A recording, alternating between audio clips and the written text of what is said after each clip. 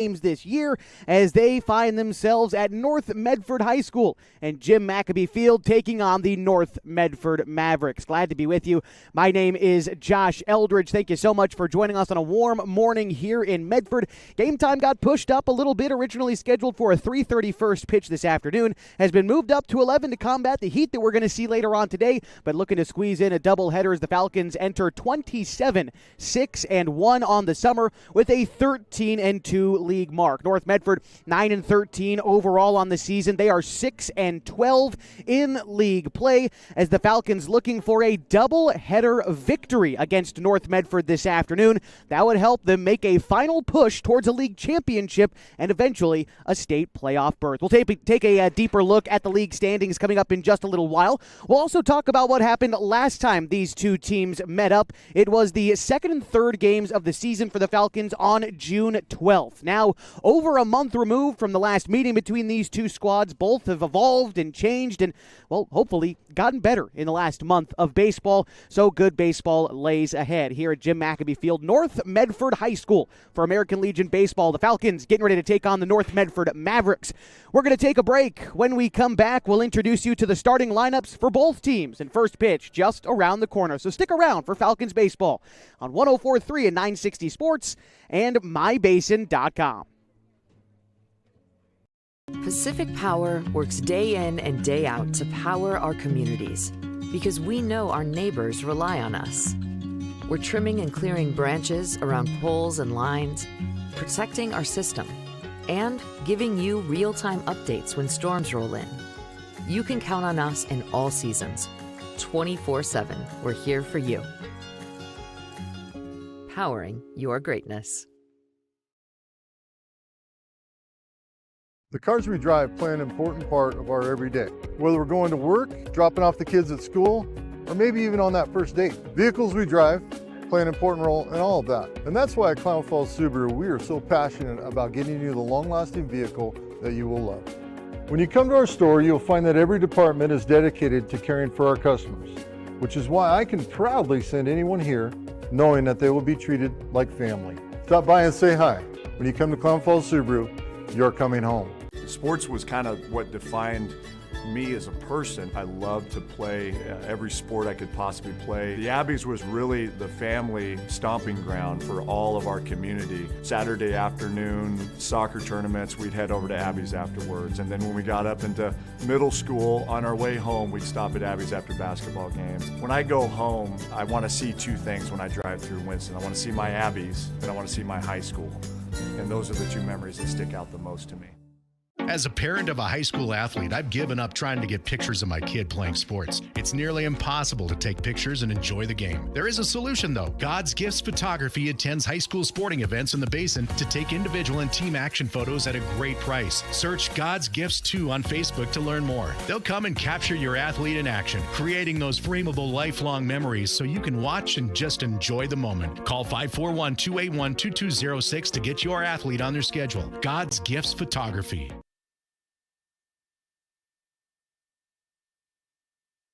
Josh Eldridge, glad to be back with you from Jim Maccabee Field at North Medford High School. Just a couple of seconds away here from first pitch between the Falcons and the North Medford Mavericks. Let's take a look now at the starting lineup for the Falcons. Leading off and in center field is Carson Sims. Connor Shively bats second at shortstop. Jacoby Tacchini is the catcher. He bats third, followed by Colin Tacchini at second base, hitting cleanup. P.J. Safford is the pitcher. He bats fifth, followed by Ian Meyer, the third baseman, hitting sixth. Corbin Hamilton's at first base, batting seventh. Ryan Glidden bats eighth in right field, and Ryan Douglas is the left fielder. He bats ninth for the Falcons. They'll be going up against Reese Johnson on the mound, the elevating sophomore for North Medford. Thompson is making his fourth start of the summer. It's his sixth overall appearance. Give you the rest of the stats for him. After the first pitch of the ball game is swung on and missed by Carson Sims, and the count is 0-1. First pitch at 10:56 a.m. here on a sunny day in Medford, Oregon. 77 degrees right now, and hardly a cloud in sight. And it's just going to continue to warm up today. Could get in the low 90s by the time our doubleheader is concluded today as Sims takes a pitch high and in. Count is even now at a ball and a strike. Just a fine day for baseball as going back to looking at Thompson's numbers, a 1-1 record entering play today. 16 2/3 previous innings pitched. He's given up 14 hits, and he's given up only 13 earned runs, 16 walks, and 16 strikeouts, an ERA right around 5.5 for Reese Johnson. Right now, the count to him is 2 balls and a strike, working primarily out of the stretch. He gets ready to deliver the pitch to Carson Sims, which is lifted into the air. And right off my 10 here. And the count is 2 balls and 2 strikes. In the line of fire, I guess we're going to be today, stationed right behind home plate. Our vantage point at Jim McAbee Field, facing southwest to straightaway center. Here's the pitch to Sims. It's a ground ball sent out to shortstop. Up with it is Scheid. Throw on to first is in time, and that'll be the first out in the first inning. 6-3 in the book gives us a moment to introduce you the starting defense for the North Medford Mavericks. Other half of the battery is Cheatham behind the plate. At third base is Clemens, Scheid at short, Pop at second with Ballard at first. In the outfield from left to right, it's Dalton, Stoller, and Roush for North Medford. Here's Connor Shively getting ready to step in now for the Klamath Falls Falcons. First pitch on the way to Shively. Ground ball sent out towards second. Up with it is Poff.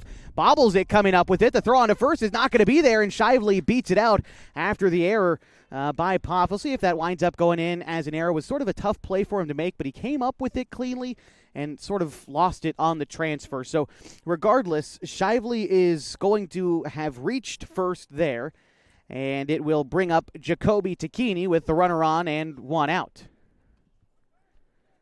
So I'm going to say Shively reached on the error, so no base hit for him yet. As Jacoby Takini gets ready to settle in. Jacoby leaving his mark on last night's game against Roseburg as Shively takes off on the first pitch.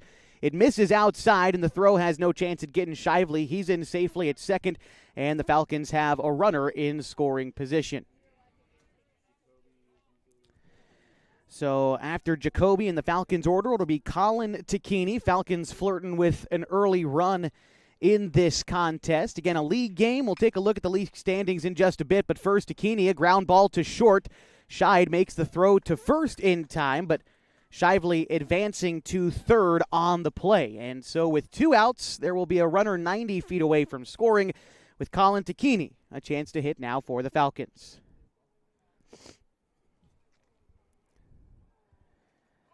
Taking a look at last night's win for the Falcons and Colin Takini's impact in that one. He finished 1 for 3, had a run scored in the 13-1 win for the Falcons. That was their 9th consecutive victory. So come in on a good stretch of games today are the Falcons. Here's the delivery from Thompson on the way to Colin. Now one misses outside. Count is even at a ball and a strike. After Colin in the order is P.J. Safford. Runner at third is Connor Shively. After reaching on an error, he stole second and advanced to third on an infield ground ball. Takini swings and misses at an off-speed pitch, and the count is a ball and 2 strikes. Reese Thompson looking to leave that runner stranded. As he looks in, gets the sign from Cheatham. Cheatham gives the target, and the delivery is a check swing, but in the zone. Takini down looking at strike 3, and that will end the top of the first inning. North Medford will get their first chance coming up on 104.3 and 960 Sports and mybasin.com. Introducing Smith Bates Marcom Solutions, your trusted partner in marketing and communication. We specialize in crafting compelling campaigns, eye-catching graphics, and impactful branding materials. Smith Bates is like working with dependable friends. They always help us build our professional image. Through the innovative strategies that the team at Smith Bates suggested, we've been able to give the brand at Calor the boost that it desperately needed. Unlock your potential with Smith Bates Marcom Solutions. What rhymes with great? Participate. Where does greatness start? Here, in the classroom. On the stage. In the pool. On the field. Where will your greatness take you? To better grades. to more friends. Yeah! Be great. Participate!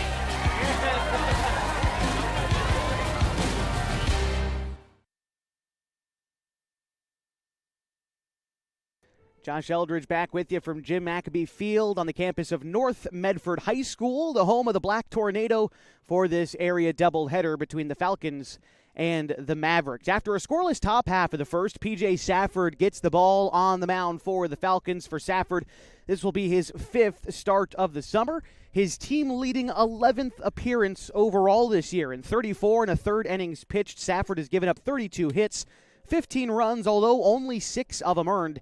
He's walked 5, and he's struck out 33. Safford carries an ERA of 1.2.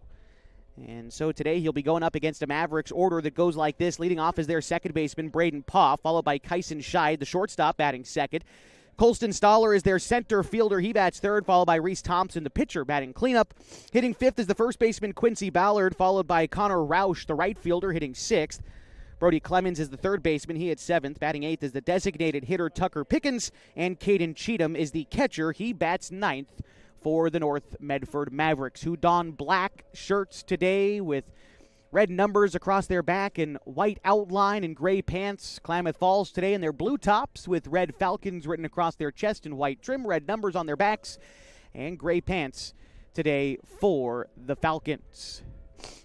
In the final 4 games of the season now for Klamath Falls after a doubleheader today. They'll have a doubleheader on Friday against Central Point. And if you are able to grab a couple of wins today, that game against Central Point will help decide a potential league champion.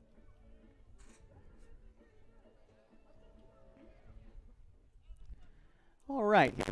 Here's the first pitch. P.J. Safford to Braden Poff. It is popped up. It is out of play. And the count is 0-1.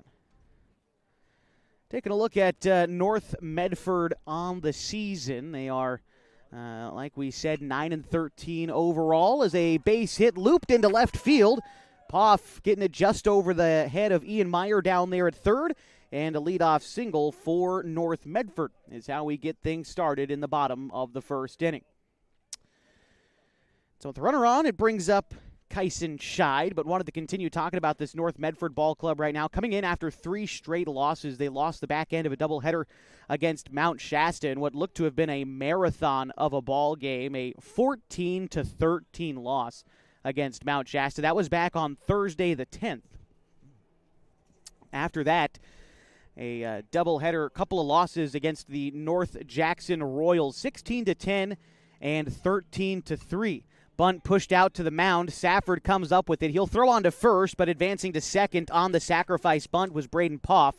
And so he moves over into scoring position with 1 away in the bottom of the first inning, and it brings up Colston Stoller. Stoller getting the start in center field today. Now, before this 3-game losing streak for North Medford, they were actually on a 3-game winning streak, having defeated South Medford in the back end of a doubleheader, and then defeating Grants Pass in a pair of games before that, 11-1 and 16-12. As Safford goes with the curveball to get ahead of Colston Stoller, drops in strike one. But it's been kind of a streaky season for North Medford this year. They're going to win 2 or 3 in a row and then lose 2 or 3 in a row has kind of been the MO for them so far this summer. Safford fires in an elevated fastball. It's lifted into the air, right center field. It's going to get down behind the head of Sims and continue to roll. Rounding third and headed home is Braden Poff. The throw is late, and the North Medford Mavericks are on the board in the bottom of the first inning after the RBI double from Colston Stoller. The Mavericks lead in the bottom of the first. This will bring up Reese Thompson, the pitcher for North Medford. Chance to help out his own cause a little bit here with 1 out in the first inning and a runner in scoring position. Safford set with the pitch, takes a deep breath, not much of a lead off of second for Stoller. And here is the offering. It's a slider that misses off the plate outside, and the count is 1-0. Reese Thompson this season batting .370 for the Medford Mavericks. 17 hits, 5 doubles for him as he takes ball 2 upstairs. Count is 2-0. After Thompson in the order is Quincy Ballard for the North Medford Mavericks. Both Shively and Tacchini trying to keep the runner Stoller over there close to second base as Safford delivers a curveball. This one finds the inside corner, and the count moves to 2-1 to Reese Thompson. So go with Jacoby Tacchini, the catcher for the Falcons. Ian Meyer is at third, Connor Shively at short, Colin Tacchini at second with Corbin Hamilton at first. And the outfield, after the 2-1 pitch, misses in. Count moves to 3-1. In the outfield for the Falcons, Ryan Douglas is in left, Carson Sims is in center, and Ryan Glidden is in right for the boys in blue. All right, P.J. Safford set with the 3-1. First base is open, and he gets ready to deliver the pitch. Goes off speed, gets a swing and a miss from Thompson, and the count is full. 3-2. Confidence in that pitch from Safford to go with the outside breaking pitch down in the count 3-1, but was able to produce the swing and the miss, and now is going to come right after Thompson in the full count. Safford checks the runner before delivering. Another slider outside. Thompson goes down chasing it. Second out in the first inning. And now with 2 away, it brings up Quincy Ballard still with a runner on second in the bottom of the first inning, a game in which North Medford leads 1-0. Ballard batting from the left side, the team's leading hitter, bats .483 on the summer for North Medford. Safford set and delivers the first pitch to Ballard. It's a swing and a miss from a running fastball. Count moves to 0-1. It's a tough go of it last time for North Medford against the Falcons. A pair of losses, 10-0 and 15-1. And that was, again, back on June 12th. It was only the second and third games of the summer for the Falcons. And if memory serves me, it was the first games for North Medford of the summer. So these teams have grown quite a lot since then, or at least you'd hope that they would. And Ballard individually, though, had success against the Falcons, even in the 10-1 or 10-0 loss, rather. It was a 2-for-2 day for Quincy Ballard at the plate. No runs driven in, of course, but he got 2 of the team's 5 hits in that effort. So at least individually, he's seen the Falcons okay this summer, as the count is now 2 balls and a strike as back-to-back pitches missed outside to the first baseman Ballard. On deck is Connor Rausch for the Mavericks. Safford kicks and delivers the pitch. It's hit into the air to right field, but bends foul. Count is even now, 2 balls and 2 strikes. Already 1 run home in this inning for North Medford on the RBI double from Colston Stoller. He still stands in scoring position. Safford trying to keep him stranded as he gets ready for the 2-2. It's an inside fastball, misses inside, and the count moves to full. Now 3-2. Ballard this season has been good at getting on base, leads the team in that category along with batting average, .563 on base percentage, and he's patient enough here to work a walk as Safford misses low and away with the 2-seam fastball, putting 2 men on, still with 2 out, and in steps Connor Rausch. Taking a look at Rausch, he was 0 for 5 in the doubleheader that these two teams played on June 12th. Looking for better luck against the Falcons today, and he's got a good opportunity to help his team put up a crooked number in the first inning, but he falls behind on Safford. A knee-high fastball, maybe a touch below the knees, but Safford gets away with a strike 1 looking against Connor Rausch. He's going to come set and look for more. Here's the pitch from Safford. Kicks, delivers. A slider is tipped foul. The count moves to 0-2 to Connor Rausch. Brody Clements is on deck for the Mavericks. It's not been a big lead off of second for Stoller, not being very aggressive, and in turn, Ballard hardly a lead off of first. Safford checks on the runner at second before delivering home. A breaking ball is lifted into shallow right field, but Glidden comes in to make the catch and end the inning. North Medford scores a run on a couple of base hits. They leave 2 men stranded. It's a 1-0 ball game as we go to the second on 104.3 and 960 Sports and mybasin.com. the innocence of youth. Is there anything any better?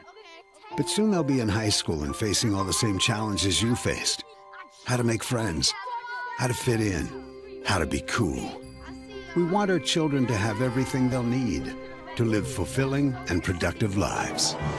Make sure the kids in your family are among the more than 120,000 participants here in Oregon who take part in high school sports or activities. At mybasin.com, we bring you the power of local radio, the pace and reach of social media, the information of 24-hour news, and the excitement of local sports. We do this with a team of radio professionals that is second to none. Klamath Falls is a community that we love and a place that we are proud to call home. Klamath Falls deserves a media group that is as committed to you as you are to Klamath Falls. MyBasin.com is your go-to place for news, sports, events, and everything going on at home in Klamath Falls.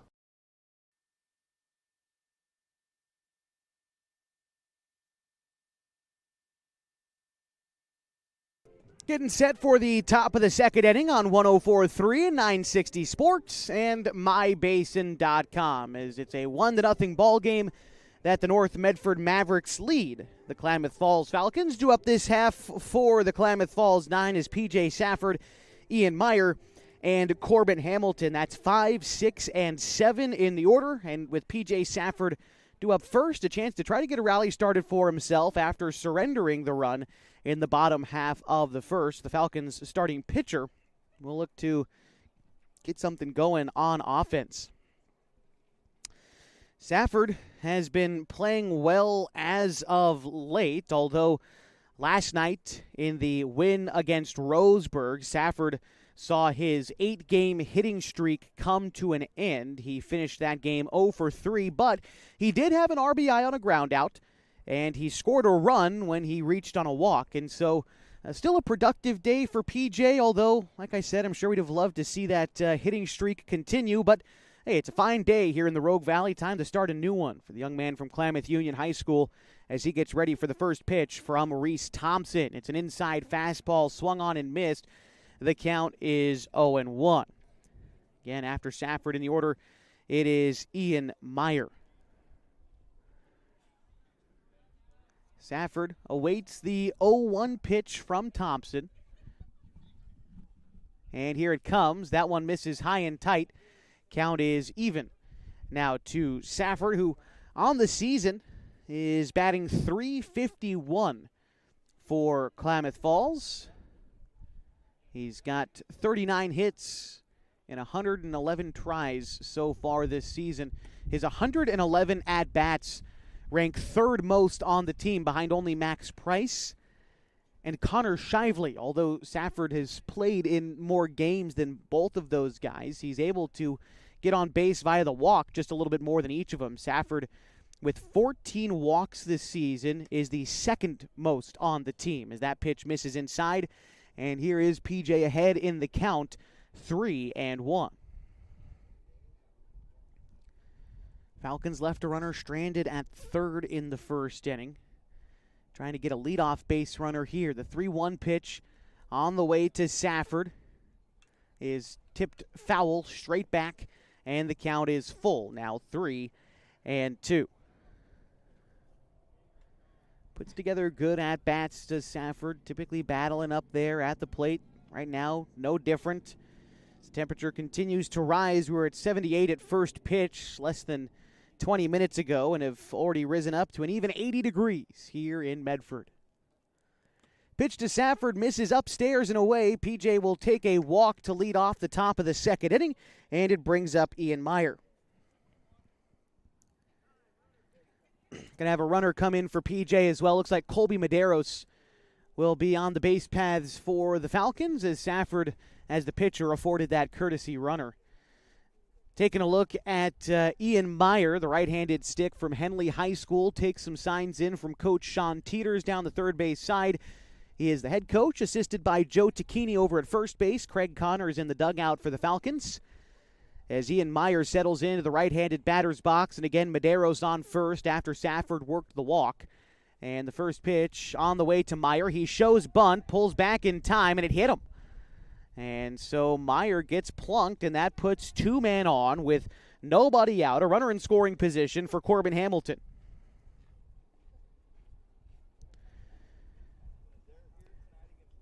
Hamilton was 2 for 3 in the win last night. Pardon me, I was looking at the box there for last time they played Medford. He was 2 for 3 in that ball game, knocked in a run as well. But as we take a look at last night, he was 0 for 2 in the contest against Roseburg. First pitch into Hamilton, gets away from the catcher. And a wild pitch will allow both runners to advance. Medeiros to third and Meyer to second. And now the Falcons with a golden opportunity in the top of the second to not only try to tie the game, but take the lead as the go-ahead run is in scoring position in a 1-0 ball game in the top of the second, in which the Falcons trail the North Medford Mavericks. Set on the mound is Thompson. The delivery to Corbin Hamilton is going to miss wide. Count moves to 2-0 to the Falcons' right-handed hitting first baseman. Corbin on the season batting .361 for the Falcons and has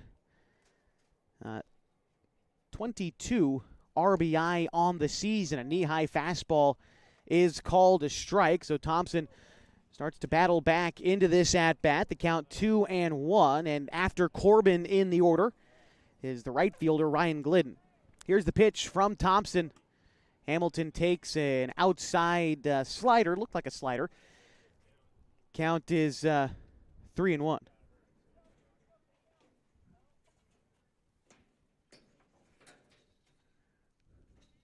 Set is Thompson once more. Again, behind 3-1. The pitch will find the zone. Hamilton thought it was ball 4, tossed his bat towards the dugout, but all for naught. He'll have to settle back in 3-2. As I think Hamilton thought that fastball was off the plate outside, but instead, again, the count is full. First base is open, so we'll see where Thompson goes with this at-bat. The 3-2 delivery, Hamilton pops it into the air, right side foul. That's where it will stay out of play. Count remains 3-2. First of a pair of games today from North Medford High School. Glad you could be with us today on mybasin.com. I know an early afternoon game, not always the easiest to get to in the middle of a work day, as Hamilton takes ball 4 and loads the bases. Medeiros stays at third, Meyer stays at second, and the Falcons will load the bases without needing a base hit. As Safford walked to lead off the fray, Meyer reached after being hit by a pitch. Now after the walk to Hamilton, here's Ryan Glidden. Glidden settles in now. Came in as a defensive replacement in last night's contest against Roseburg, but was without a hit. He did score a run, acting as a courtesy runner, I believe, in that contest. And so now a chance to bat with the bases loaded. Still nobody out in the inning. The Falcons knocking on the door of, again, not only tying the game, but trying to take a lead here. As Glidden takes an outside pitch. It's off the glove of the catcher, Cheatham, and a run will come in to score. Colby Medeiros touches home, and the ball game is tied 1-1 in the top of the second. Everyone else advancing a station as well, as Meyer goes to third. Hamilton advances to second. And still a similar situation here for Glidden in a 1-1 count, as he will continue to look to drive in that go-ahead run, which now stands at third. Set on the mound is Thompson, and the delivery from the right-hander from North Medford. Glidden looks at a strike well below his knees, but the count moves to 1-2. That low and outside location against the right-handed hitters has been called a strike here in the first about inning and a half. Hitter's going to have to adjust to that zone moving forward. Here's the 1-2. It misses upstairs. The count moves to 2-2 now to Ryan Glidden. On deck is Ryan Douglas. As Thompson comes together once more and delivers the pitch to Glidden. Fouls it straight back. Count remains 2-2. Glidden trying to time up that fastball. I think he had the timing down on that one. Just swung underneath it. And so he'll look to straighten that thing out here again in a 2-2 count. Cheatham delivers the sign to Thompson.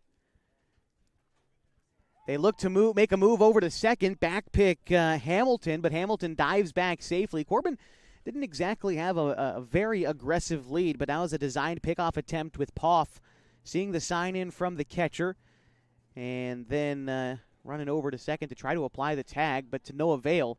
Instead, we'll see the 2-2 pitch again to Ryan Glidden, which rings him up. Another pitch low and away to the righty, and this time Glidden goes down looking. Like I said, even if that's not typically in the zone, it's been called a strike here early, so hitter's going to have to protect that area. And the count will be fresh to Ryan Douglas with one gone in the second inning, and a 1-1 ball game, and the Falcons have two men in scoring position. Thompson ready to deliver and misses outside. That one was in the left-handed batter's box. No question about that one missing off the plate. Douglas gets ahead 1-0. After Douglas in the Falcons order, goes back to the top with Carson Sims waiting on deck. Delivery from Thompson is a line drive. It is over the head of the shortstop down into left center field. That's going to score Ian Meyer. Advancing to third is Corbin Hamilton. Sliding in safely at second is Ryan Douglas. And an RBI extra base hit for Ryan Douglas gives the Falcons a 2-1 lead. Runners remain at second and third with one out for Carson Sims. And that double, courtesy of not a particularly hard hit baseball, but of aggressive base running for Ryan Douglas, who came screaming around first and getting into second there on just a loopy base hit behind shortstop. So now Sims bats in, again, a similar situation. First pitch swinging for him is a hard grounder down the third base line, foul. Count is 0-1. Carson, in his first at-bat today, grounded out to first. So right now his batting average a little bit under 500, but came into today batting a clean 500 on the season, leading the team in that category as he takes the 0-1 pitch upstairs, and the count is even to Carson with Connor Shively waiting on deck for Klamath Falls. Standing at second is Hamilton. Ian Meyer aboard at third, and it's a 2-1 ball game in the top of the second inning in which the Falcons lead. And the 1-1 pitch taken in the dirt. Sims uses it to get ahead. 2 balls and a strike. Along with batting 500 on the season, Carson with 19 RBI this summer for the Falcons. He was replaced partway through the game last night, but before he was 1 for 2 with a run scored in the win against Roseburg. Sims takes a fastball off the plate outside. Count moves to 3-1 to the rising junior from Henley High School. As the right-handed hitter settles back in, can afford to be choosy a bit in a 3-1 count with a runner at first, or with no runner at first, but instead he will take ball 4 inside, and that will load him up for Connor Shively. Reese Thompson having a bit of trouble finding the zone this inning. That's already the third walk he's surrendered, and it's going to trigger a visit from the North Medford Mavericks pitching coach. And as it does, want to remind you that today's broadcast on MyBasin.com is brought to you in part by the Pacific Power Foundation, who just last week made the announcement they donated over $300,000 to various organizations across the state of Oregon. In Klamath Falls, money going to Friends of the Children, along with the Klamath County Rotary and the Oregon Tech Foundation. Pacific Power looking to support local STEM programs, science, technology, engineering, and mathematics, different educational opportunities for young students in the basin. And big thanks to Pacific Power and the Pacific Power Foundation for coming aboard for not only this season of Klamath Falls Falcons baseball, but all the sports that we'll be covering on MyBasin.com. It might be early to look ahead to the fall time, but when September rolls around, Friday Night Lights will be brought to you live right here on MyBasin.com, with Henley football being covered, along with our hopes to continue our Game of the Week featured broadcast, where we're able to make it out to the other schools in the basin, such as Mazama and Lost River and Bonanza and Cross Point Christian and all of those places as well. Hope to be able to continue to do that this fall, thanks to folks like Pacific Power. As Connor Shively takes the first pitch to him upstairs and away, the count is 1-0, and the bases are loaded in a game in which the Falcons lead 2-1. Over at third is Ian Meyer. Corbin Hamilton at second. And, Meyer scored. Hamilton is at third. Douglas is at second. And Sims is aboard at first. Pardon me there. Regardless, bases remain loaded. And Shively ahead in the count, 2-0. Delivery on the way from Reese Thompson is popped up out of play to the left side. And the count is 2-1 to left-handed bat for the Falcons, Connor Shively. Jacoby Tacchini waits on deck for the Falcons. Again, Thompson staying in the game, but like I said, has had a little bit of trouble with the strike zone today. Not only 3 walks here in this inning, but also a hit batsman. And he falls behind Shively here, 3-1. See how much longer Thompson is able to go. He's been missing the zone. He also had that double in which Douglas hit earlier this inning. He still stands at second. Pitch on the way from Thompson. The 3-1 misses in. No, called a strike again. And the count 3-2. Maybe it's just the right side of the plate that the umpire likes as well, because that was inside the left-handed hitting Shively. Still called a strike. We'll do it again.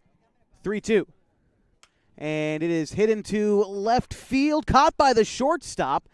A nice play by Scheid, moving into shallow left field to bring it in and keeping everybody stationed where they're at. Now 2 gone with the bases loaded, and it's Jacoby Tacchini. Tacchini grounded out his first time around. He hit a ground ball to shortstop in the first inning. Now bats with the bases loaded and 2 gone, a game in which his team leads by a run. Here's the pitch from Thompson. A fastball finds the outside corner. Count moves to 0-1. Jacoby on the season batting .364 and has 34 RBI. Here's the pitch to Jacoby. It's a hot shot to third. Playing on a couple hops is the third baseman Clemens. He takes it to his own bag for the force out, and that will end the inning. The Falcons will leave the bases loaded, but they take the lead in the top of the second. A 2-1 ball game. Continues next on 104.3 and 960 Sports and mybasin.com. Time to reclaim your health and your autonomy. At Heartfelt OBGYN, they focus on you. Their evidence-based approach to care means fewer office visits and a targeted treatment plan to directly address your specific needs. They believe in solutions for their patients, not the industry's profit margin. The providers at Heartfelt OBGYN are committed to serving the community and giving back to the basin. Find them at heartfeltobgyn.com. Heartfelt, because you deserve to be in control of your body and your informed choices. At Eisler Group, they are confident that their tax and accounting professionals are experienced and trained like no one else. From individual, corporate, partnership, estate, trust, Eisler Group stands ready to help you with all of your financial, tax, and accounting needs. They have been in Klamath Falls for nearly 60 years, raising their families here and being part of the community. The Eisler Group can be found at eislerkf.com. That's ISLERKF.com. eislerkf.com.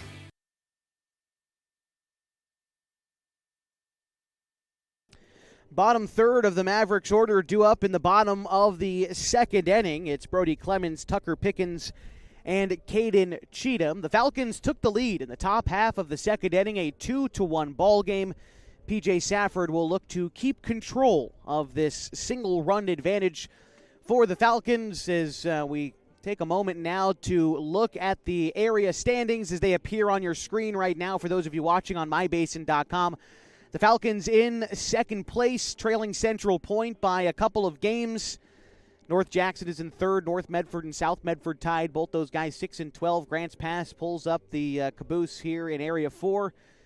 But as you look ahead to what things would look like heading into a final game against Central Point on Friday, start to understand why these games here against North Medford are just as important. Safford starts out 1-0 to Brody Clemens.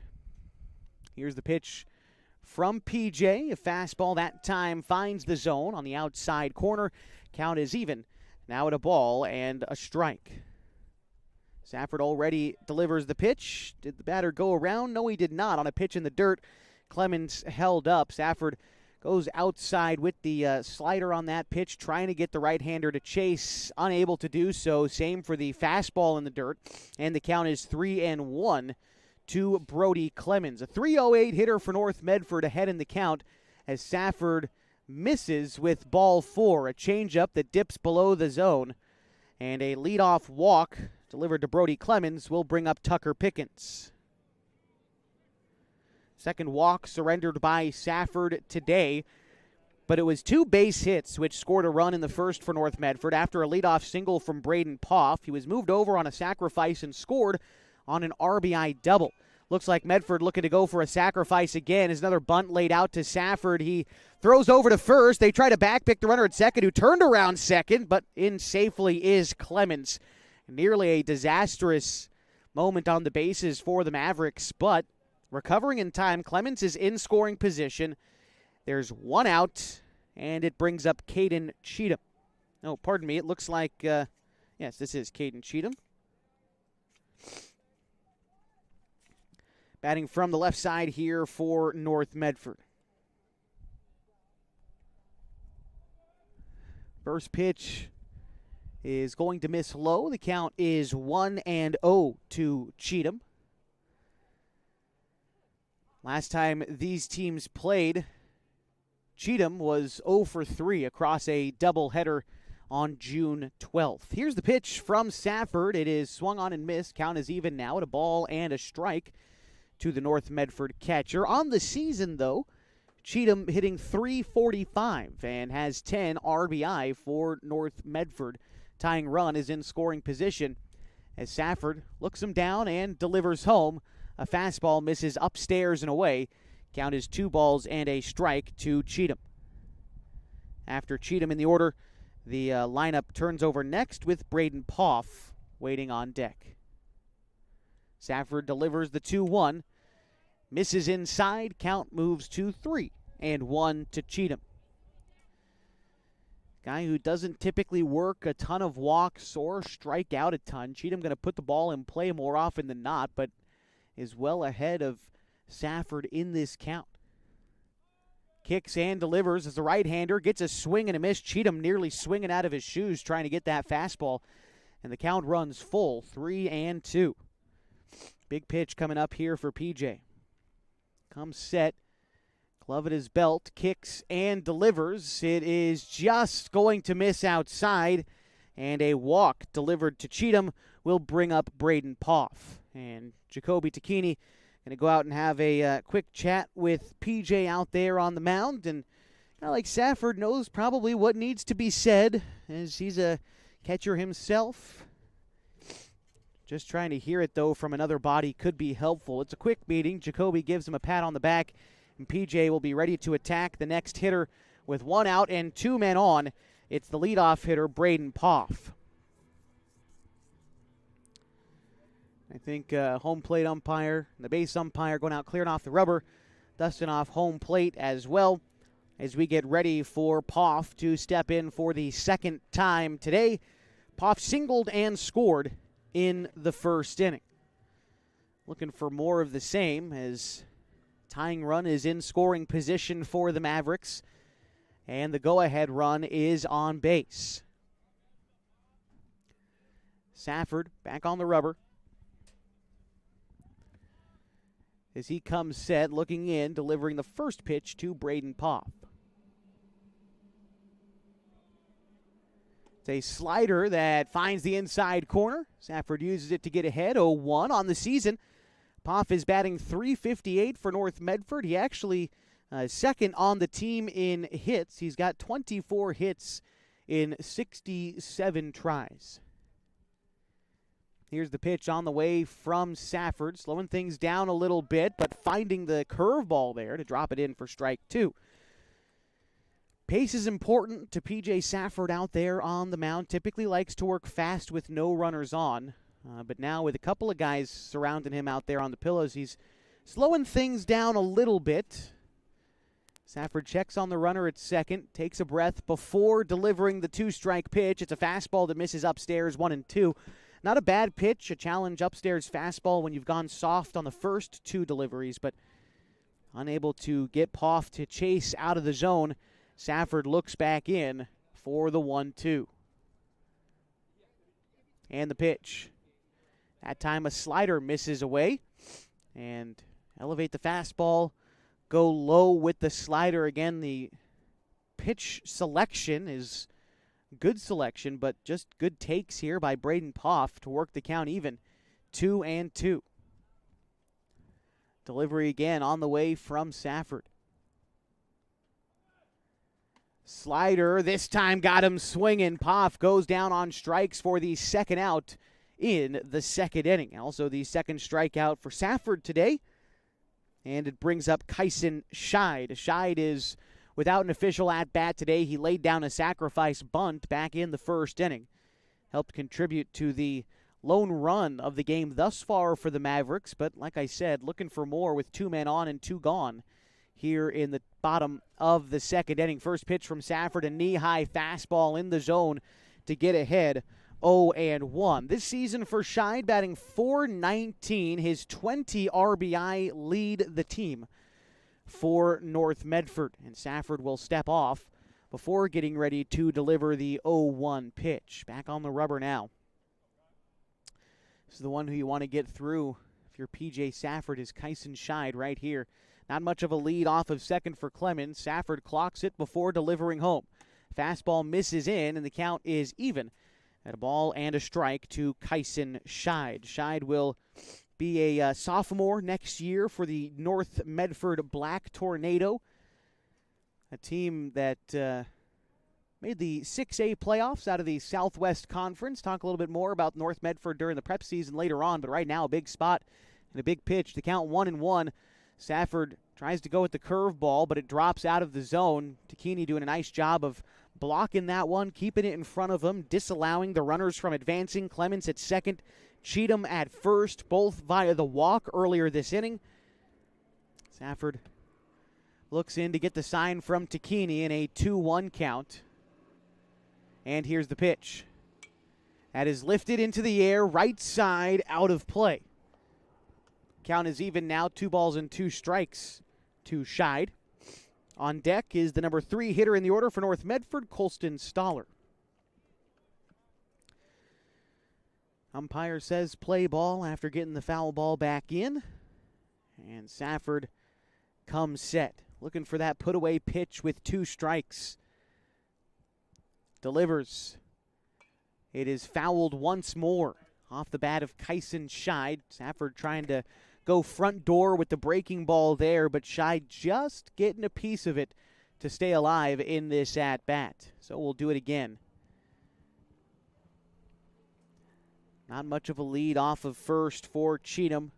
Clemens not very aggressive either off of second. 2-2 home. Lifted into the air, right side again out of play, and so once more we'll do it in a 2-2 count. A real battle brewing here. Say early in the ball game, teams still have a lot of chances to make up for whatever happens here, but this is still one of those moments where you look back on and say if it had gone differently for us, maybe the game would go differently. And that goes for both sides. Safford looking to win the battle for his side here. The pitch on the way, the 2-2, looked at for strike 3, dropped in the curveball on the outside, and got Scheid looking for the third out in the second inning. The Falcons maintain a 2-1 lead, going to the third next on 104.3 and 960 Sports and mybasin.com. We drive play an important part of our everyday. Whether we're going to work, dropping off the kids at school, or maybe even on that first date. Vehicles we drive play an important role in all of that. And that's why at Klamath Falls Subaru, we are so passionate about getting you the long-lasting vehicle that you will love. When you come to our store, you'll find that every department is dedicated to caring for our customers, which is why I can proudly send anyone here knowing that they will be treated like family. Stop by and say hi. When you come to Klamath Falls Subaru, you're coming home.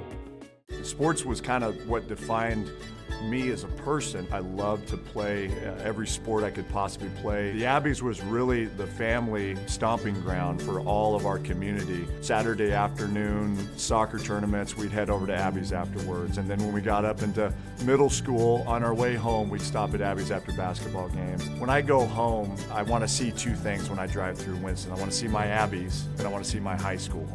And those are the two memories that stick out the most to me. Top of the third inning in the middle of the Falcons' order. Due up as they lead North Medford 2-1 in the first of a pair of games today from North Medford High School. Colin Tacchini, P.J. Safford, Ian Meyer. Due up this half inning for Klamath Falls. Still working against Reese Thompson, who allowed 2 runs in the second. The Falcons only needed 1 hit in that second inning to score both runs, as an RBI double from Ryan Douglas knocked in the first run of that inning. And Ian Meyer would later score on a wild pitch, but 3 walks surrendered by Reese Thompson in the second. He also hit a batter. He's looking to straighten things out against Colin Tacchini here in the third inning.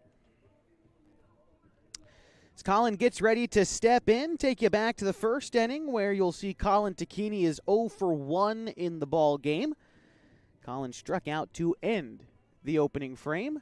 So home plate umpire steps out from behind the bag, behind the dish at home, and I think just waiting for the base umpire to get in position down the first base line.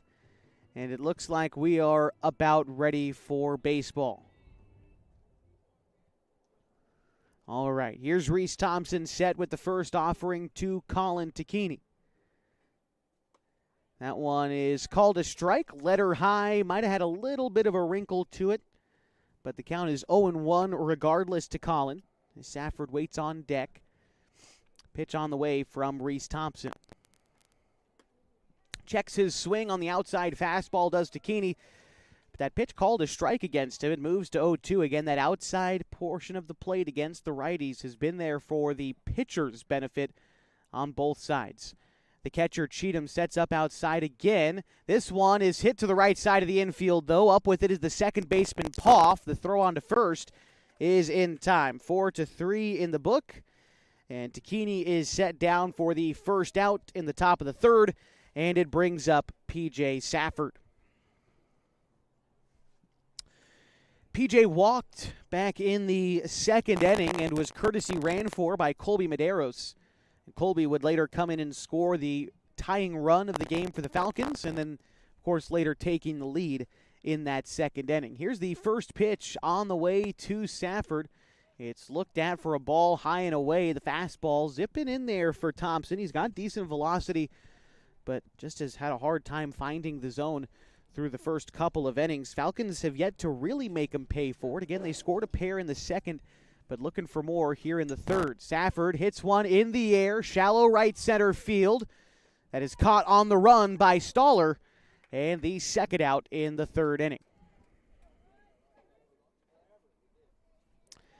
So now it's Ian Meyer stepping in for the Falcons. Meyer was hit by a pitch his first time, but came in to score as well in the second inning. Tasked with getting something of a 2-out rally started here for the Falcons. It was nice to see Meyer during the last 2 home games of the season. Ian got a chance to pitch a little bit, recorded final outs of the ball game in the game against Phoenix earlier in the week, as here he chops one foul. The count is 0-1. Last night got handed the ball again against Roseburg. Meyer pitched 2 1/3 innings last night, allowed 1 hit in that span, no runs, and he struck out a pair of batters in only his second outing of the summer. Pitch to Meyer is a sharp grounder sent out to shortstop. Up with it is Scheid. The throw on to first is going to take the first baseman off the bag, but leaping Ballard comes back down on the base to record the out. The tall Ballard making the play as the Falcons go down in order in the third. They still lead 2-1 to the bottom half next on 104.3 and 960 Sports and mybasin.com.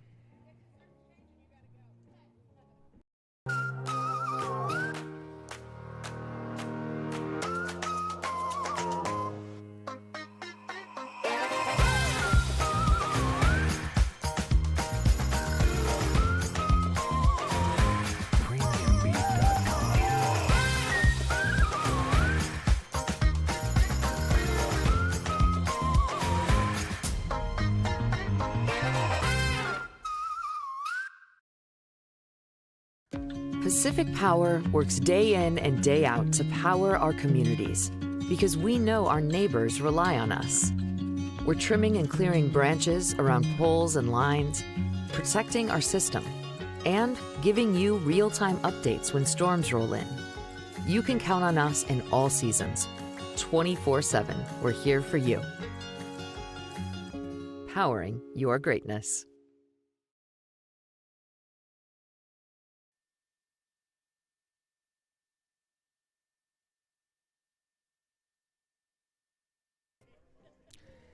It's the bottom of the third inning on 104.3 and 960 Sports and MyBasin.com. The Klamath Falls Falcons leading the North Medford Mavericks by a score of 2-1. Due up here in the bottom of the third is 3, 4, and 5 for North Medford. As it stands right now, that's Colston Stoller, Reese Thompson, and Quincy Ballard. P.J. Safford still on the bump for the Falcons as he gets started in the third inning of his start. Misses inside with a two-seam fastball. Count is 1-0. Safford ready to throw again. That time finds the outside part of the zone with the slider. Count is even at a ball and a strike. Colston Stoller this season is batting .271 for the North Medford Mavericks. The pitch is another slider, similar location. P.J. Safford gets the call again. And the count moves to 1-2. The center fielder for the Mavericks. Stoller will be a senior next year for the North Medford Black Tornadoes. Safford goes low and away with a curveball. That one misses. Count moves to 2-2. Looked like a pretty similar location to the previous pitch. This time, though, Safford not getting the call. Elevates a fastball that misses around the letters. Count is full.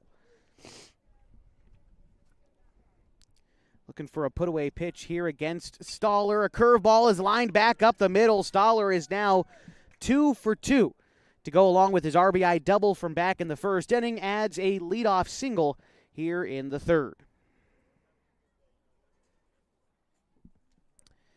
I think PJ might have felt a little bit squeezed out there on that at-bat. Went to the well a couple of times on a slider that was called a ball, and then missing upstairs with a fastball that was in around the letters that he didn't get the call on, and eventually had to offer up a pitch down the middle that Stoller took advantage of, and it brings up Reese Thompson with a runner on, and the first pitch misses inside from Safford. Count moves to 1-0. Thompson is 0 for 1 in the ballgame thus far. He struck out back in the first inning. Safford takes a look at the runner at first, Stoller, before coming set. They make a move to go check on him over there, but Stoller is back safely. Not much of a lead for Stoller off of first either, but I think Safford just trying to keep tabs on him, although his feet are getting shifty over there. Not on the move yet, as Safford drops in a curveball to make the count even at a ball and a strike. After Thompson in the order is Quincy Ballard for North Medford. As they look to tie the game or take a lead in the bottom of the third inning of a 2-1 ball game. Safford goes with another off-speed pitch, gets a swing and a miss from Thompson. The count is 1-2. PJ takes a long look over at first to Stoller. Comes set and immediately makes the move over to first. But again, Stoller is back safely over there. He's guys you got to keep tabs on a little bit. 8 steals on the season. A ground ball sent out towards third. Meyer goes to Tacchini for one. They get both. 5-4-3 double play, clears the bases, and it brings up Quincy Ballard with 2 gone.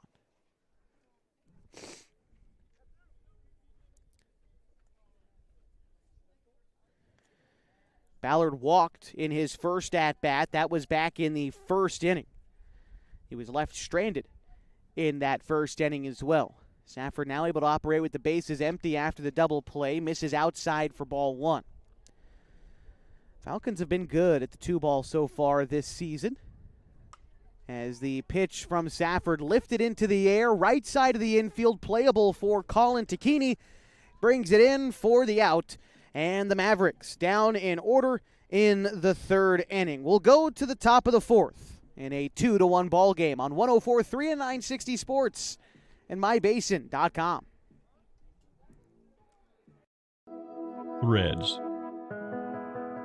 There are many threads that run through our region.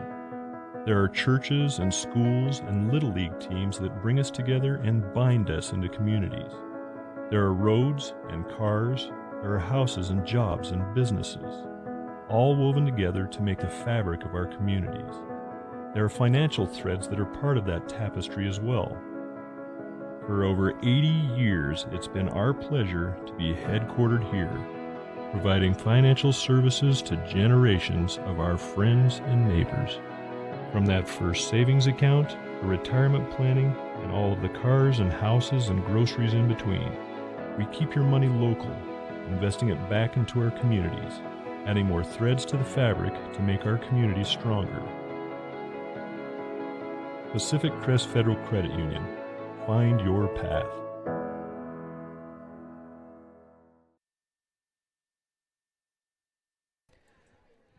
Getting set for the top of the fourth inning on 104.3 and 960 Sports and on mybasin.com. After 3 innings of play in the first game of a doubleheader today, it's the Klamath Falls Falcons who lead the North Medford Mavericks by a score of 2-1. For the Falcons so far today, 2 runs on a hit. They've yet to commit an error. They have left 4 runners on base. Meantime, for North Medford, 1 run for them comes on 3 hits.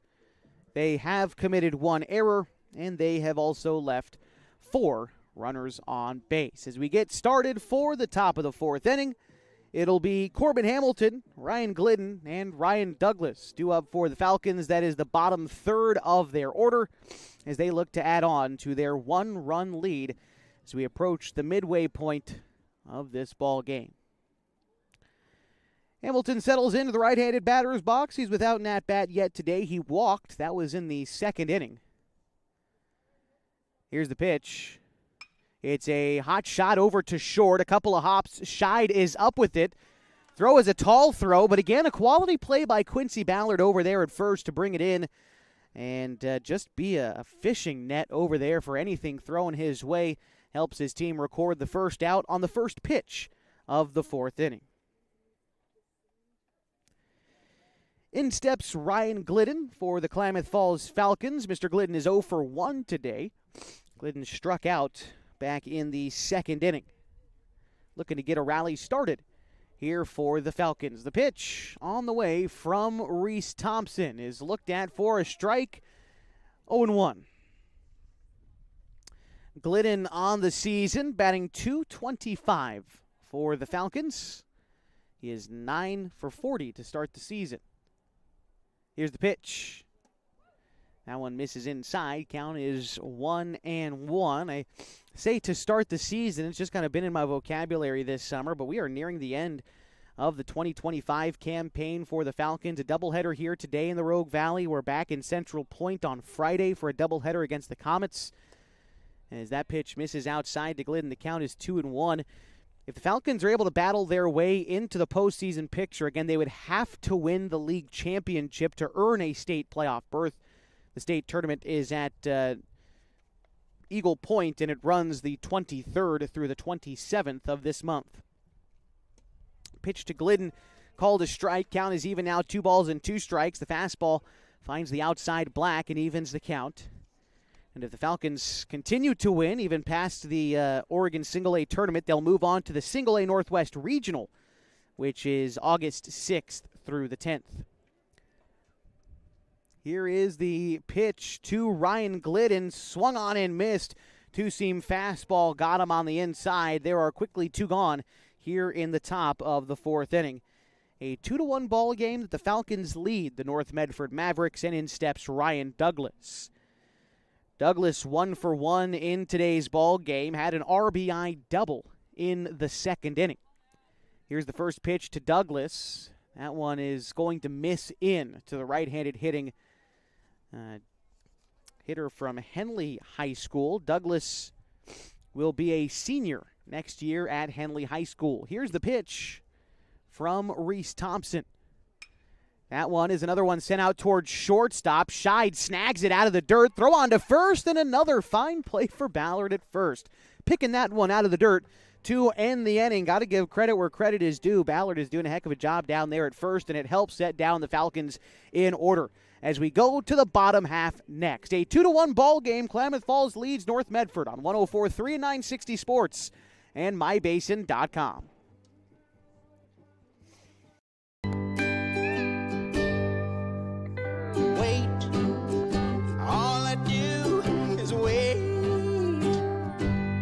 So lonely, I just sigh and moan. Seems like I've been waiting forever, wondering if you're coming home. I just saw your face, I know you're coming home. I swear there is no place home. And then I heard your voice. I know you're coming home. I know you're coming home. This is where unconditional love and immeasurable happiness reside. This is home. Coltwell Banker, where home begins.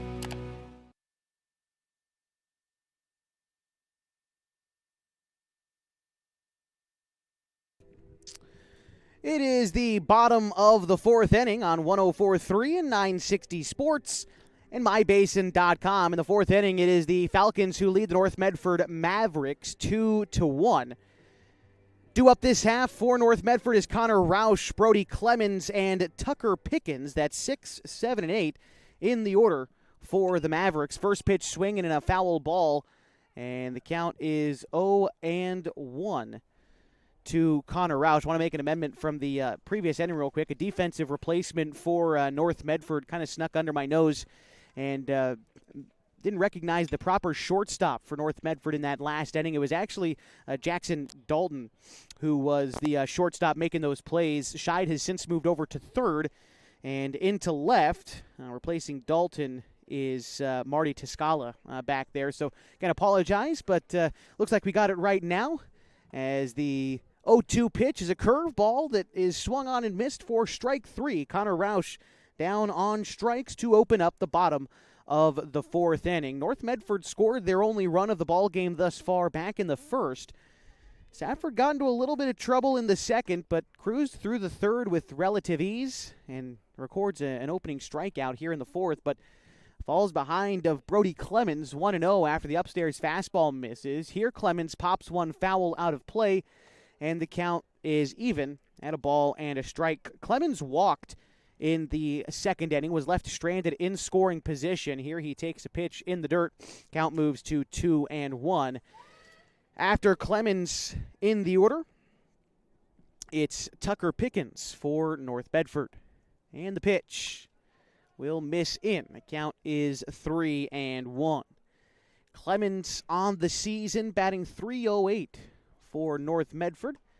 As that pitch is called a strike inside. It looks like this might actually be Tiscala, who came in and replaced the third baseman Clemens earlier in the game. So pardon me, it is Tiscala batting now. As that pitch came in and hit him on the 3-2 pitch. Safford worked hard to get it there, but winds up hitting Tiscala. And this should bring up Tucker Pickens.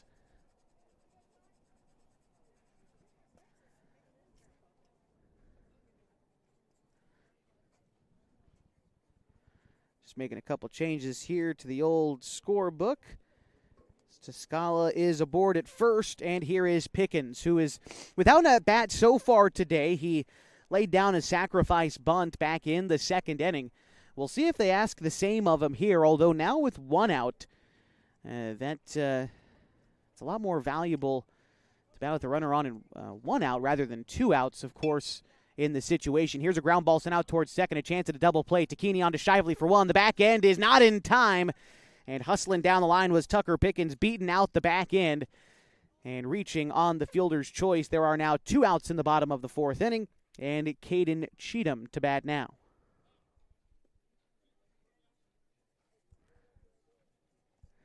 Cheatham reached on a walk back in the second inning, was, of course, left stranded there. It's a left-handed hitter for North Medford, bats .345 on the summer.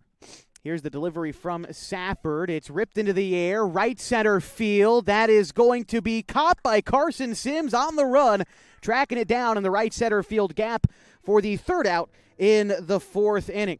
Falcons carry a 2-1 lead going to the fifth on 104.3 and 960 Sports and mybasin.com.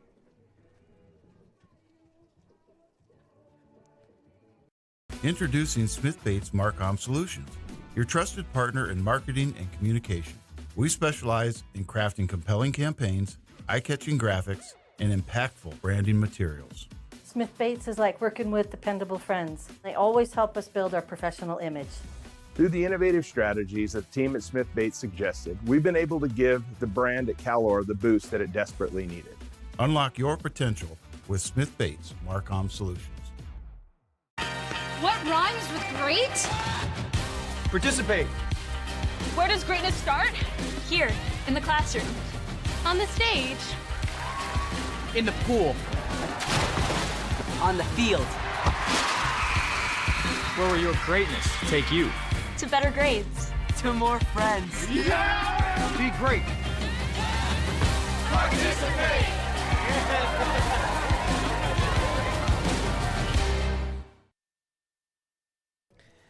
It's the top of the fifth inning on 104.3 960 Sports and mybasin.com. Glad to be with you today live from Jim Maccabee Field on the campus of North Medford High School for this American Legion doubleheader between the Klamath Falls Falcons and the North Medford Mavericks. Due up this half for the Falcons will be the top of their order.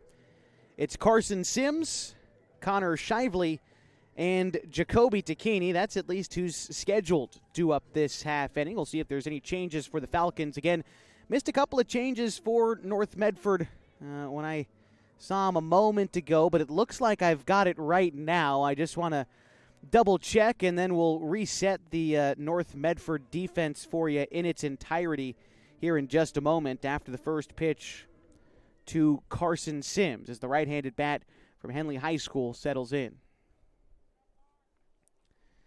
Set on the mound is Thompson, has worked primarily out of the stretch today as the pitch on the way is ripped hard into left, but foul.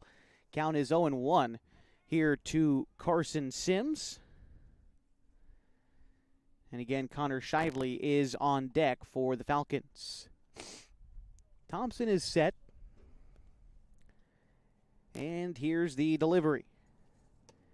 Misses low and away. Count is a ball and a strike. So the Medford defense goes like this. Cheatham is still catching. Scheid is at third. Dalton at short with Poff at second and Ballard at first. In the outfield from left to right, it's Toscala, Staller, and Roush. All right, delivery on the way from Thompson. Sims will look at a pitch that misses outside. Count moves to 2-1 to Carson, who's 0 for 1 in the ball game. Sims grounded out back in the first inning, but walked in the second. The team's leader in batting average awaits the 2-1 pitch. Thompson delivers. Hit into the air to right field. Back is the right fielder, Roush, but settles underneath it to bring it in for the first out in the fifth inning. And with one gone, in steps Connor Shively, the team's second leading hitter for the Falcons.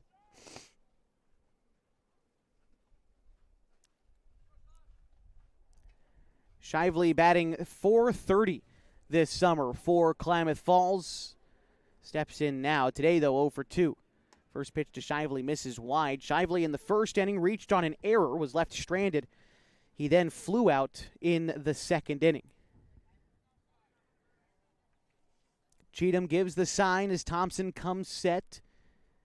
Steps, kicks, and delivers the pitch. Shively pops it into the air. Shallow left field. It will drift foul. And the count is even now at a ball and a strike to Shively. Jacoby Takini is on deck for the Falcons. Top third of the lineup so far has been quiet. It's been the bottom half of the lineup in which the Falcons got their offense going in the second inning. Overall, though, I suppose they were helped out by a couple of walks and an error in that frame. Falcons only have one base hit to get them their 2 runs thus far. Pitch on the way to Connor Shively. Hits that one foul. Count is 2-2. It was an RBI double in the top of the second inning for Ryan Douglas, who's been the only hit of the day so far for the Falcons. Otherwise, in that second inning, 3 walks and a hit batsman helped him out to get guys over and get him in that frame. The 2-2 from Reese Thompson. Shively awaits. It misses well outside, and the count is full. 3-2. Temperatures rising here in Medford, Oregon, up to 84 degrees now from the Rogue Valley.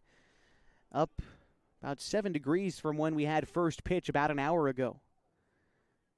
Here's the offering from Reese Thompson. The 3-2 is tipped foul. Shively staying alive in this at-bat. Again, that heat and trying to stay away from it is one of the reasons why this game got moved from a 3:30 start to a 11 a.m. start. There's no lights here at Jim McAbee Field, so you got to play in the daytime. Otherwise, would have loved to start this game at 5:30 tonight. Here's the pitch to Shively, the 3-2, lifted into the air, center field.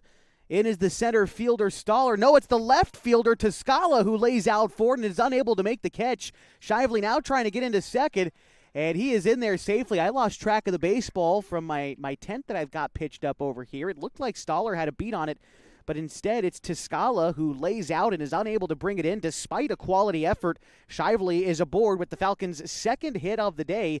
A one-out double will bring up Jacoby Takini. For Shively so far this season, that's his 7th double of the campaign. And Takini steps in now with a chance to add some insurance for the Falcons here in the top of the 5th. Takini, though, 0 for 2 in the ballgame. Grounded out in the first and had a fielder's choice in the second inning. He wasn't able to reach base. It was a ground ball to third with the bases loaded. So in that instance, the third baseman just touched on his own base and ended the inning. But nonetheless, still a fielder's choice for Jacoby, as the count is 1-0 to the Falcons' right-handed hitting catcher, and Thompson delivers. Fastball finds the outside corner. Count is even at 1 to Jacoby, with his cousin Colin waiting on deck in the 4-hole for the Falcons. It's the first hit for the Falcons since that second inning. Not only that, their first base runner since the second inning, as they went down in order in both the third and the fourth. Here's a tall fly ball to center field. Stoller this time does make the play. Shively thought about tagging, but a quality throw-in from center field from Stoller keeps Shively there. And now there are 2 outs. Runner in scoring position for Colin Takini. Takini 0 for 2 today as well. Colin struck out in the first, grounded out in the third. But it's his first opportunity since that first inning with an opportunity at RBI in that first. Falcons got a runner to third, weren't able to convert. They've left 4 total runners on base thus far. Trying to bring in one more. First pitch to Takini nearly got him inside, but he bends out of the way, and the count moves to 1-0. On the season for Colin, batting .354 on the season. 100 at-bats and about 36 hits for Colin. As my stats came in, showing him at 99. He's 35 for 99 coming into the game and has since gone 0 for 2. So batting average has dipped down a little bit, but Takini's still having a quality summer thus far, and right now the count to him is 2-0. Pitch on the way. That one is a strike, an elevated fastball in the zone. Thompson uses it to try to battle back in. The count is 2-1 to Colin Takini, with P.J. Safford waiting on deck for the Falcons. Set on the mound is Thompson, and the delivery. That one misses upstairs as well, and the count is 3-1 to Colin Takini. Runner at second is Connor Shively. He reached after the one-out double. Since then, a fly out from Jacoby Takini, which was just a fly ball to center, unproductive as Shively stayed at second. Now it's up to Colin to try to come up with a big base hit. He's got a hitter's count and a 3-1. Thompson going to have to challenge him. The pitch is going to miss in, and Colin is awarded first. 2 men on, 2 men out, and in steps the Falcons pitcher, P.J. Safford.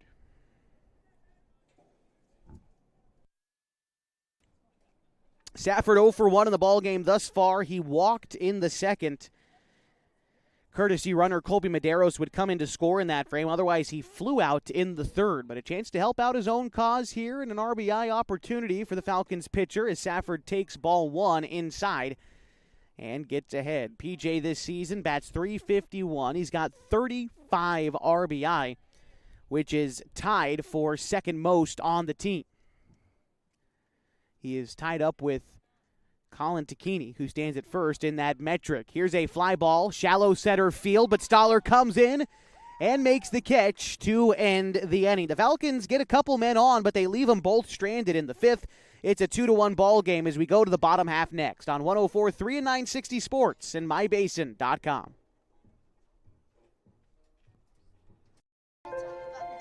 The innocence of youth. Is there anything any better? But soon they'll be in high school and facing all the same challenges you faced. How to make friends, how to fit in, how to be cool. We want our children to have everything they'll need to live fulfilling and productive lives. Make sure the kids in your family are among the more than 120,000 participants here in Oregon who take part in high school sports or activities. At mybasin.com, we bring you the power of local radio, The pace and reach of social media, the information of 24-hour news, and the excitement of local sports. We do this with a team of radio professionals that is second to none. Klamath Falls is a community that we love and a place that we are proud to call home. Klamath Falls deserves a media group that is as committed to you as you are to Klamath Falls. mybasin.com is your go-to place for news, Sports, events, and everything going on at home in Klamath Falls. PJ Safford warming back up for the bottom of the fifth inning here on 104.3 and 960 Sports. It's a 2-1 ball game that the Klamath Falls Falcons lead the North Medford Mavericks in the first of an area doubleheader today from North Medford High School. Braden Poff, Kyson Scheid, and Colston Stoller do up this half inning for the Mavericks. At least that's how I have it. It's the top of the order. And for North Medford, they'll try to get their single run back against PJ, who's been throwing well. So we'll take a check of the line score here for Safford, getting ready to start the fifth inning of his start. PJ has pitched 4 innings, given up 3 hits and a run. It's earned. He's walked 3 and struck out 4. Already up over 65 pitches, which would have been the golden number if Safford wanted to come back and be available for Friday's doubleheader against Central Point. But I think you make a judgment call and you say, well, we've got to win this one first before we start focusing on that game against Central Point or those pair of games. So they're riding the right arm of Safford as far as it'll take him. Here's a ground ball out towards short. Shively has to make a play quick, and they get him. A close play. Poff hustling down the line, but 6-3 in the book won't show how close of a play that truly was, but one gone in the bottom of the fifth inning, and in steps Kyson Scheid.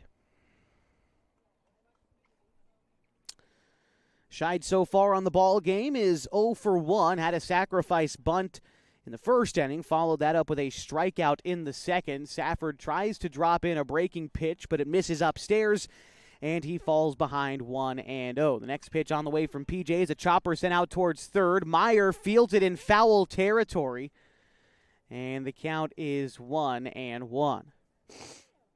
After Scheid, it's Colston Stoller due up for North Medford. As we take a look at the numbers this season on Kyson Scheid, started the game at short, has since moved over to third.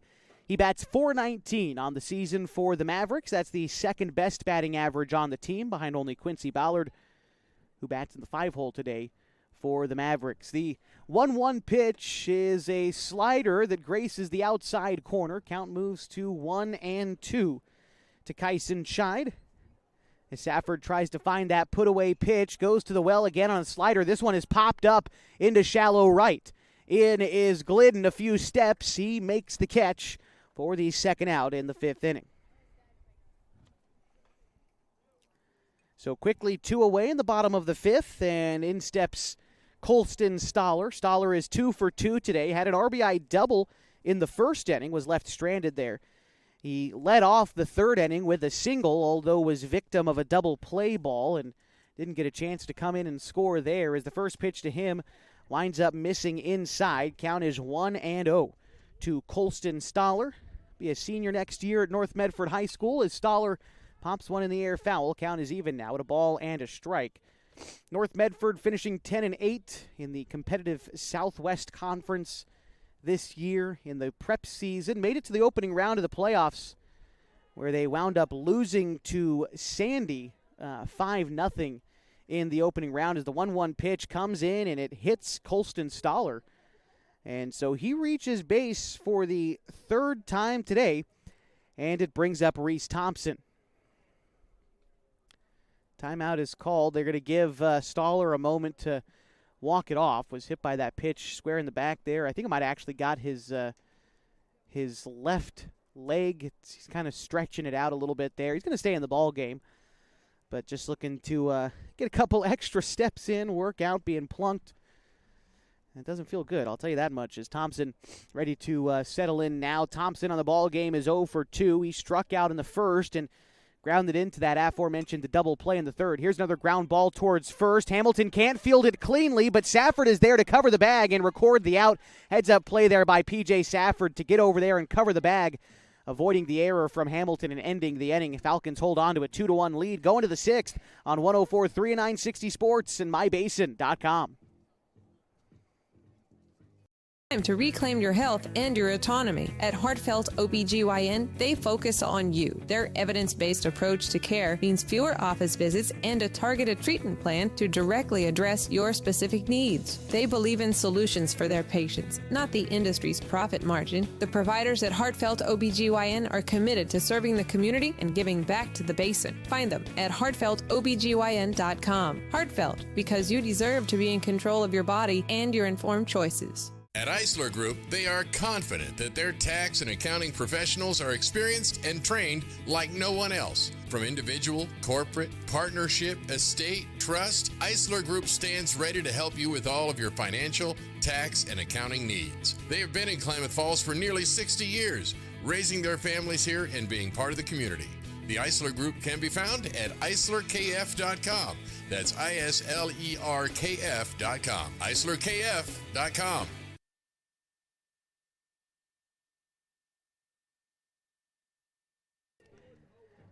Getting set for the top of the sixth inning on 104.3 and on 960 Sports with live free video this morning on mybasin.com. The Klamath Falls Falcons in a 2-1 lead over the North Medford Mavericks. 2 runs on 2 hits, no errors for the Falcons. They've left 6 runners on base thus far.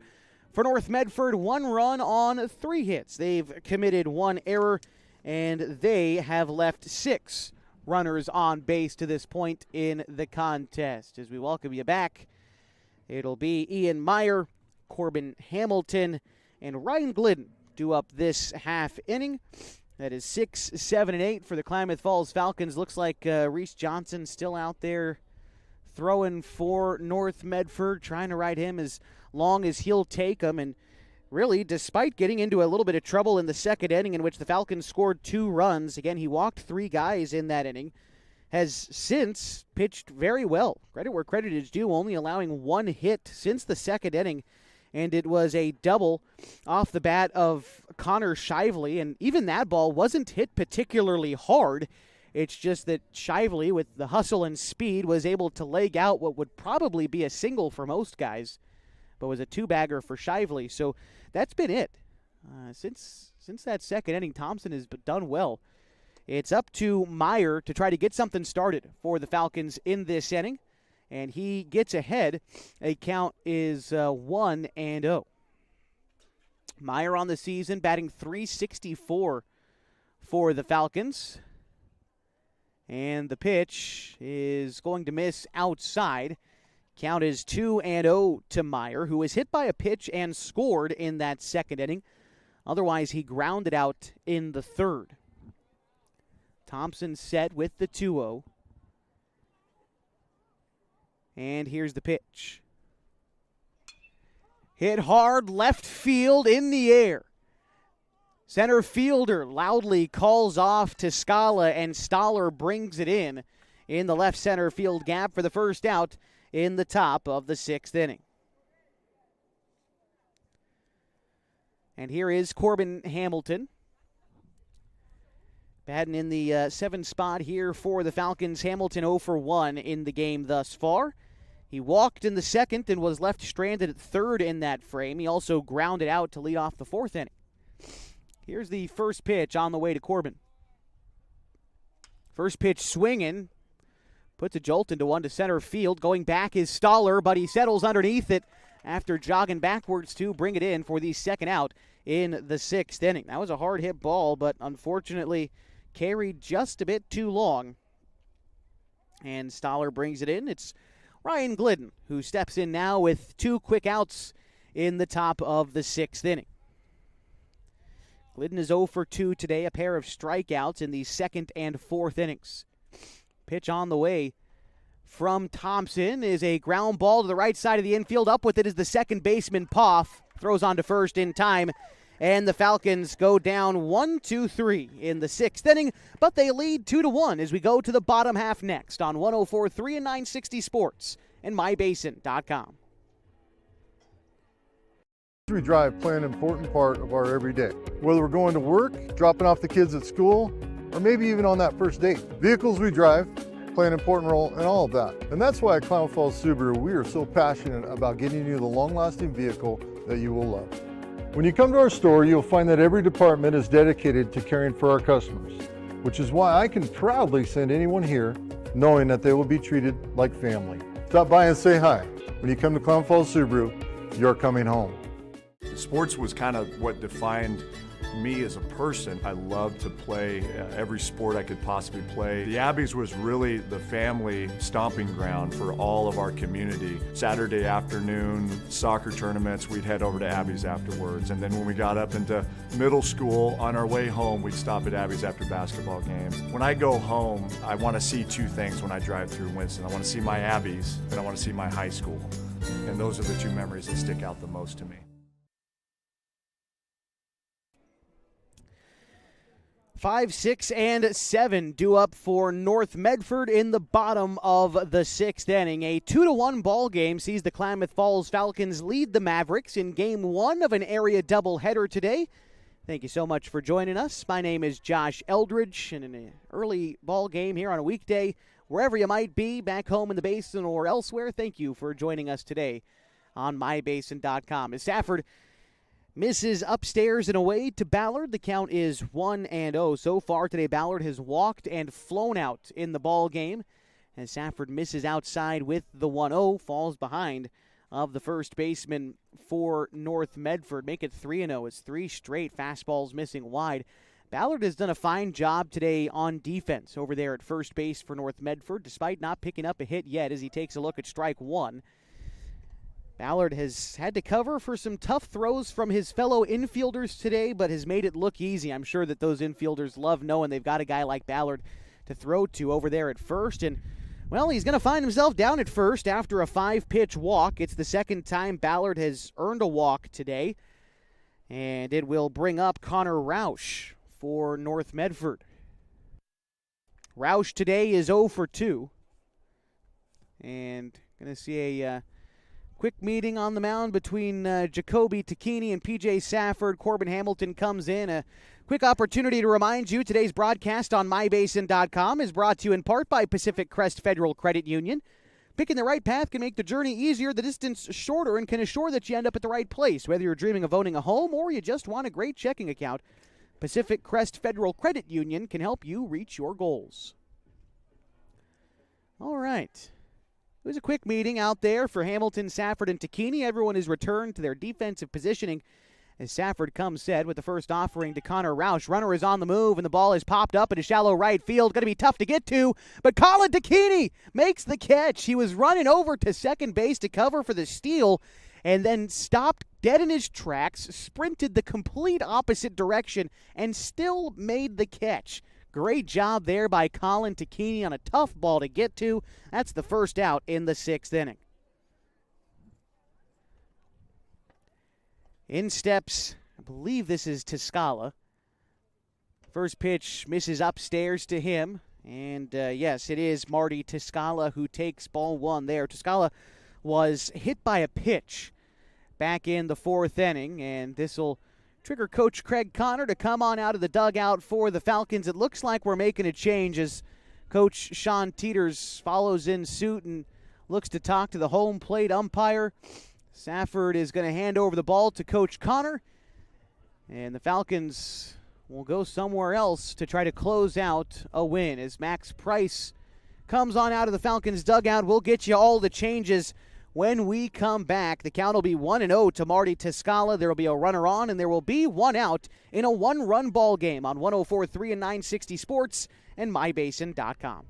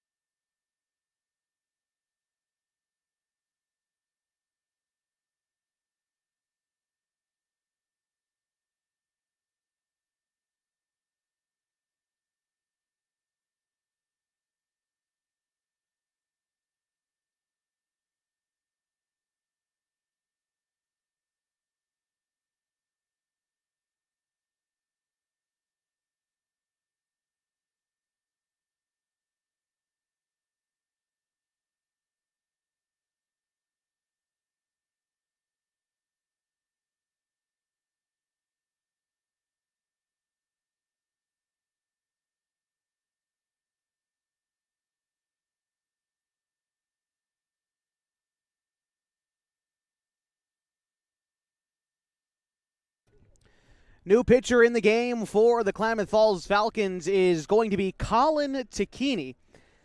Colin making only his second appearance in relief this season, although it's his 9th overall appearance. Carries a 5-0 record through 37 and a third innings pitched. Colin has given up 36 hits, 17 runs, 13 of them earned. He's walked 9 and has a team-leading 39 strikeouts. Colin Tacchini, an ERA of 2.44, will enter in relief of P.J. Safford, who stays in the game. He will be stationed at third.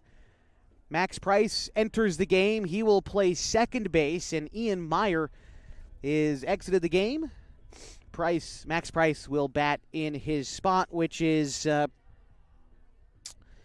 believe, going to be the 6th hole for the Falcons order. We'll tell you when we get there on the other side, but here is Marty Tiscala. Tacchini will inherit an at-bat, which has already started. It's a 1-0 count to Tiscala with a runner on first, one out in the bottom of the 6th inning. Throw over to first, gets away from Corbin for just a moment, but the runner's not on the move.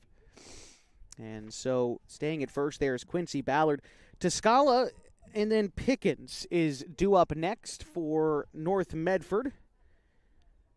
Said it before we went to break, but Tiscala only one plate appearance previous today. He was hit by a pitch, and home plate umpire, I think there might have been an obstruction or something down the right field line. Regardless, looks like we're ready for baseball. Count is still 1-0 from Colin Tacchini. Here's the pitch. It's a fastball that's hit into the air, shallow left. Connor Shively heads back a couple of steps off the outfield grass, and the shortstop brings it in for the second out.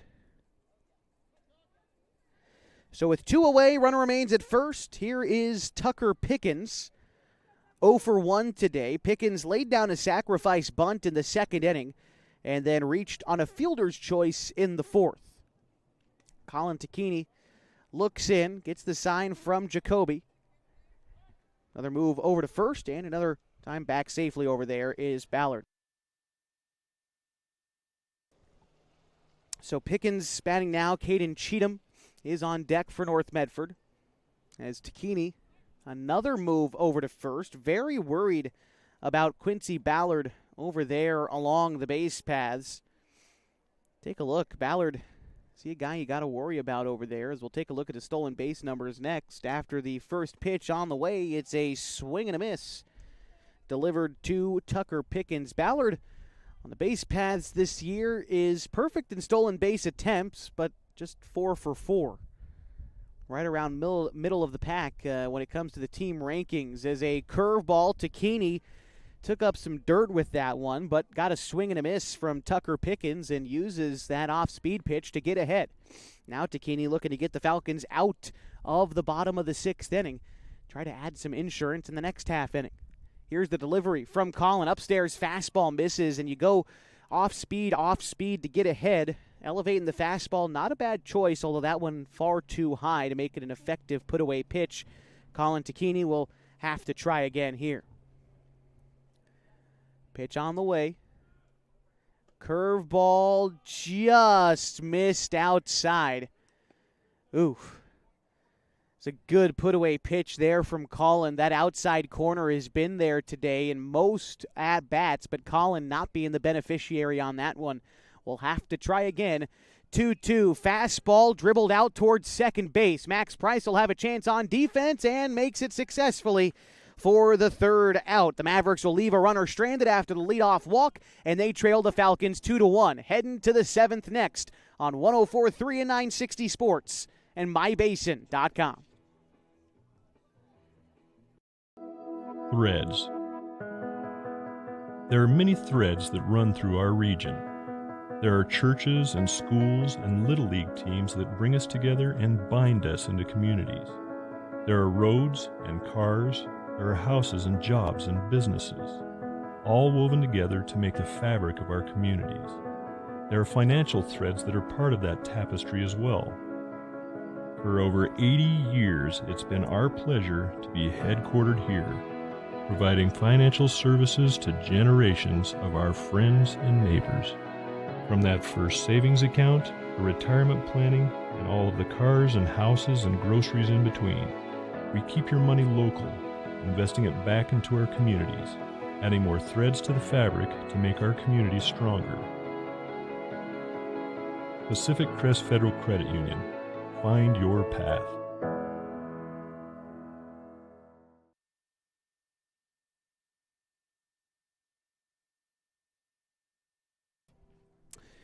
It's a 2-1 ball game in the top of the seventh inning. The Klamath Falls Falcons will look for a little insurance in an area doubleheader against the North Medford Mavericks.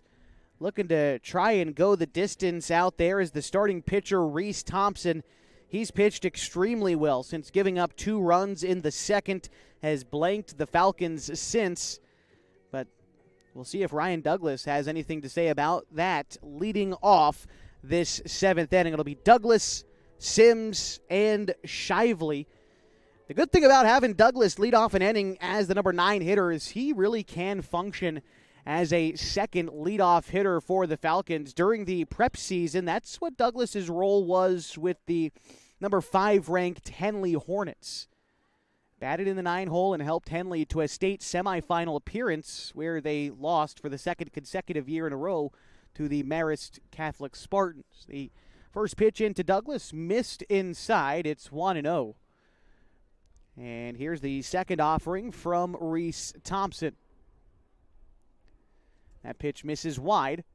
And any kind of base runner with the speed at the 9, 1, and 2 spots, again, Douglas, Sims, and Shively, any guys on base, and it becomes real dangerous. The Falcons have a lot of speed due up this half inning. As Thompson, behind in the count, 2-0, readies to deliver the pitch to Ryan Douglas. Here's the pitch. That one is a knee-high fastball down the middle. And the count is 2 balls and a strike to Douglas, who doubled back in the second inning. Has one of only 2 base hits today for the Falcons. He had an RBI, and otherwise he grounded out in the fourth. The pitch to Douglas is hit foul. Count is 2 balls and 2 strikes. Now to the Falcons' left fielder. Looking through the book, Douglas hasn't had really any action on the defensive end.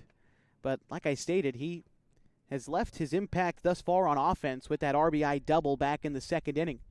Right now in a 2-2 count against Reese Thompson. The pitch swung on and missed. Douglas down on strikes to lead off the 7th inning. Brings up Carson Sims at the top of the order for the Falcons. Sims is 0 for 2 today.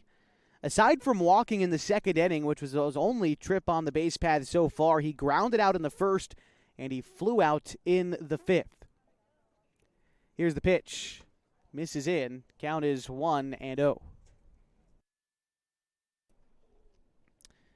After Sims, Connor Shively on deck for the Falcons. Sims leading the team in total bases this summer, 61 total bases for Carson Sims. As the 1-0 misses high and in, Sims having to duck out of the way of that pitch, makes it 2-0. Carson is a guy who's moved around the batting order a little bit. Hit leadoff for the first, I want to say, 5 games of this, what is now a 9-game winning streak for the Falcons. Returned to the bottom third of the order when Max Price became healthy again. But Sims is productive, it seems, anywhere you put him this summer, as he gets ahead 3-0 on a pitch that missed well outside. Has hit the 8th, 7th. He's led off. He's done it all this year, and again, hits 500 coming into today's ball games. Thompson in danger of allowing Sims to walk for the second time today. Right now, Carson ahead in the count, 3-0. Thompson delivers the 3-0 pitch. Fastball misses below the knees, and Sims on first with a 4-pitch walk in the 7th inning.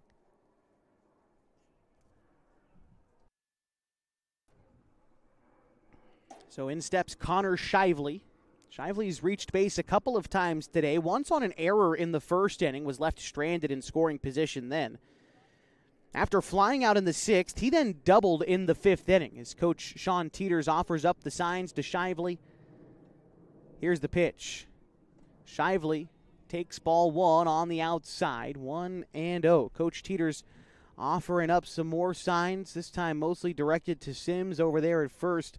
We'll see if the Falcons put something on here, as a 1-run lead is an uncomfortable lead, to say the least, in a doubleheader like this one. Move over to first. It gets by the first baseman, Ballard. Sims gets up. He's getting ready to slide into second. He's in safely.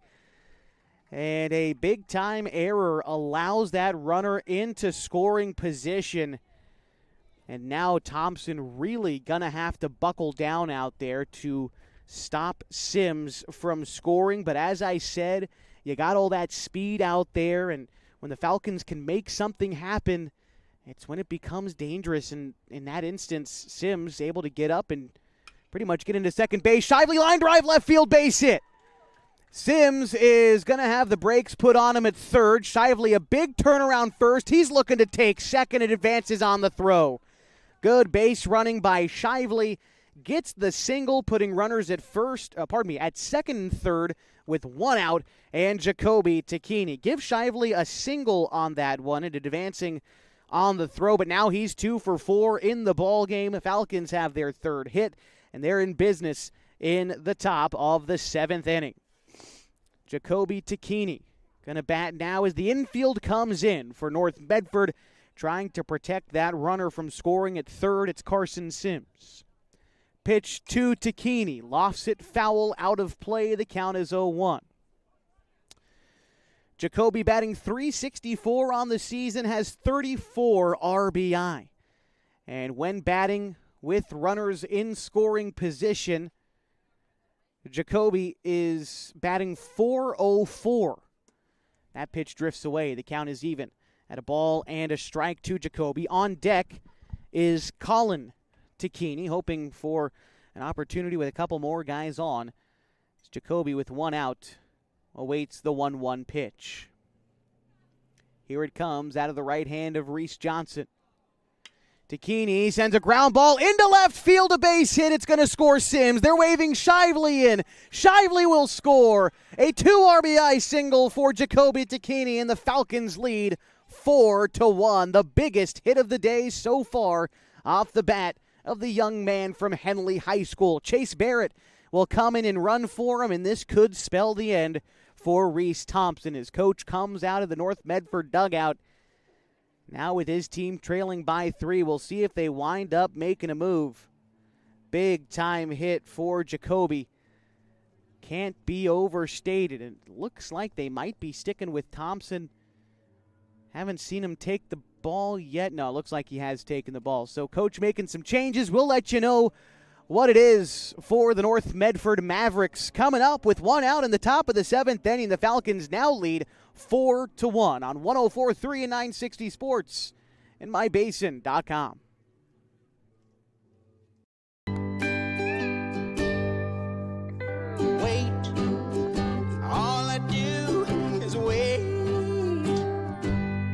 So lonely, I just sigh and moan. Seems like I've been waiting forever, wondering if you're coming home. I just saw your face, I know you're coming home. I swear there is no place that feels as good as home. And then I heard your voice, I know you're coming home. I know you're coming home. This is where unconditional love and immeasurable happiness reside. This is home. Coltwell Banker, where home begins.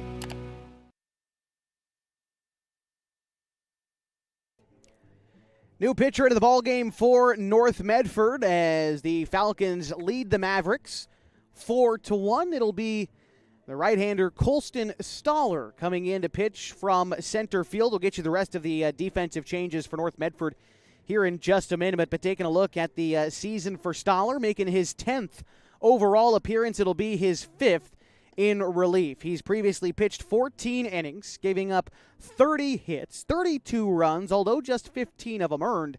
He's walked 13, struck out 8, and an ERA of 7.5. He has a 1-1 record. His task here is to try to keep it a 3-run ball game. The Falcons came into this inning leading by only a single run, but after Sims walked and Shively singled, a 2 RBI single for Jacoby Tacchini pushed the Falcons' lead to 3.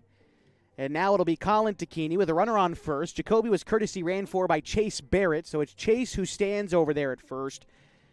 And Colin, who's 0 for 2, looks to change that and keep a rally alive here for the Falcons in the top of the 7th. Again, the first of a doubleheader today. Each win down the stretch vital for the Klamath Falls Falcons, needing every win you can get as they battle for a league championship with Central Point. A win in this ball game, and we'll let you know in the post-game show, but a win here brings the Falcons within 2.5 games of Central Point with 3 games to go. All right.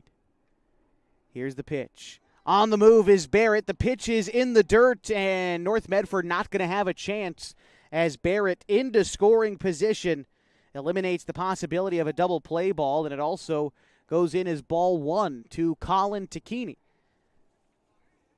Now Stoller delivers the pitch, misses upstairs, 2-0. Other changes for North Medford include the former pitcher Reese Thompson sticking around. He plays short now. Former shortstop Dalton has moved out to center field to replace the new pitcher Stoller. They've got Chase Barrett out in a rundown at second. They tag him out. He tried to take third on a pitch in the dirt, realized that wasn't going to be able to make it happen. On his way back to second, they backpick him, had him caught in a rundown, and Barrett is out on the base paths. The count is 3-0 to Colin Tacchini, but now the bases are empty.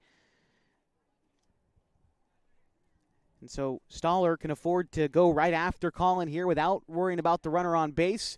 And he dials back the velocity a little bit to get across strike 1. Don't know if that was a design changeup or if he just pulled back a little bit to ensure it made it in the zone. Regardless now, continuing to battle. Here's the 3-1 pitch. That one winds up in the dirt. Ball 4 to Colin. And he is aboard at first. So 2 outs and a runner on for P.J. Safford. The game's starting pitcher would be on line for a win if the Falcons can hold on to this advantage in the bottom half of the 7th. Safford now plays third base for the Falcons, but at the plate today he is 0 for 2. A couple of flyouts in the 3rd and 5th innings for PJ. As the pitch to him here is hit in the air, left field, down for a base hit. Safford getting in the hit column, advancing Colin to second base with 2 gone in the inning. A runner in scoring position now for Max Price. Price hitting here in the 6 hole like I thought he might be, replacing Ian Meyer in the order. Meyer exits the game today after an 0-for-2 performance. He grounded out and flew out. He was also hit by a pitch. And now it'll be the first time we get to look at Max Price. The delivery is called a strike. Count is 0-1. Haven't seen Price yet today, so we'll clue you in. Season average hovering right around 348 for Max. Line drive over to second base. The second baseman mishandles it. It gets under the glove of Poff. Rounding third and headed home is Colin Tacchini. He will score. Aggressive base running leads to the Falcons' fifth run of the ball game. Runners remain at first and second after the error. And it'll bring up Corbin Hamilton.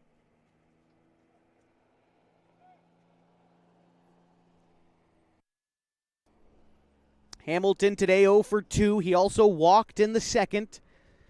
But as the Falcons lead 5-1, they just want to pile on here in the seventh inning, make it that much easier to try to close out the Mavericks in the bottom half. Here Hamilton sends a fly ball into right field. Roush moves underneath it, but here is where the inning will end on the F9 in the seventh inning. But the Falcons do score 3 runs on 3 base hits in the inning, and they lead 5-1. They look to close out the Mavericks next in the bottom of the seventh on 104.3 and 960 Sports and mybasin.com. Introducing Smith Bates Marcom Solutions, your trusted partner in marketing and communication. We specialize in crafting compelling campaigns, eye-catching graphics, and impactful branding materials. Smith Bates is like working with dependable friends. They always help us build our professional image. Through the innovative strategies that the team at Smith Bates suggested, we've been able to give the brand at Calor the boost that it desperately needed. Unlock your potential with Smith Bates Marcom Solutions. What rhymes with great? Participate. Where does greatness start? Here, in the classroom. On the stage. In the pool. On the field. Where will your greatness take you? To better grades. To more friends. Yeah! Be great. Participate!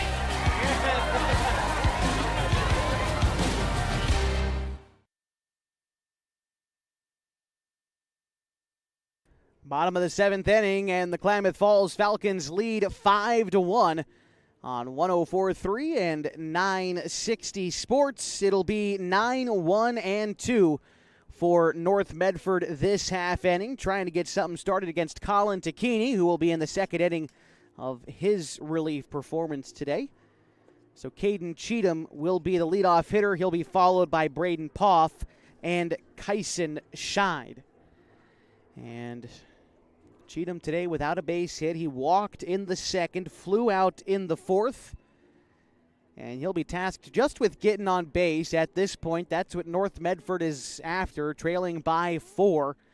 More guys you have on base, the better. You're not going to get it all back with a home run or anything like that here early in this inning, just trying to find a way to get on as Tacchini misses with the first pitch. 1-0 to Cheatham. The catcher for the Mavericks awaits the delivery from Colin. It's swung on and missed on the fastball. Count is even at a ball and a strike. Cheatham really trying to time that fastball, and again swung so hard on it that wound up outside of the batter's box. Here's the 1-1 pitch. Again, swing and a miss on the fastball. Count moves to 1-2 to Caden Cheatham. Tacchini started with the off-speed pitch, has gone back-to-back fastballs. And now the 1-2 is another heater. This one misses, I think, a touch low on the outside to the left-handed hitter.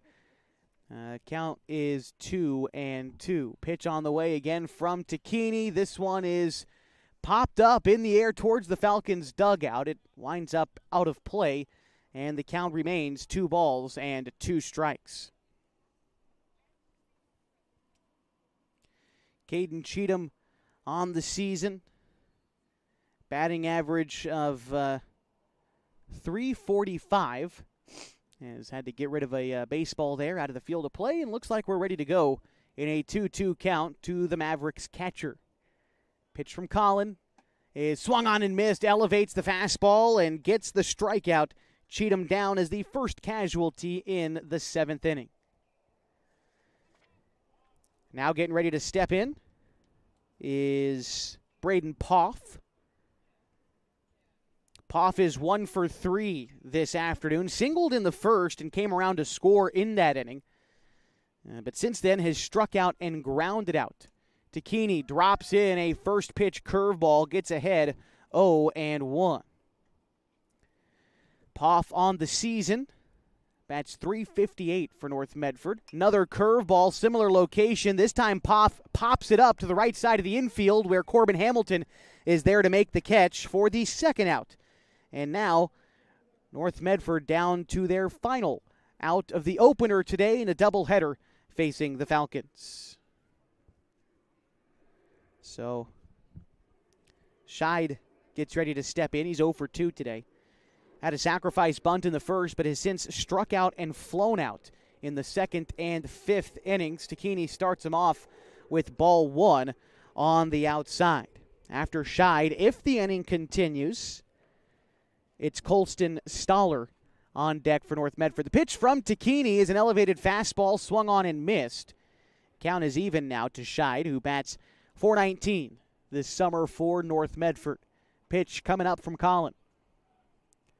Another fastball, this one. Scheid got a piece of it, but it drifts foul, and the count is 1-2. The Mavericks down to their final strike of the ball game. Takini out of the windup will get the sign from his younger cousin behind the dish. Steps, kicks, fires, curveball fouled off, and good location for Colin there. Tried to go front door with the curveball against the right-handed hitting Scheid, but he's able to get a piece of it and extend not only this at-bat, but the ball game in turn, as Takini hoping to end it here on a 1-2 pitch to the third baseman from North Medford. Curveball outside, just misses. Count is even at 2. So we'll try it again. Colin Takini. Here it is, the 2-2. Line drive, right field. It is a base hit down in front of Ryan Glidden. And Kyson Scheid, a good piece of 2-strike hitting, extends the ball game. He's aboard at first, still with 2 outs in the bottom of the 7th, and it brings up Colston Stoller. First base hit for North Medford since back in the 3rd inning. We'll see if it's too little too late or if they're able to mount an improbable comeback with 2 gone in the bottom of the 7th. Colin Takini comes set. First pitch to Colston Stoller is a line drive into center field and a base hit. Stoller moving Scheid up to second, and it brings up Reese Thompson.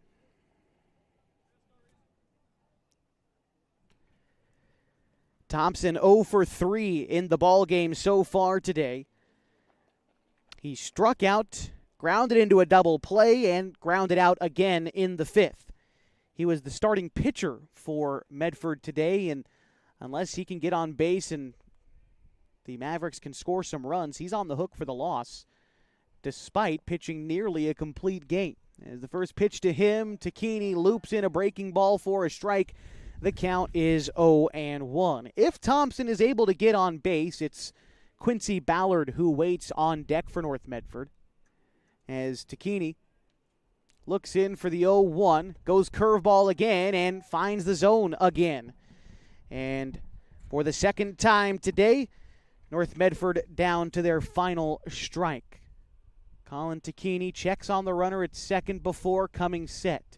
Now the pitch. Fastball upstairs, misses. 1-2. At second is Scheid. Stoller at first, both reaching with 2-out singles. Colin Takini looks around, sees the lead, and delivers the 1-2. It is gonna miss high. Just about every Falcon thought that was strike 3. Myself included. Letter high fastball over the plate on the outside, called a ball, and we'll have to wait as the count is 2-2 right now to Reese Thompson.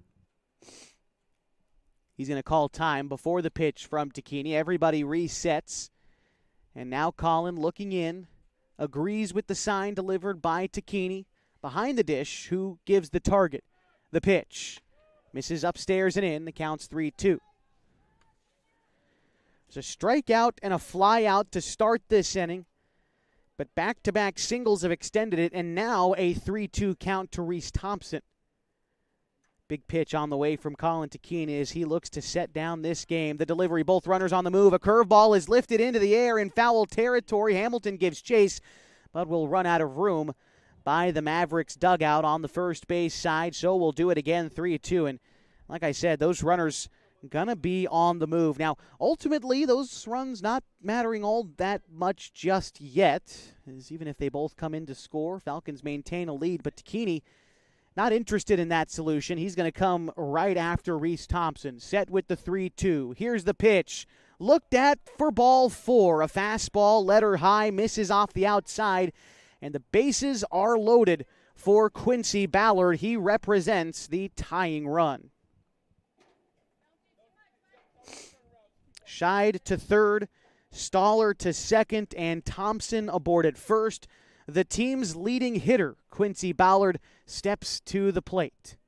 Batting from the left side. Here's the first pitch from Colin Takini. It's hit foul, out of play, the count 0-1. So far today, Ballard is 0 for 1, although he has walked a pair of times, once in the first and once in the sixth. Sandwiched in there in the third was a fly out to second base as Takini looks in and comes set. Kicks and delivers the pitch. Swung on and missed the elevated fastball. Count moves to 0-2. And for the third time here in the seventh inning, the Mavericks down to their final strike. We'll see if Takini can finally close the door here in the bottom of the seventh. The 0-2 pitch is a curveball. No, that's a fastball. Misses high. I thought it had some wrinkle to it, but pop of the glove gave it away. Takini trying to go fastball up and away on the 0-2. And it extends the at-bat 1-2. 5-1 our score. Bases loaded, bottom of the seventh. 2 outs, and the pitch. Strike 3 called. Knee-high fastball. Ballard down looking to end the ball game. The Falcons hold on to a 5-1 victory in Game 1 of a doubleheader today at Jim McAbee Field. We'll be back to recap it for you in just a moment, so stick around on 104.3 and 960 Sports and mybasin.com.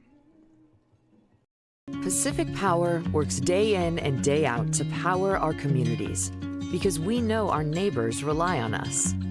We're trimming and clearing branches around poles and lines, protecting our system, and giving you real-time updates when storms roll in. You can count on us in all seasons. 24/7, we're here for you. Powering your greatness. The cars we drive play an important part of our everyday. Whether we're going to work, dropping off the kids at school, or maybe even on that first date. Vehicles we drive play an important role in all of that. And that's why at Klamath Falls Subaru, we are so passionate about getting you the long-lasting vehicle that you will love. When you come to our store, you'll find that every department is dedicated to caring for our customers, which is why I can proudly send anyone here knowing that they will be treated like family. Stop by and say hi. When you come to Klamath Falls Subaru, you're coming home. Sports was kind of what defined me as a person. I loved to play every sport I could possibly play. The Abbeys was really the family stomping ground for all of our community. Saturday afternoon soccer tournaments, we'd head over to Abbeys afterwards. And then when we got up into middle school, on our way home, we'd stop at Abbeys after basketball games. When I go home, I want to see 2 things when I drive through Winston. I want to see my Abbeys and I want to see my high school. And those are the 2 memories that stick out the most to me. As a parent of a high school athlete, I've given up trying to get pictures of my kid playing sports. It's nearly impossible to take pictures and enjoy the game. There is a solution, though. God's Gifts Photography attends high school sporting events in the Basin to take individual and team action photos at a great price. Search God's Gifts 2 on Facebook to learn more. They'll come and capture your athlete in action, creating those frameable lifelong memories so you can watch and just enjoy the moment. Call 541-281-2206 to get your athlete on their schedule. God's Gifts Photography. Game 1 has gone final between the Klamath Falls Falcons and the North Medford Mavericks. A 5-1 ball game sees the Falcons defeat the home team. 5 runs on 3 hits. No errors for the Falcons today. 5 runs on 5 hits. and no errors for the Falcons. For North Medford, 1 run for them comes on 5 hits. They commit 3 errors. The Falcons leave 8 runners on base. The Mavericks leave 10. The winning pitcher today is P.J. Safford, who pitched 5 1/3 innings in the win. 3 hits, 1 run. It's earned. He walked 4. The losing pitcher today, Reese Thompson, a quality effort in 6 1/3 innings, but 4 hits translated to 4 earned runs. He allowed 5 walks and struck out 4. The save in today's contest goes to Colin Takini, who pitched an inning and 2/3, allowing 2 hits, 1 walk, and he struck out 2. Pacific Power Play of the day today, going to have to give it to Jacoby Takini, who in the top of the 7th inning came out with a 2 RBI single to push the Falcons' lead at the time to 4-1. They would add 1 more insurance run later on in the frame and hold on to a 5-1 victory. Other notables for the Falcons include a 2-for-4 day for Connor Shively. Colin Takini walked a pair of times, was 0-for-2 though in the effort. A 1-for-3 day for P.J. Safford and a 1-for-3 day for Ryan Douglas. He had an RBI. For North Medford today, a 1-for-4 contest for Braden Poff. Scored a run in the game. 1-for-3 also for Kyson Scheid. Colston Stoller was 3-for-3 with an RBI. Those are all your notables today for the North Medford Mavericks. With this win for Klamath Falls, they improve on the season to 28-6-1 and 14-2 in area play this summer. For North Medford, they fall on the season to 9-14 overall, 6-13 in conference play. Still another game to go this afternoon from Jim Maccabee Field at North Medford High School. What we're going to do is what we've done all summer. If you're watching on mybasin.com, stick around. We're going to keep you here on this very same live stream link and be back in about 20-25 minutes or so. If you're listening on the radio on 104.3 and 960 Sports, we're going to turn you over to the guys on FSR. I believe it's the Doug Gottlieb Show right now, so you'll be kept company by them before we welcome you back live in Medford, Oregon in just a little while. Hope you stick around as the Falcons look to go for a road sweep of the North Medford Mavericks in just a little bit after picking up a 5-1 victory here in Game 1. Back after just a bit, this is Josh Eldridge saying so long for now from North Medford High School.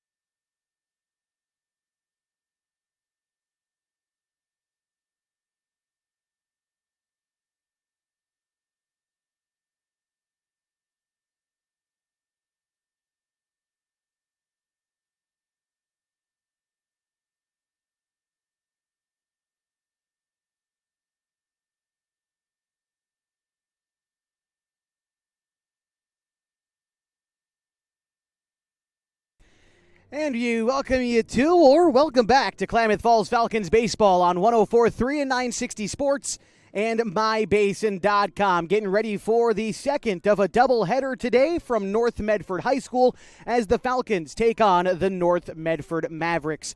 My name is Josh Eldridge. Thank you so much for joining me today as the Falcons took the opener at a score of 5-1, looking to make it a road sweep and a season sweep of the North Medford Mavericks with another victory today.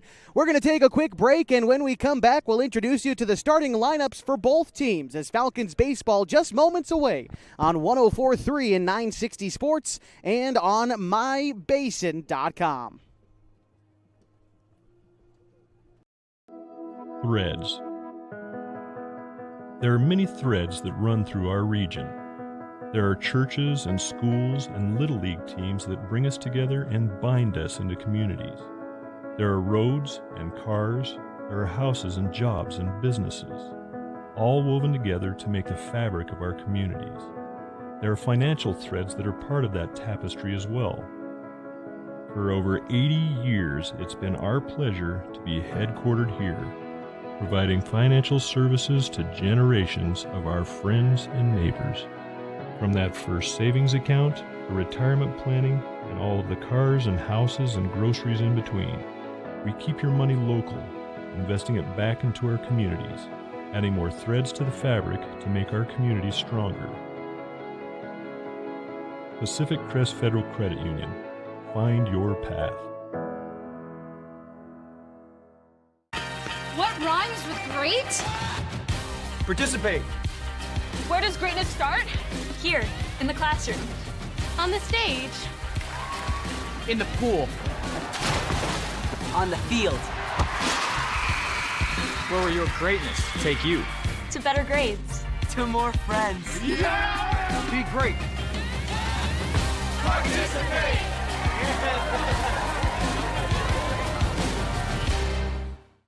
Introducing Smith Bates Marcom Solutions, your trusted partner in marketing and communication. We specialize in crafting compelling campaigns, eye-catching graphics, and impactful branding materials. Smith Bates is like working with dependable friends. They always help us build our professional image. Through the innovative strategies that the team at Smith Bates suggested, we've been able to give the brand at Calor the boost that it desperately needed. Unlock your potential with Smith Bates Marcom Solutions.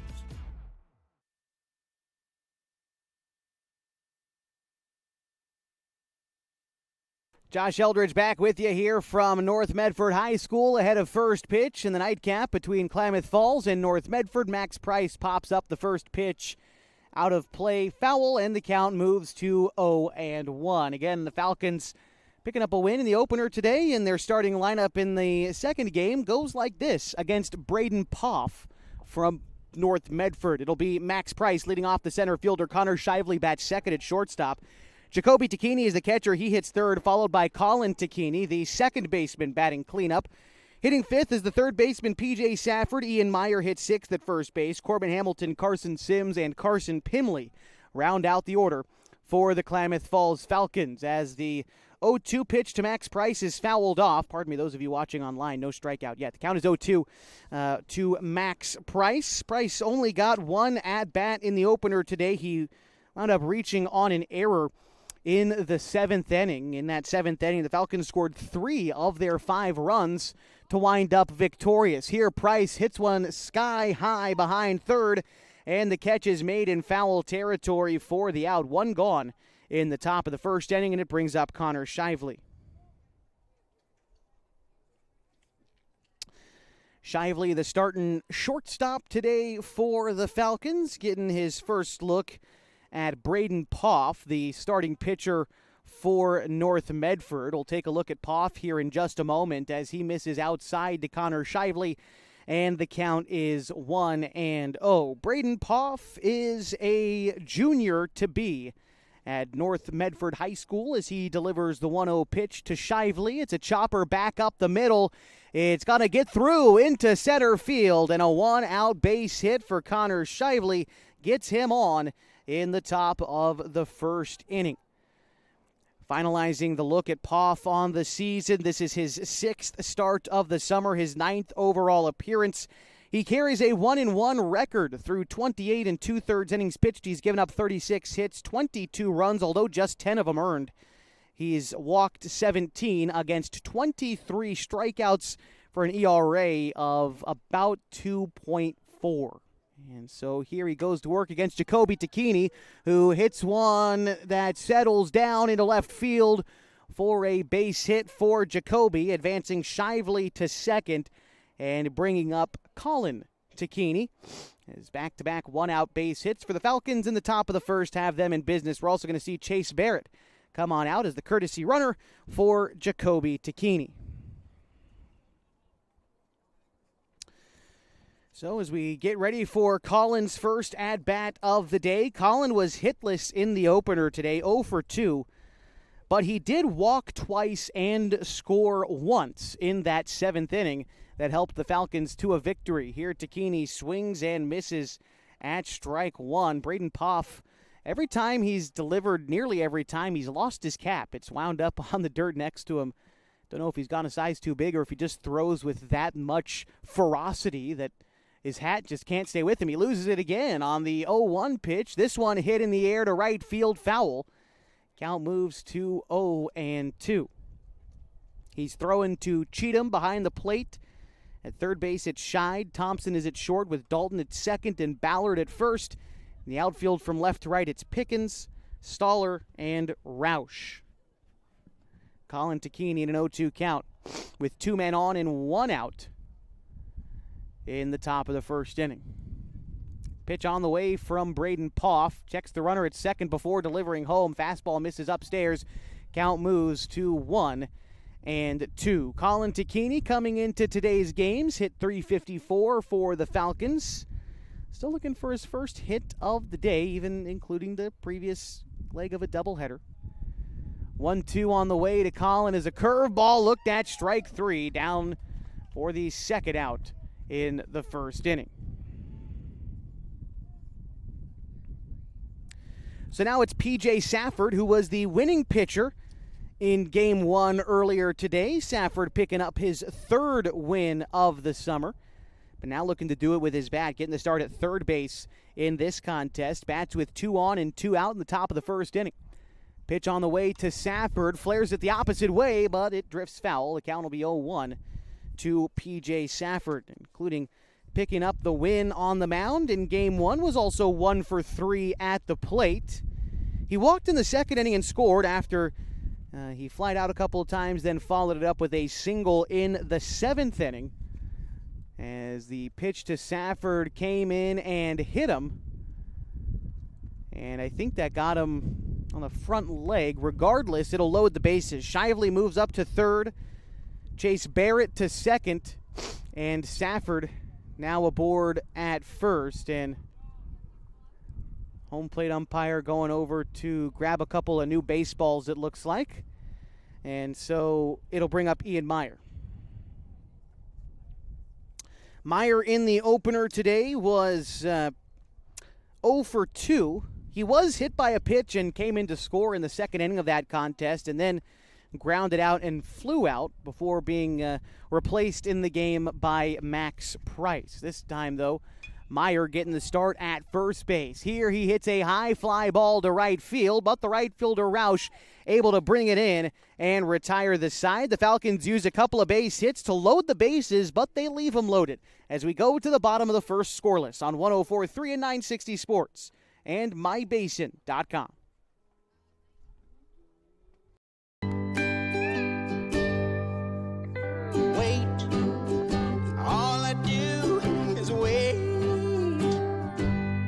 So lonely, I just sigh and moan. Seems like I've been waiting forever, wondering if you're coming home. I just saw your face, I know you're coming home. I swear there is no place and then I heard your voice. I know you're coming home. I know you're coming home. This is where unconditional love and immeasurable happiness reside. This is home. Coldwell Banker, where home begins.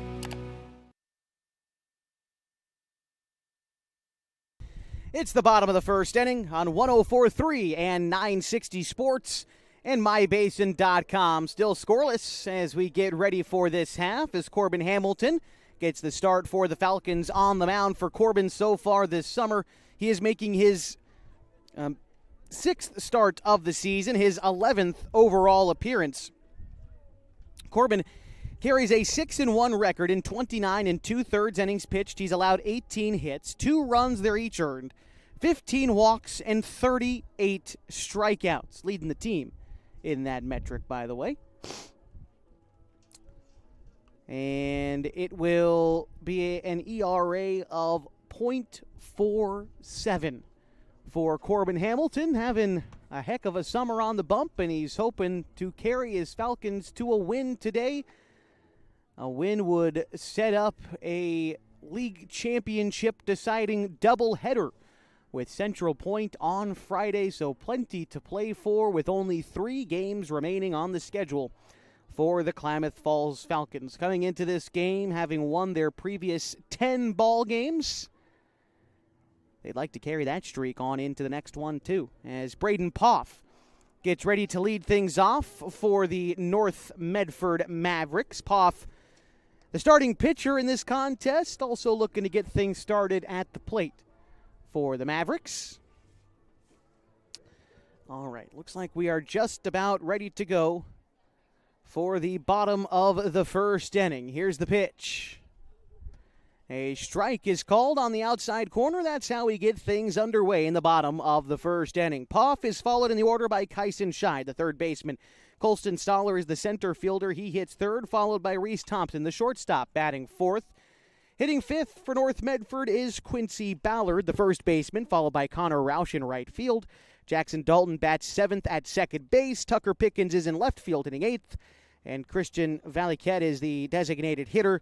He bats ninth for North Medford. The 0-2 pitch comes in and hit Braden Poff, and so he will be a leadoff base runner in the bottom of the first inning. In steps Kyson Scheid now for North Medford. Scheid in the opener today was 1 for 3. He had a single and was left stranded in the 7th inning. Otherwise, had a sacrifice bunt, struck out, and flew out. Here's the pitch on the way from Hamilton. That one in the dirt. The count is 1-0, but Scheid showing bunt on that pitch, and we'll see if they opt to do it again. It seems like North Medford wanted to lay down that sacrifice to try to move a guy into scoring position. It's what they did a couple of times in the first game. It looks like that's what they're trying to do here, as that bunt is popped up down the first base side, out of play. The count is even. I guess it's not out of play, but unplayable, I should say, for Jacoby Tacchini behind the plate. And so the count is 1-1. Tacchini behind the plate. P.J. Safford plays third. Connor Shively at short with Colin Tacchini at second and Ian Meyer at first. In the outfield from left to right, it's Carson Pimley, Max Price, and Carson Sims. Hamilton readies for the 1-1. Again, showing bunt. That pitch dips below the knees, though. Looked like it might have been the slider from Corbin as he falls behind Kyson Scheid in the bottom of the first inning.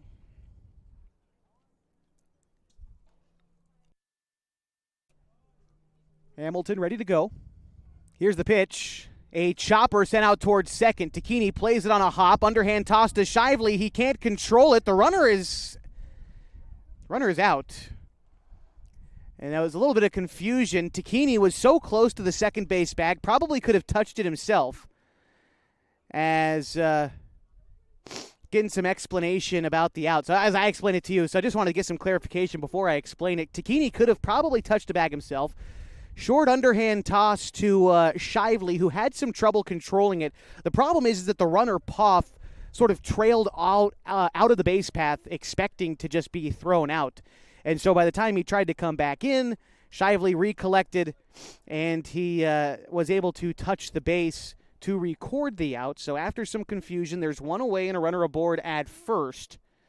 And it brings up Colston Stoller, who fouls off the first pitch sent to him. The count is 0-1. Pitch from Hamilton coming up. Fastball misses off the plate outside. The count is even at 1. After Stoller in the order, it's Reese Thompson. Hamilton looking in, gets the sign from Jacoby Tacchini behind the dish. Now comes together, kicks and delivers. That pitch popped out of play. Count is 1-2 to Colston Stoller. Stoller in the opener today was 3 for 3. He doubled in the first inning, knocked in a run in that frame. He added a couple of singles and was hit by a pitch later on in the contest. Here is the 1-2, and swung on and missed. Corbin Hamilton with a big strikeout, getting Stoller there for the second out in the bottom of the first inning. In steps Reese Thompson, now for North Medford. Thompson earlier today was 0 for 3, struck out and grounded out a pair of times before walking and being left stranded in the bottom of the 7th inning. Here he bats with 2 outs and a runner aboard at first. It's Kyson Scheid. The pitch home is an inside fastball that gets called a strike. The count is 0-1 to Reese Thompson. He was also the losing pitcher on the mound despite pitching 6 1/3 quality innings for North Medford. Just lacked the run support to get the job done, as that pitch is called a strike just below the knees to Reese Thompson, and the count is 0-2. Corbin Hamilton looking in. Tacchini gives the target, sets up outside, and here's the pitch. It's a slider that misses away. The count is 1-2 to Thompson. Quincy Ballard is on deck for the North Medford Mavericks. Believe these games round out the regular season for them as well, as a line drive into center field is a base hit. And it advances Kyson Scheid to second base. Reese Thompson adding a base hit here, and it brings up Quincy Ballard. These are the last games of the season for North Medford. They are 6-13, playing their 20th league contest against the Klamath Falls Falcons. Don't know if they've got any non-league games scheduled at the end of the year, but it doesn't look so. As I take a look at their game changer account, this looks to be the final games left on the schedule for the North Medford Mavericks. Fresh count to the new hitter this half inning. It is Quincy Ballard. The left-hander fouls off the first pitch. The count is 0-1. Ballard in the opener today was 0 for 2, walked a pair of times, but otherwise flew out and struck out. That came in the 3rd and 7th innings earlier today. The 0-1 pitch from Hamilton is a fastball below the knees called strike 2. And Hamilton gets ahead of Ballard here. There's 2 men on in the bottom of the first inning. Scheid at second, Thompson at first. Scoreless ball game here in the bottom of the first, and Hamilton hoping to keep it that way. Here's the 0-2 pitch to Quincy Ballard. Runner on the move to third. The throw down to third is gonna get him, as Scheid trying to steal third with 2 outs and got caught. That will end the inning as we go to the second, still scoreless on 104.3 and 960 Sports and MyBasin.com. Threads. There are many threads that run through our region. There are churches and schools and Little League teams that bring us together and bind us into communities. There are roads and cars. There are houses and jobs and businesses, all woven together to make the fabric of our communities. There are financial threads that are part of that tapestry as well. For over 80 years, it's been our pleasure to be headquartered here, providing financial services to generations of our friends and neighbors. From that first savings account, to retirement planning, and all of the cars and houses and groceries in between, we keep your money local, investing it back into our communities, adding more threads to the fabric to make our communities stronger. Pacific Crest Federal Credit Union. Find your path.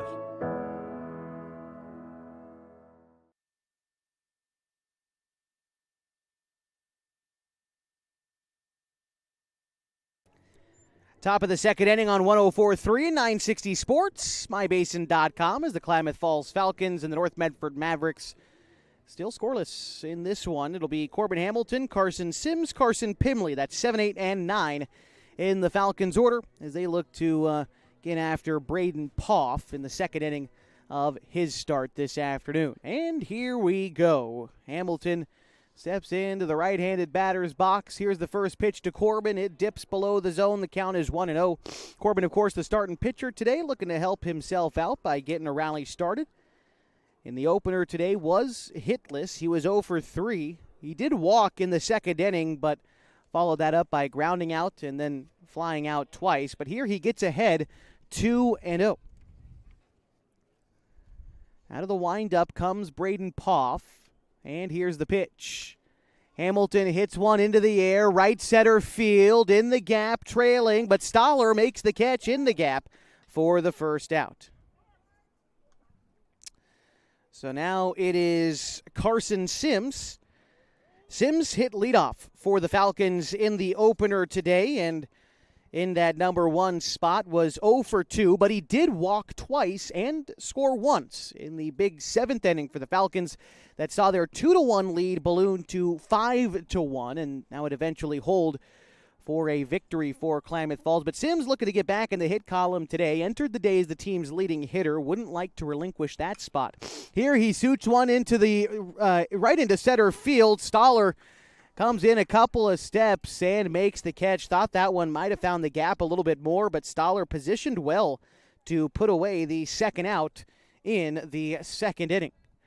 And now in steps Carson Pimley for the Klamath Falls Falcons. Getting the start in left field today. Didn't see Carson in the opener today, but on the season, Pimley batting .273 for the Falcons. This is his 14th game started this season. First pitch to Pimley misses low and away. The count is 1-0. Pimley, we'll have to wait for the pitch. I think there was something wrong with the baseball, perhaps, and trading out as Braden Poff wants to throw with one that he likes. The count is the ball and no strikes to Carson Pimley, and the delivery. That one misses wide. 2-0. I said the Falcons coming into the game on a 10-game winning streak today. Pimley has been very important to this Falcons winning streak.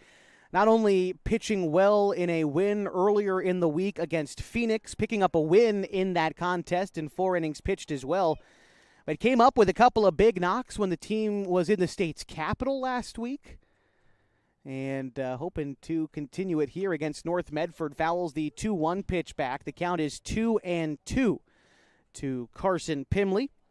If he's able to find a way to get on base, it's Max Price who's due up next. Ready to go is Braden Poff with the 2-2. Here's the pitch. Curveball misses outside, and the count runs full to Carson Pimley, the number 9 hitter in the order for the Falcons. Braden Poff looks in, takes a deep breath before delivering the 3-2. It is popped foul, and the count remains. Braden Poff will be a senior next year for the North Medford Mavericks. The North Medford Black Tornado, rather. They were the number 21 seed coming into the 32-team OSAA playoffs, and they lost in the first round this summer 5-0 to Sandy. A bouncing ball to the left side of the infield. It is off the glove of the diving third baseman Scheid, and that will in turn allow Pimley to reach first on the infield single, extending the top of the second inning and getting the Falcons their third hit of the contest. Back to the top of the order now for Max Price. Another good piece of hitting there for Pimley. You'll see his average jump up just a little bit more. It's raised about 50 points coming during this winning streak. He takes off trying to steal second, but is caught stealing at second base to end the second inning. We'll go to the bottom half next. Still looking for our first run of the ball game on 104.3 and 960 Sports and MyBasin.com.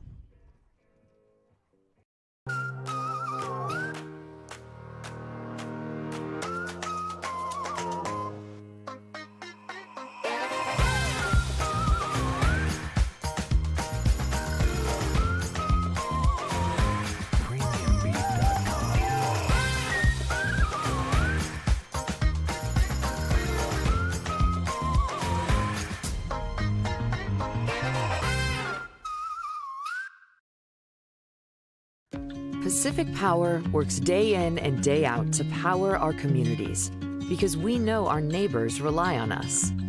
We're trimming and clearing branches around poles and lines, protecting our system, and giving you real-time updates when storms roll in. You can count on us in all seasons. 24/7, we're here for you. Powering your greatness.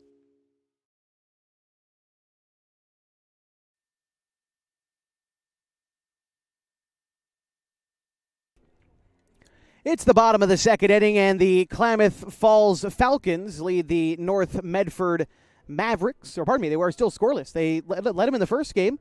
A score of 5-1 was the final here, but let my thoughts trail away for a moment. We're still scoreless in the nightcap of a doubleheader this afternoon from Jim Maccabee Field. In the bottom of the second inning, it'll be Quincy Ballard, Connor Roush, and Jackson Dalton due up for the Mavericks. That's 5, 6, and 7 in their order. As the first pitch is called a strike, the count is 0-1 to Quincy Ballard. Getting the start at first base today. He saw a couple of pitches from Corbin Hamilton in the first inning, but when Kyson Scheid was caught stealing third to end the inning, he gets a fresh count here against Corbin Hamilton. The 1-1 is in the zone, knee-high fastball from Corbin. The count moves to a ball and 2 strikes. Hamilton working out of the windup. Here's the pitch. It is swung on and batted into center field, but Shively is going to make the catch in center, as it just hung up in the air a little bit too long, giving Shively time to meander on over and tuck that one away for the first out.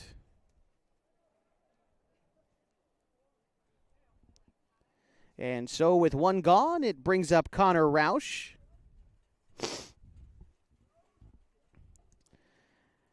Roush getting his first look at Hamilton today. The count is 1-0 after that pitch missed low. Roush and then Jackson Dalton due up next. That pitch called a strike. The count is even 1-1 to Roush. Apologies for those of you watching on mybasin.com. Try to get our camera shot back up for you as soon as we can, as that pitch is swung on a miss. Count is 1-2.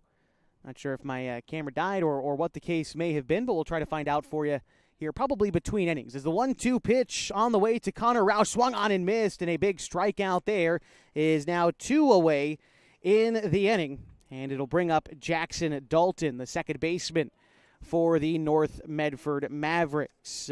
Dalton in the first game today was, did he actually get a hit in the first game? I'm trying to look for where he entered. I know he was in the game on defense, but maybe didn't get in that bad, as he takes strike one there. As on deck is Tucker Pickens for North Medford. Here's the pitch on the way from Hamilton. A curveball looped in there for a strike. The count is 0-2. Hamilton trying to make quick work of North Medford here in the bottom of the second. The 0-2 pitch. A curveball is just going to miss outside. 1-2 to Dalton. Dalton will be class of 28 at North Medford High School. Here's the pitch. Fastball swung on and missed. Hamilton sends him down, and that will be the bottom of the second inning. The Mavericks down in order as we go to the third on 104.3 and 960 Sports and mybasin.com. We drive play an important part of our everyday. Whether we're going to work, dropping off the kids at school, or maybe even on that first date. Vehicles we drive play an important role in all of that. And that's why at Klamath Falls Subaru, we are so passionate about getting you the long-lasting vehicle that you will love. When you come to our store, you'll find that every department is dedicated to caring for our customers, which is why I can proudly send anyone here knowing that they will be treated like family. Stop by and say hi. When you come to Klamath Falls Subaru, you're coming home. Sports was kind of what defined me as a person. I love to play every sport I could possibly play. The Abbeys was really the family stomping ground for all of our community. Saturday afternoon, soccer tournaments, we'd head over to Abbeys afterwards. And then when we got up into middle school, on our way home, we'd stop at Abbeys after basketball games. When I go home, I want to see two things when I drive through Winston. I want to see my Abbeys, and I want to see my high school. And those are the two memories that stick out the most to me. And we welcome you back for the top of the third inning on 104.3 and 960 Sports and MyBasin.com. The Klamath Falls Falcons still tied up with North Medford Mavericks in the second leg of a doubleheader this afternoon from Jim Maccabee Field on the campus of North Medford High School. It'll be Max Price, Connor Shively, and Jacoby Tacchini due up this half inning for the Falcons. That's the top three in their order against Braden Poff, who's gotten through the first inning with first couple of innings with relative ease. Couple of base hits and a hit batsman loaded the bases in the first for the Falcons. They were unable to convert, but Falcons went down in order in the second inning. Here Max Price lofts one into right field. It gets down in fair territory. Price, a big turnaround first. Thought about digging for two, but instead will settle for a leadoff single. And Max Price in the hit column, and that is how we lead off the top of the third inning. So with Price aboard, here's Connor Shively, who singled back in the first inning. He was one of those guys who was left stranded in scoring position. When I said that the Falcons left the bases loaded, Shively was standing at third. Move over to first. Max Price is back safely.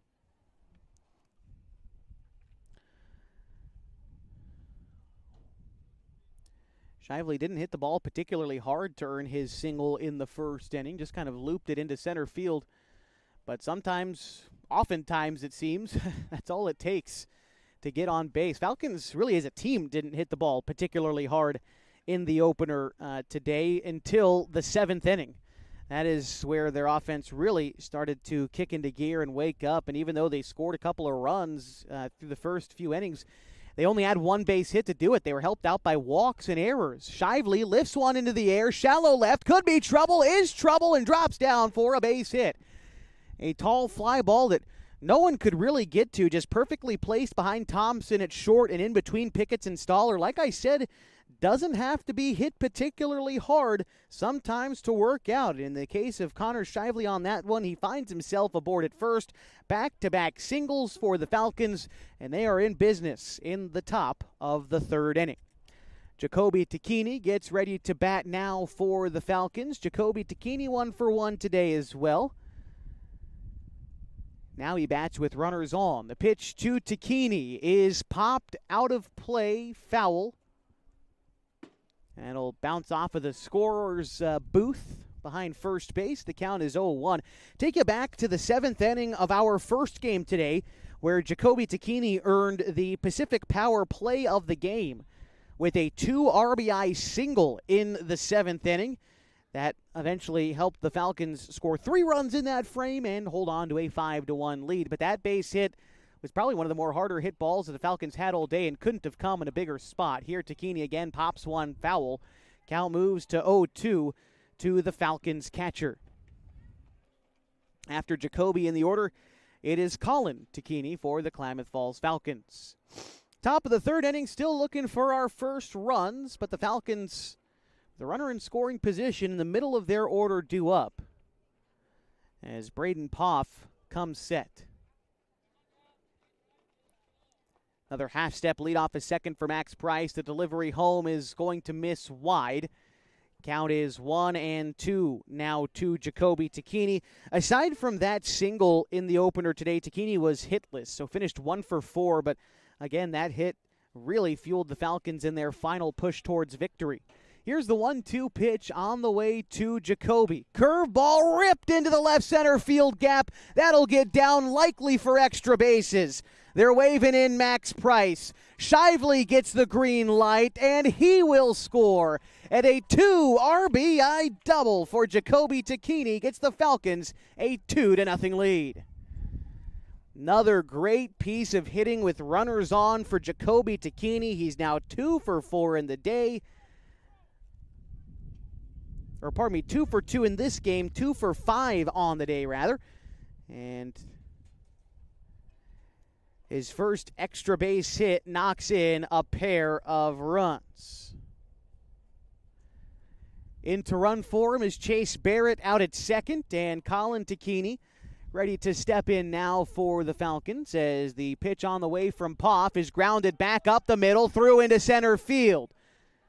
Barrett gets waved in. The throw in from center field is cut off, and Barrett scores a 3-0 Falcons lead in the top of the third inning. An RBI base hit for Colin Tacchini keeps the train moving for the Klamath Falls Falcons. There are still no outs in this inning. In steps P.J. Safford. He hopes to keep things moving now for the Falcons. Runner on first is Colin Tacchini. Safford reached base in his first at-bat, but was actually hit by the pitch and was left stranded at first. The offering coming up from Braden Poff. Safford reaches for it and tips it foul. The count is 0-1 to P.J. with Ian Meyer waiting on deck for the Falcons. All right, back on the mound is Braden Poff, looking around as Safford gets the signs from his head coach down on the third base side. Sean Teeters dishing out the information as Braden Poff once again comes set with the 0-1 pitch. Here it comes.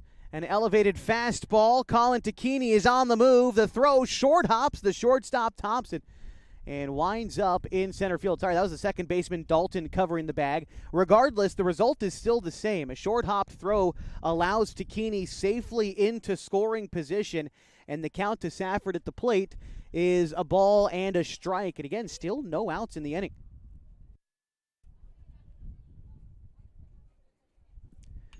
Safford rolls one to the right side. A diving stop by Ballard. Recovers, throws on to first. The pitcher covering Quincy Ballard.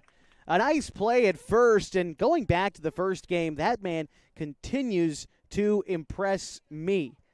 Even as the opposing team, Quincy Ballard has put on a clinic at first base today, and a diving play there to retire Safford is no exception. But in the meantime, Colin Tacchini does advance to third, and so with one gone, there's a runner 90 feet away from scoring now for Ian Meyer.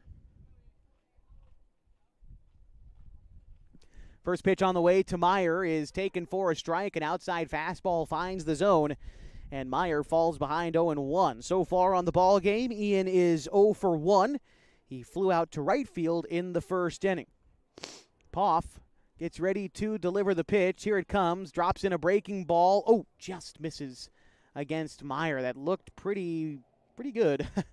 But that one missed upstairs if it missed anywhere. Count is even now to Ian at the plate. Poff set again. And the pitch. Rolled foul down the third base side. Count moves to a ball and 2 strikes to Ian Meyer with Corbin Hamilton waiting on deck for the Falcons. They've already got 3 runs home in the top of the third inning. Started out with 4 straight base hits, a couple of singles, a Jacoby Tacchini 2 RBI double, followed by Colin Tacchini with an RBI single. And Colin Tacchini might just score as that pitch is a wild one. And yes, in comes Colin. And it is a 4-0 lead now for the Falcons. The count will be 2 balls and 2 strikes to Ian Meyer at the plate, and the bases are empty. If there's any silver lining now, Braden Poff can just attack the hitter at the plate, not having to worry about that runner coming in to score anymore. It's already done with. And now just got to focus on Meyer at the plate, and he does so in a 2-strike count. Poff now able to work out of the windup, delivers the pitch. Fastball, grounder sent out to short. The shortstop Thompson comes up with it. The throw on to first is done so in time. Now there are 2 gone in the third inning. So Corbin Hamilton going to try to get something new started for the Falcons here in the third. He's 0 for 1 today, though. Flew out in the second inning of this nightcap, or whatever you call it, second leg of a doubleheader. Always feels strange calling it a nightcap, even though I know it's the proper term, but it's only 2 o'clock here in Medford. The pitch to Hamilton finds the zone 0-1. We moved the start of this doubleheader up to 11 a.m. today, as opposed to when it was scheduled to start, which was at 3:30. And as it continues to warm up here in Medford, I got to say I'm glad we started early. It's 90 degrees right now. People have brought out their tents for shade in the grandstand. I'm no different. I've got my tent pitched up here on the behind the home plate side, down the first base side, really. As the count is now a ball and a strike to Corbin Hamilton. Just trying to keep the gear cool. We've had stuff overheat on us once already this summer. Can't afford to have that happen again. The 1-1 pitch on the way to Corbin. It's a line shot into right field, but the right fielder Roush hardly having to move. Puts that one away to retire this side, but not before the Falcons score 4 runs on 4 base hits. They don't leave anyone stranded, and they take a 4-0 lead to the bottom of the third on 104.3 and 960 Sports and mybasin.com. Time to reclaim your health and your autonomy. At Heartfelt OBGYN, they focus on you. Their evidence-based approach to care means fewer office visits and a targeted treatment plan to directly address your specific needs. They believe in solutions for their patients, not the industry's profit margin. The providers at Heartfelt OBGYN are committed to serving the community and giving back to the basin. Find them at heartfeltobgyn.com. Heartfelt, because you deserve to be in control of your body and your informed choices. At Eisler Group, they are confident that their tax and accounting professionals are experienced and trained like no one else. From individual, corporate, partnership, estate, trust, Eisler Group stands ready to help you with all of your financial, tax, and accounting needs. They have been in Klamath Falls for nearly 60 years, raising their families here and being part of the community. The Eisler Group can be found at eislerkf.com. That's ISLERKF.com. eislerkf.com.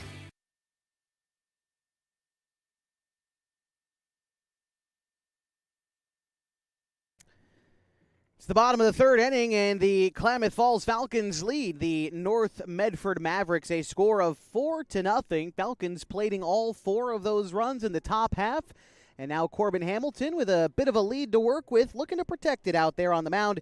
He'll have to go through 8, 9, and 1 in the order for North Medford. That's Tucker Pickens to lead things off. He'll be followed by Christian Valiquette and Braden Poff, due up third in this inning. All right, looks like we're ready to see Tucker Pickens as he gets his first look at Corbin Hamilton today. The first pitch from Corb is a fastball, and it's across the outside part of the plate, in for a strike. 0-1 this season for Pickens, batting .222 for North Medford. Chases a pitch well out of the zone there to fall behind 0-2.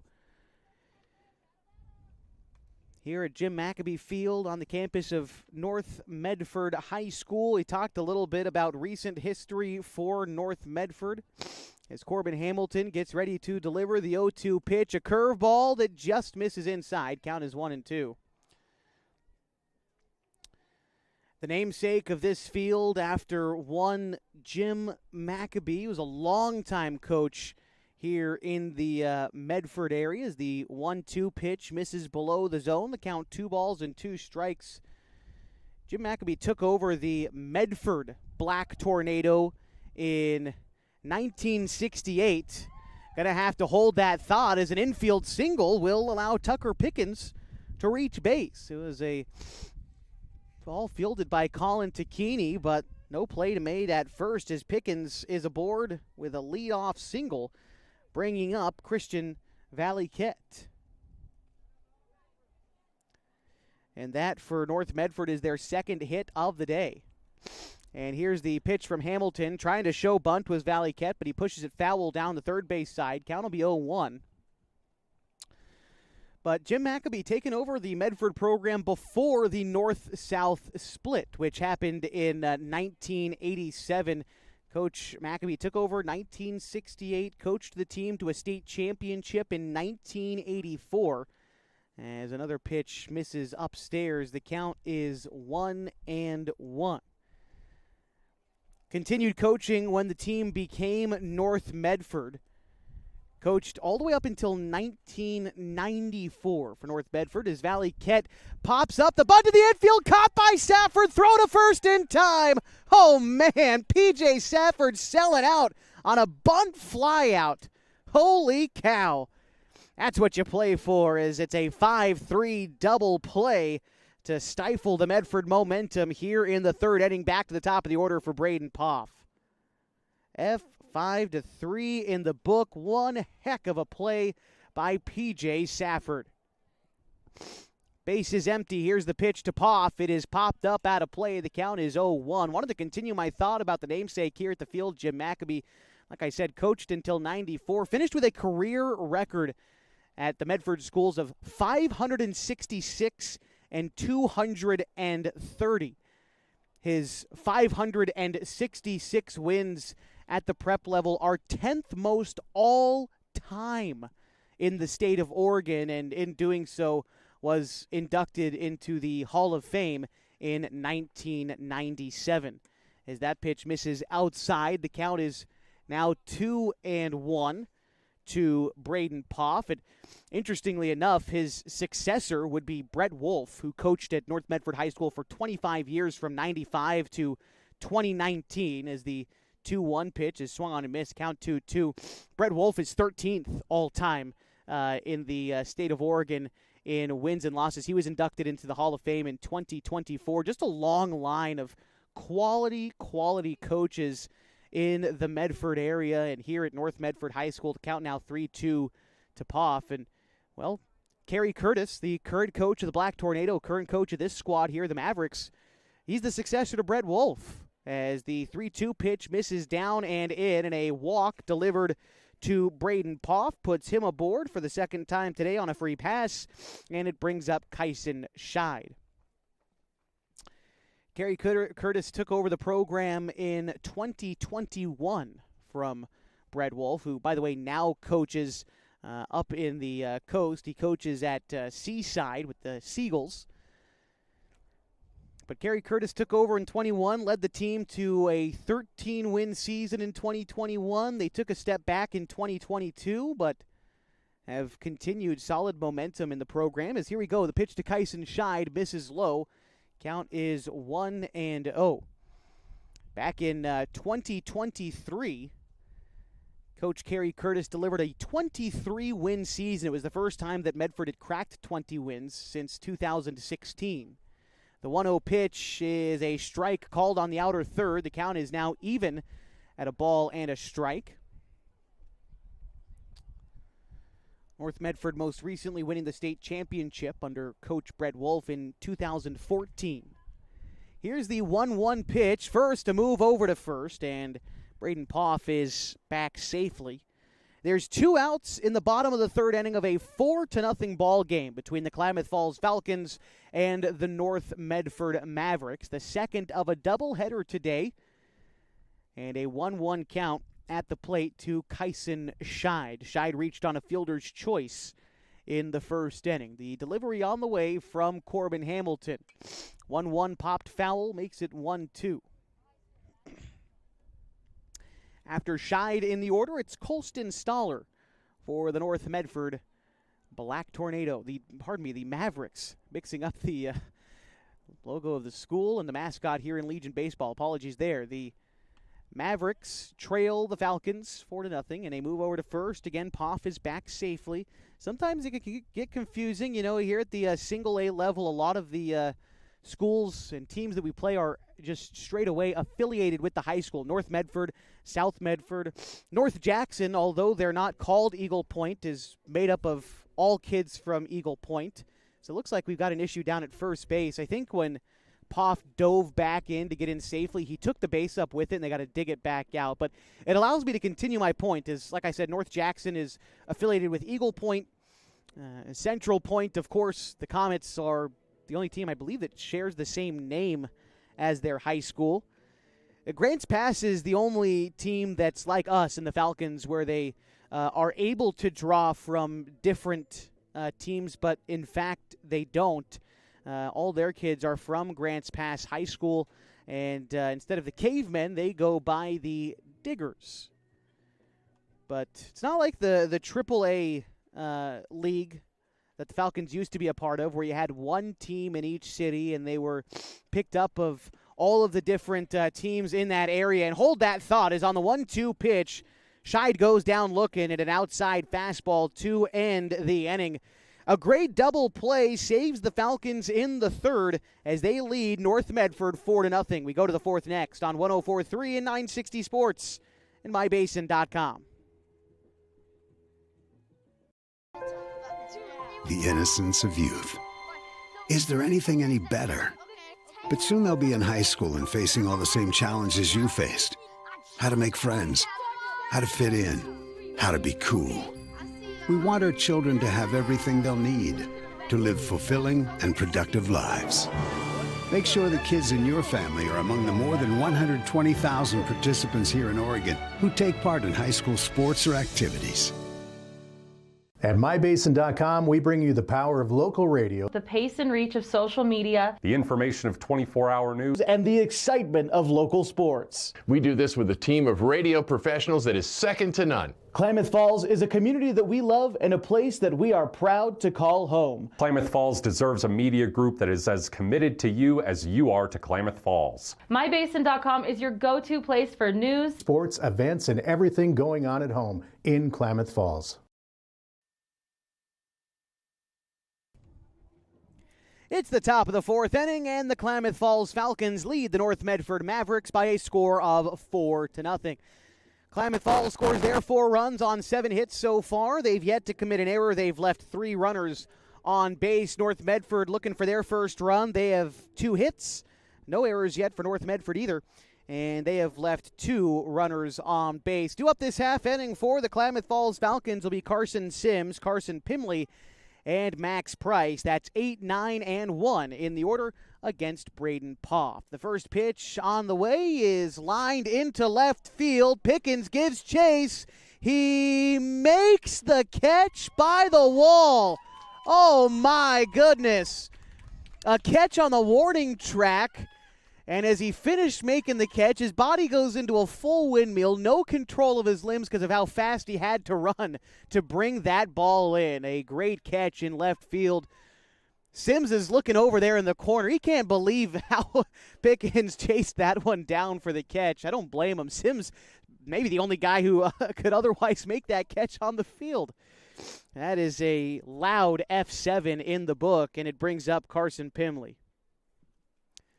Pitch to Pimley, misses in the dirt. The count is 1-0. Pimley's 1 for 1 in the ball game today. He singled back in the second inning. He was then caught stealing to end that inning. The 1-0 to Pimley is taken upstairs. The count is 2-0.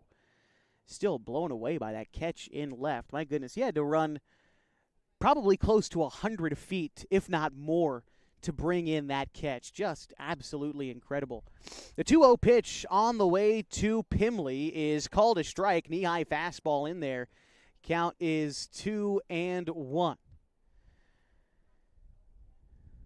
Overall, been impressed with the defense play by North Medford today. You know, sometimes it can be hard for myself as the broadcaster wanting the Falcons to do well and wind up kind of homering for the Falcons a little bit as it goes throughout the season, but can't deny when good defense is played, boy, it's been a very well defended game really on both ends today. The Falcons have made some really good plays as well.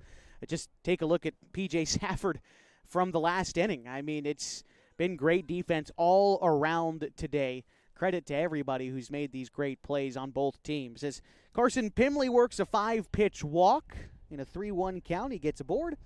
And we go back to the top of the order in Max Price. Lead off a first for Pimley, not much to speak of. Again, he was caught stealing last time around the bases. We'll see if the Falcons are equally as aggressive this time around. As Max Price fouls off the first pitch he sees, the count is 0-1. Price is 1 for 2 in the ball game today. He singled in the third and would come around to score in the third inning, in which the Falcons scored all 4 of their runs here in the top of the fourth, leading 4-0. All right, Poff checks on the runner at first, Pimley, before coming set and delivering home. A fastball graces the outside corner. Count now 0-2 to Max Price. After Price in the order is Connor Shively for the Falcons. Set on the mound is Poff. He delivers the pitch to Price. It is looked at for a ball high and away. Count is 1-2 to the Falcons center fielder. Price on the season bats .348 for the Falcons and has 20 RBI. Delivery coming up. The pitch. It is lifted foul behind home. Banging around in the bleachers. Count is 1-2. Softball field right behind us here at North Medford High School. The school's right behind us as well. So we're right here off of Springbrook Road in Medford. Just short ways away from the cross street East McAndrews. This pitch in the dirt, the count 2-2. Came to know Medford fairly well when I lived here for a year in 2023. Moved away from the Klamath Basin for a short spell and picked Medford as the landing spot. It was nice enough when I lived here, but there was a reason I came back to Klamath Falls. The 2-2 is going to miss upstairs. The count is 3-2. They tried to backpick Pimley at first, but he's back safely. It was actually around this area in which I lived when I was over here for a year. Recognized that cross street and only lived right down the road on East McAndrews, as the count is full to Max Price. But I think there's something to be said just about our smaller town back in Klamath Falls, as ball 4 delivered to Max Price. Back-to-back one-out walks put 2 men on, and this will trigger a mound visit from the coach for North Medford as Pimley advances to second base. Price now aboard at first. We'll see if North Medford winds up going with a change here in the top of the 4th inning. While they discuss, we'll remind you that today's broadcast brought to you in part by the Pacific Power Foundation, who just last week announced that they made a donation of over $300,000 to various organizations across the state of Oregon. In Klamath Falls, recipients include Friends of the Children, along with the Klamath County Rotary Group and the Oregon Tech Foundation. So big thanks for Pacific Power not only supporting those STEM programs in the Klamath Basin, but also supporting us here on the broadcasts on mybasin.com. No change for the Mavericks here in the 4th inning. They're sticking with Braden Poff, at least for now. But with 1 out and 2 men on, here's Connor Shively in a game in which the Falcons lead 4-0. Pitch on the way to Shively is going to miss outside. The count is 1-0. Pop of the catcher's glove. I think it got some dust in the eyes of our home plate umpire. Someone might need to get him some water as just to clean out his eyes. The pop of the glove created some serious dust, and I think it wound up just right in his face. We got to get him some water, and so that's what we're going to do. Just real briefly. Here's PJ Stafford to the rescue. Yeah, I can't imagine that feels great. Give us another moment, though, to recognize some more of our sponsors on mybasin.com, like God's Gifts Photography. If you're a parent of a high school athlete tired of trying to take good photos and keep up with the action, that's all right. There is a solution, and it's God's Gifts Photography, who attends high school sporting events in the Basin to take individual and team action photos at a great price. You can search them up at God's Gifts 2 on Facebook to learn more. It's also the handle for their website is God's Gifts 2. Plenty of the photos that we used during the prep season on mybasin.com, courtesy of Annalisa, the photographer behind God's Gifts Photography. Cool thing about that is, I'll tell you here in just a moment, as the pitch ready to go to Connor Shively, the 1-0 is taken in the dirt, 2-0. If you use Annalisa's service, God's Gifts Photography, all the money that is made from her fee for the photographs is actually donated to a charity which helps families across the globe get food and water and clothing and things like that for their children. So it's all for a good cause. As Shively lines a single into center field, and it will load up the bases for Jacoby Tacchini. Connor Shively, 3 for 3 in the contest, and there are days where Connor just can't be stopped, and today is shaping up to be one of those games. Again, 3 for 3 now, 3 singles. He's already scored a run and now finds himself up with the bases loaded for Jacoby Tacchini. First pitch to Tacchini popped in foul territory on the right side. The first baseman is able to make the catch? Did he make the catch? It looks like he did. My view is blocked by the first base dugout. Apologies there. It looks like Takini popped out as the second out in the fourth inning. And so now with two gone, it's Colin Takini, who is 1 for 2 today. Aside from striking out in the first inning, Colin had an RBI single in the third and would later come in to score in that inning. Here batting with the bases loaded and 2 outs. Pitch on the way from Braden Poff is called a strike, 0-1. Poff now able to work out of the windup with a runner at every base. Also, something of note, I don't think Poff has lost his hat in some time, which is something that he was doing in the first inning where he threw a pitch and his hat would pop off, but has since been able to keep it on. Not sure if they got him a new size or if he had the wrong hat on or put a shoelace in his hat. I don't really know what the deal was, but he's been able to keep it on since then. And the count is 0-2 to Colin Takini as the 0-1 was bounced foul.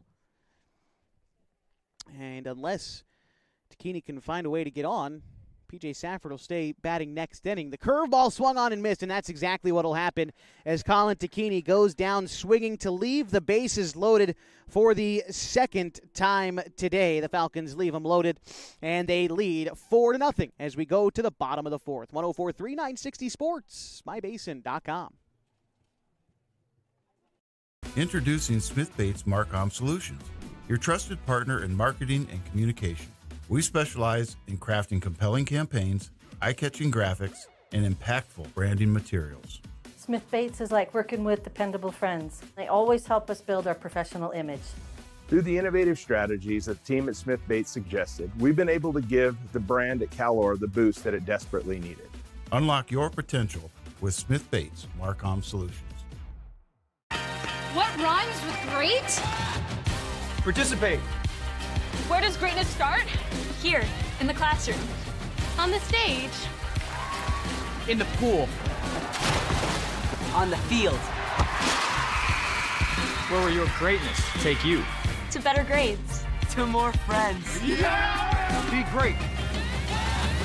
Participate!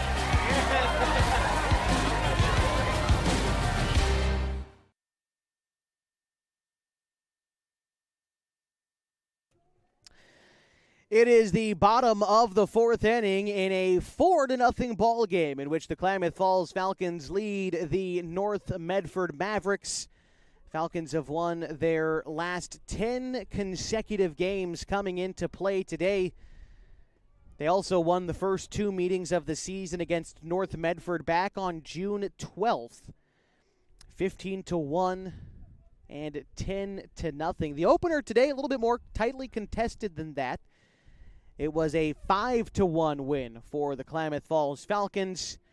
They're in good shape right now. It's up to Corbin Hamilton to try to keep control of the lead. He'll have to go through 3, 4, and 5 in the North Medford order to do it. It's Colston Stoller, Reese Thompson, and Quincy Ballard. The first pitch misses off the plate outside. Count is 1-0. Hamilton ready with the 1-0 pitch. Here it comes, and that one skips in the dirt. Counts 2-0. Stoller 0 for 1 today, struck out in the first inning, but on the season, Stoller is batting .306 for North Medford. Here's the pitch from Hamilton. The 2-0 is a fastball down Main Street. The count is 2-1. Speaking of Main Street, want to remind you that coming up later on this week, Friday night, downtown Klamath Falls, it is Fighter Friday. It's replacing Third Thursday this week.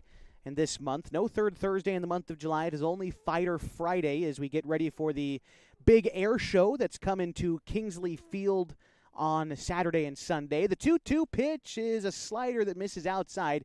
Count runs full to Colston Stoller. Saturday and Sunday this weekend. Come on out to Kingsley Field. It's a free event. Should be a lot of fun as that pitch misses low and a leadoff walk delivered to Colston Stoller. And the reason that they've done Fighter Friday instead of Third Thursday is, of course, to promote the air show downtown Klamath Falls. Still going to have all your normal Third Thursday type activities with the food vendors and all of the other bunch of vendors that line Main Street on a Thursday night. Music and the shops will stay open and all the things that you come to expect. As Reese Thompson steps in, the first pitch to Thompson is strike 1. A curveball that might have been a touch low winds up as strike one to Thompson, who's 1 for 1 in the contest. He singled back in the first inning. As Corbin Hamilton kicks and delivers an upstairs fastball, 1-1, pardon me.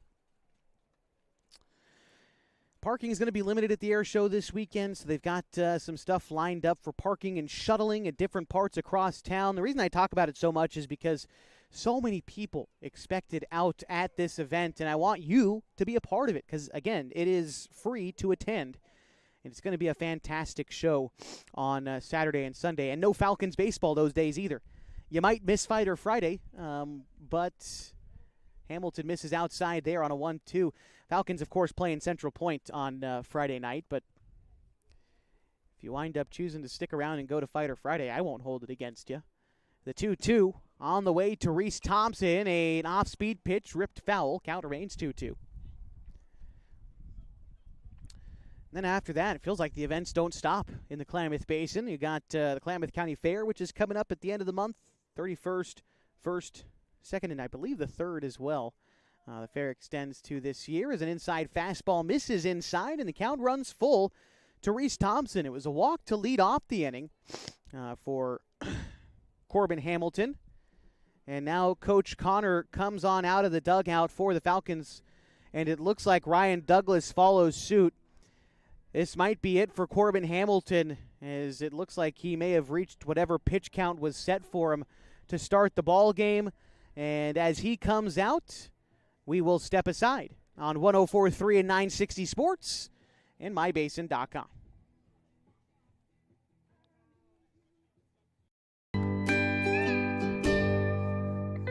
Wait, all I do is wait. So lonely, I just sigh and moan.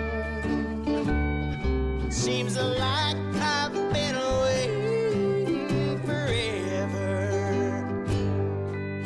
wondering if you're coming home.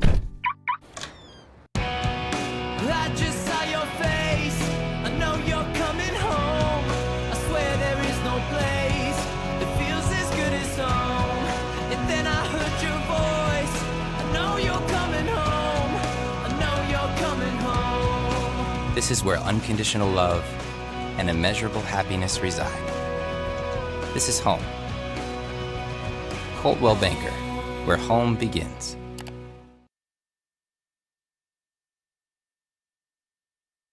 It's the bottom of the 4th inning, and the North Medford Mavericks have a runner on first, trailing the Falcons 4-0.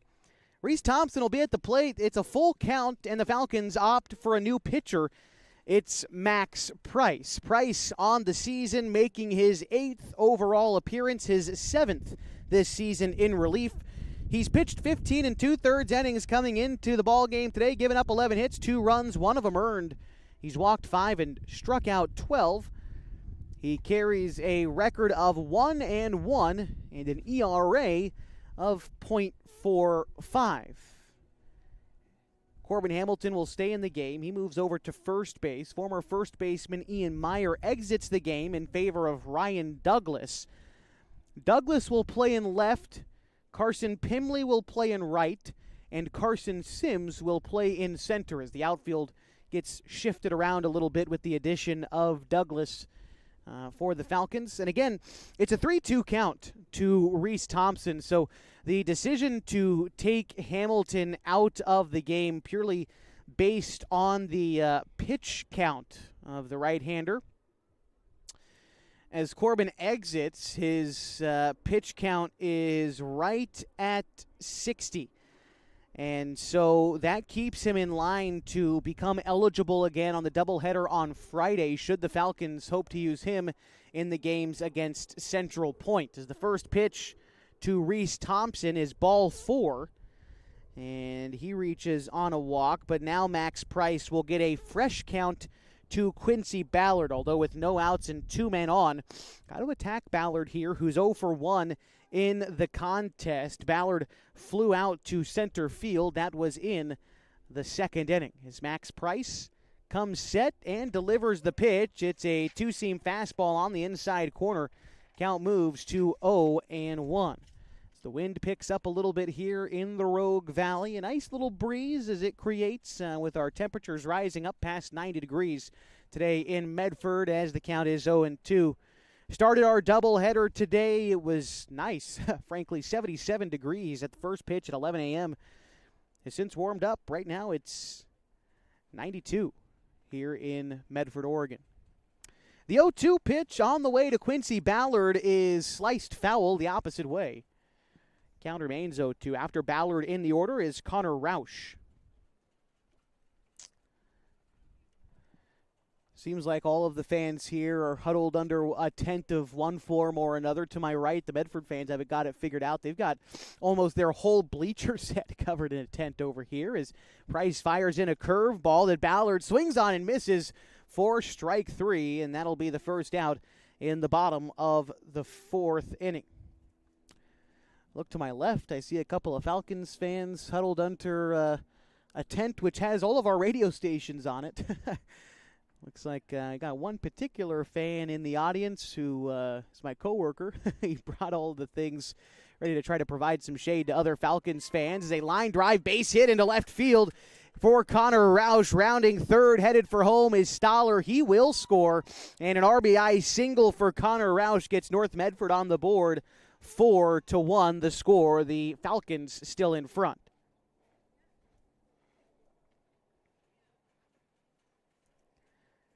RBI hit for Connor Roush. That is RBI number 18 for him on the season. Puts him squarely in second most on the team now, trailing only Kyson Scheid, who has 20 runs batted in this summer. Here's Jackson Dalton. With 2 on and 1 out, Price drops in a curveball for strike 1. Dalton struck out his first time up. That was in the 2nd inning. But with 1 run already home and Thompson at second with Roush at first, Max Price comes set with the 0-1 pitch. Another curveball and another strike called. It's 0-2 as Price goes to the same pitch in pretty much the same location. Can now go just about anywhere in an 0-2 count.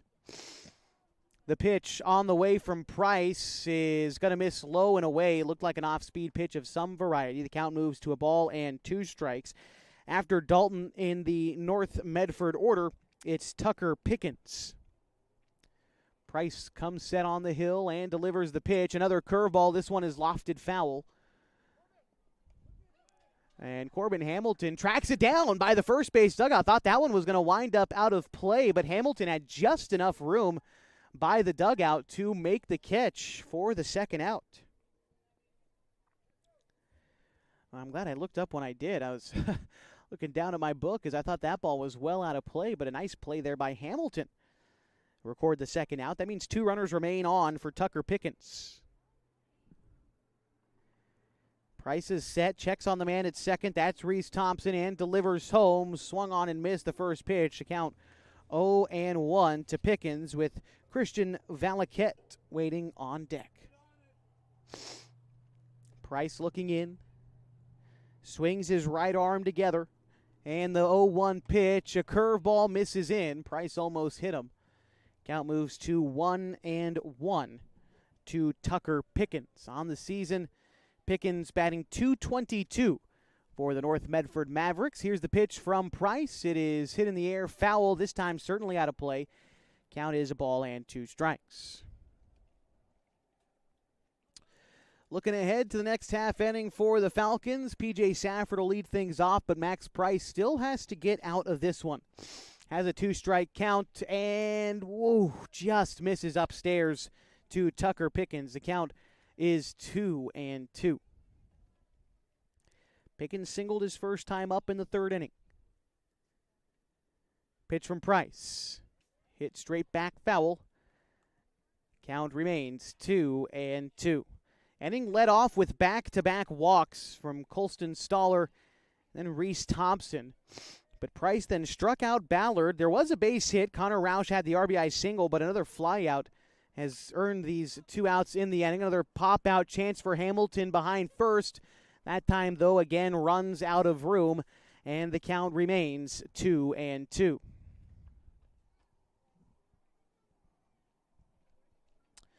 Price looking in, gets the sign from Takini. Takini gives the target as he sets up on the outer third. A curveball misses upstairs, and the count is full, 3-2. Like I said, Christian Valiquette on deck for North Medford. He hopes to bat with the bases loaded or better. If you look at potential speed, Connor Roush, the right fielder, stands at first. At second is Thompson, the shortstop. Here's another fly ball to the right side in foul territory, and again, it drifts foul.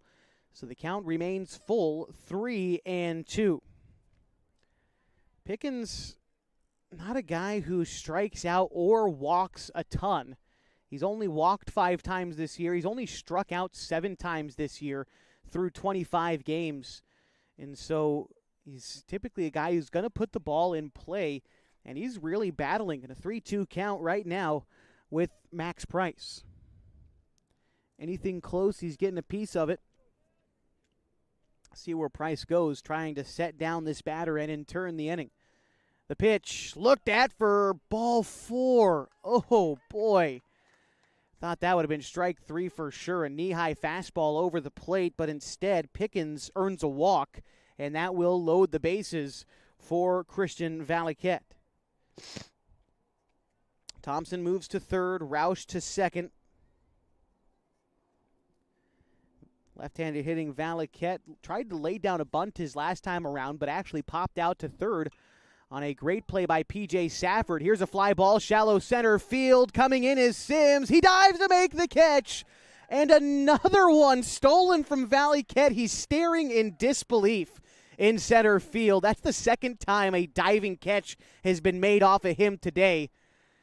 Boy, that doesn't feel great, but Carson Sims, I'm sure, does feel great. Saving a run to be scored for sure as the Falcons maintain a 4-1 lead headed to the 5th on 104.3 and 960 Sports and mybasin.com. Threads. There are many threads that run through our region. There are churches and schools and Little League teams that bring us together and bind us into communities. There are roads and cars. There are houses and jobs and businesses, all woven together to make the fabric of our communities. There are financial threads that are part of that tapestry as well. For over 80 years, it's been our pleasure to be headquartered here, providing financial services to generations of our friends and neighbors. From that first savings account to retirement planning and all of the cars and houses and groceries in between, we keep your money local, investing it back into our communities, adding more threads to the fabric to make our communities stronger. Pacific Crest Federal Credit Union.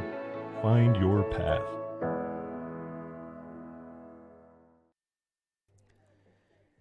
P.J. Safford, Ryan Douglas, and Corbin Hamilton set to bat this half inning for the Klamath Falls Falcons as they lead 4-1 in the top of the 5th inning. Still on the mound is Braden Poff for North Medford. As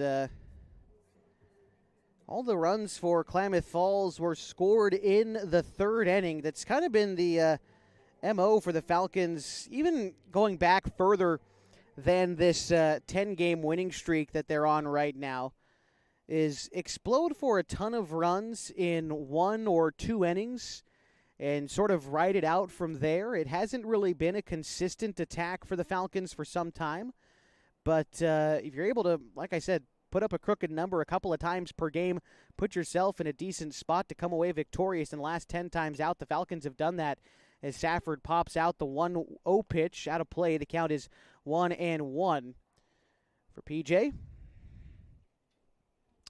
Getting the start at third base today for the Falcons, but still looking for his first hit in this contest. He was hit by a pitch in the first and then grounded out in the third. He takes pitch outside here.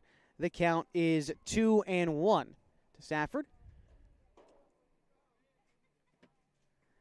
As PJ awaits the pitch, it is grounded back up the middle, picked up by the pitcher Poff. He'll throw on to first, and the out is made. He was a 3-1 put out last time, and here he is a 1-3 put out for the first casualty in the 5th inning.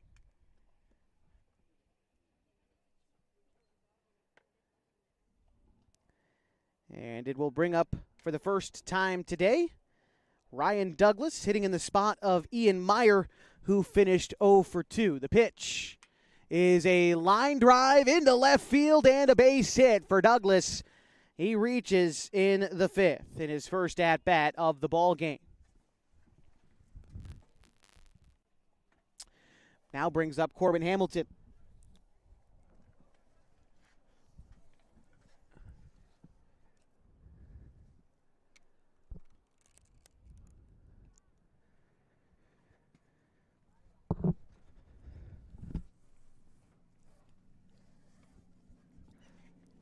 Hamilton is 0 for 2 today. A couple of flyouts for him. Once to center field and once to right field so far in the contest. But now with a runner on and 1 out, Hamilton, who's got the ball on the mound for the Falcons, looking to help out his own cause, and he will take strike 1. Pickoff move down to first, but Douglas is back in safely. Count 0-1.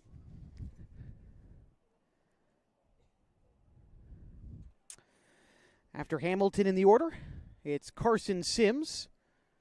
Pitch on the way from Poff. Nearly came in and hit Hamilton. The count is even now at a ball and a strike. Corbin Hamilton on the season is batting .361.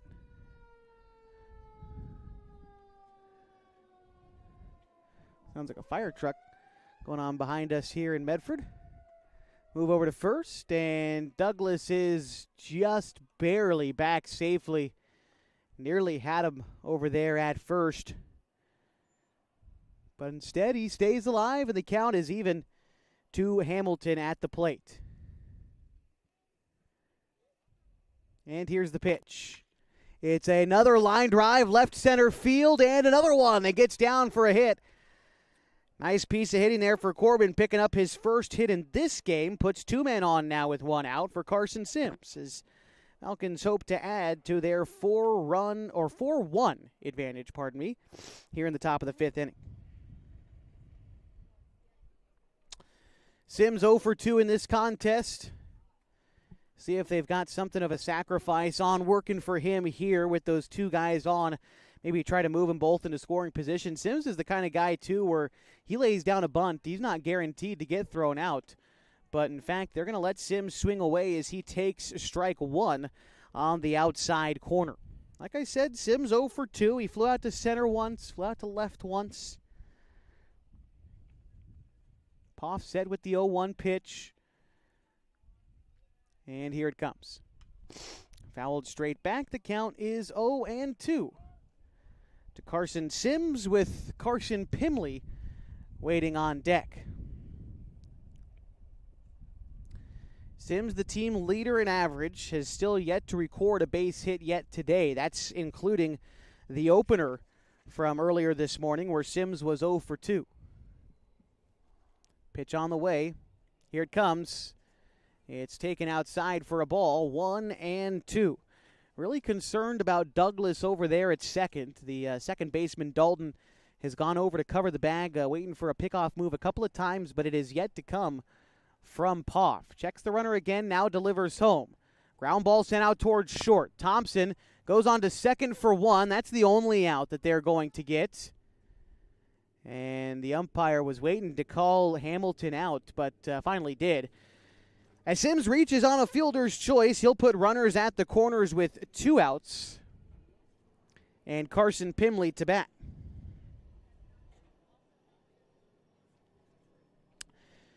Pimley singled back in the 2nd inning. He walked in the 4th. And in that 4th inning was left stranded at 3rd, one of 2 times that the Falcons have left the bases loaded today. Sims on the move, called strike at the plate. The shortstop Thompson cuts off the throw to second, and in doing so stops Douglas from getting aggressive there, as there are 2 men in scoring position now for Carson Pimley as Sims swipes second.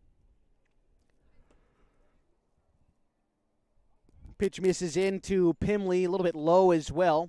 Count is a ball and a strike to the starting left fielder for the Falcons, has since moved over to play right. Working out of the windup now is Poff with the runner on third. The pitch is popped into right field, shallow right field. The right fielder, Roush, lays out for it, but he can't come up with it. It's going to score 2 runs, and Pimley winds up at second with a 2-out, 2 RBI double. And the Falcons lead 6-1. Big-time piece of hitting there for Pimley. He's now 2 for 3. Like I said, this 10-game winning streak that the Falcons are on right now, looking to make it 11. Pimley has had a great span of baseball, picking up a couple more runs batted in there, and that is his 4th double of the summer. A little bit of goofing off over there down on the third base side with Coach Teeters. Anyway, here's the pitch to Max Price, who lofts one high in the sky in foul territory, but the catcher able to get out from behind the stance and make the catch to retire the side. But the Falcons do score 2 in the inning on the double from Carson Pimley, and they lead 6-1 as we go to the bottom of the 5th on 104.3 and 960 Sports and MyBasin.com.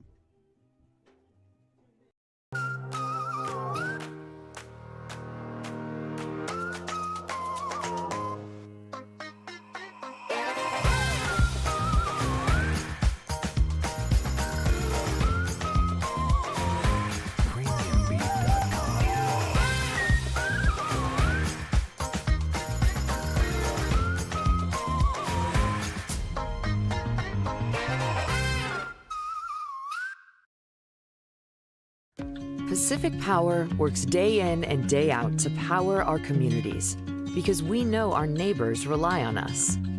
We're trimming and clearing branches around poles and lines, protecting our system, and giving you real-time updates when storms roll in. You can count on us in all seasons. 24/7, we're here for you. Powering your greatness.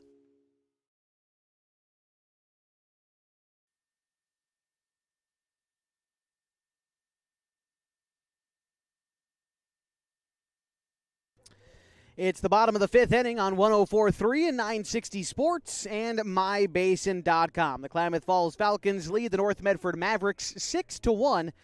Due up this half for North Medford will be the top of their order. Braden Poff, Kyson Scheid, and Colston Stoller still against Max Price, who's in his 2nd inning of relief in the contest. He can give you the final line score on one Corbin Hamilton in just a moment, as the starting pitcher would be on line to pick up a win, I believe, as Price gets across strike one. Count is 0-1 to the leadoff hitter, Braden Poff. Poff is without an at-bat in this game. He's been hit by a pitch and he's walked so far. That pitch misses high, 1-1. So again, the final line score on Corbin Hamilton, who pitched 3 innings, gave up 2 hits, 1 run it's earned. He walked 3 and struck out 4. So I suppose unless Price pitches out the rest of the 4 innings, that would be the only situation in which I think he would earn the win. So right now he gets ahead of Poff in the count, a ball and 2 strikes. Price delivers. Ball missed off the plate outside. Count is 2-2. Poff, Scheid, and Stoller. Top 3 in the order for North Medford. Price delivers. That one skips to the plate. The count runs full now, 3-2.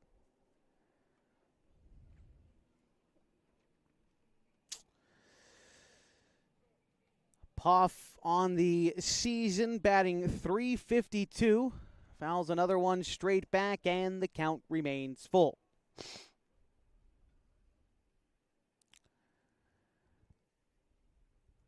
Here comes Price again with a full count offering.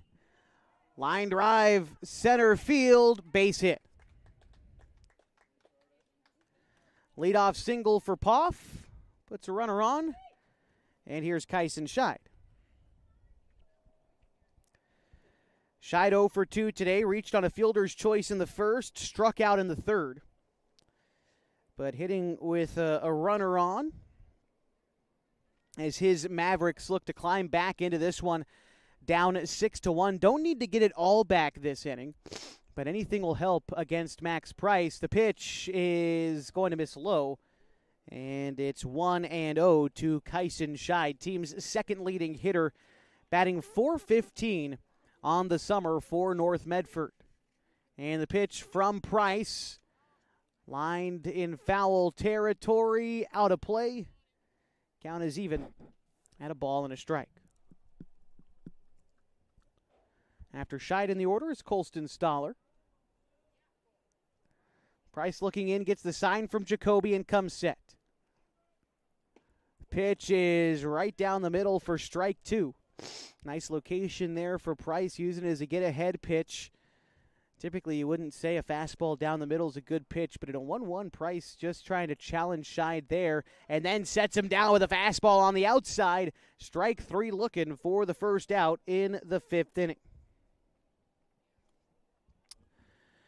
Brings up Stoller, who's 0 for 1 in this contest. Aside from walking and scoring in the fourth inning, he struck out in the first inning.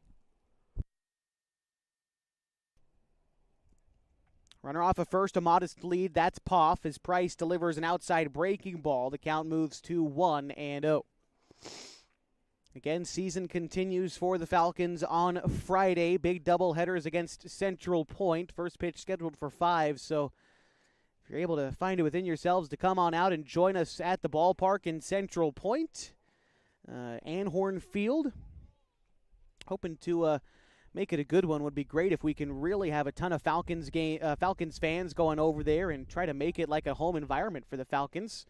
As a fly ball into right field is caught by Pimley. The runner at first was trying to steal on the play, and an F9-3 double play will get the Falcons out of the bottom of the fifth inning, as Poff wasn't able to tag up on the fly ball. And we go to the sixth, and a 5-run advantage for the Falcons on 104.3 and 960 Sports and mybasin.com.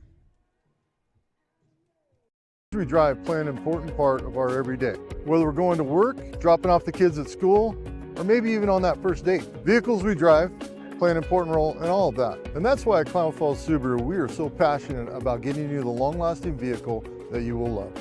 When you come to our store, you'll find that every department is dedicated to caring for our customers, which is why I can proudly send anyone here knowing that they will be treated like family. Stop by and say hi. When you come to Klamath Subaru, you're coming home. Sports was kind of what defined me as a person. I loved to play every sport I could possibly play. The Abbeys was really the family stomping ground for all of our community. Saturday afternoon soccer tournaments, we'd head over to Abbeys afterwards. And then when we got up into middle school, on our way home, we'd stop at Abbeys after basketball games. When I go home, I want to see two things when I drive through Winston. I want to see my Abbeys, and I want to see my high school. And those are the two memories that stick out the most to me. Score of 6-1 in the top of the sixth inning, and the Klamath Falls Falcons lead the North Medford Mavericks in the second of a doubleheader today. 6 runs on 11 hits for the Falcons. They have yet to commit an error, and they have left 8 runners on base. For North Medford, 1 run. That comes on 4 hits. They have also not committed an error, and they have left 5 runners on base in the contest. Due up this half inning is Connor Shively, Jacoby Takini, and Colin Takini for the Klamath Falls Falcons as they hope to build upon their lead as we inch toward a conclusion today in Medford. 3-for-3 day for Shively thus far as he settles in. Singled in the first, third, and fourth innings. As Braden Poff gets ready to deliver the first pitch to Shively. It is a knee-high fastball called a strike, and the count moves to 0-1. Shively, like I said, 3-for-3 today, a guy who will just sometimes get hot for a game or two and have days like this. 3-for-3. The count is 1-1. Shively leads the team in multi-hit games this summer. He's got 11 multi-hit games this summer, 3 in which he's had 4 or more base hits. He's yet to finish a game, though, with just 3 hits, though. 7 2-hit games, 3 4-hit games, and a 5-hit game. Shively this time bounces out to the pitcher and is the first casualty in the 6th inning. Might have spoke it into existence unless the Falcons can rally to get Shively one more at-bat in the next inning. Regardless, now with one gone, it brings up Jacoby Takini.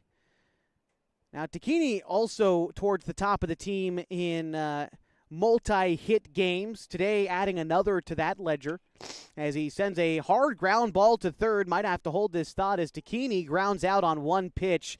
But I'll just go ahead and complete it right now as Jacoby with 7 2-hit games, 3 4-hit games, and a 5-hit game. He's right up there with Shively in the top of that category. Here's Colin Takini, who, hey, wouldn't you know, ranks third in the category of multi-hit games. Might as well just keep on the same subject. Takini has 9 multi-hit games this season, 8 2-hit games and a 5-hit game as he sends a line drive into center field. A diving attempt by the center fielder Stoller. He doesn't make the catch. Despite the solid attempt, Takini will come away with a single, and that makes it his 9th 2-hit game of the summer. He's 2 for 4 now in this one. 12th hit of the day for the Falcons. And in steps P.J. Safford, who, hey, where would you think he ranks in the order of most hits in a game? P.J. Safford is 5th most in that category.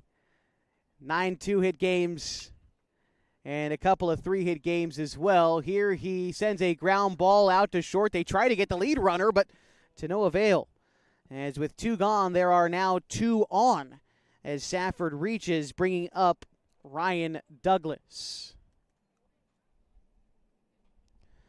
See how that one winds up getting scored here for North Medford. It was a ground ball. I think it's going to wind up being an error, being the first error of the ball game, but I'll have to get the clarification from that from our official scorer here in just a moment. But first, the first pitch to Ryan Douglas, and he swings and misses. The count is 0-1. So yeah, Safford reaching on the error on that last play, and the count is 0-1 to Douglas, who's 1 for 1 in the ball game. He singled and came around to score in the 5th inning. Now the pitch to Douglas is looked at for a ball outside, 1-1. After Douglas in the order, it is Corbin Hamilton for the Klamath Falls Falcons, hoping to keep this 2-out rally going. Pitch on the way. Douglas sends a shot to left field, settles down in front of Pickens for a base hit, and then he mishandles it in left. That's going to allow Colin Takini to score with ease, and a 7-1 Falcons lead as the 2-out rally leads to a run in the 6th inning. RBI base hit there for Ryan Douglas. It scored Takini from second. Advancing to second was P.J. Safford. And for Douglas on the season, that is RBI number 14. As the first pitch misses low to Corbin Hamilton, the count is 1-0. Poff looks around, sees runners at first and second, comes set and delivers the pitch. Hamilton lifts one into the air to shallow right field. Could be trouble. The right fielder, Roush, makes the catch on the run. A great catch by Roush in right to end the inning. But the Falcons score a run on 2 base hits with 2 outs. They lead 7-1, going to the bottom of the 6th next on 104.3 and 960 Sports and MyBasin.com.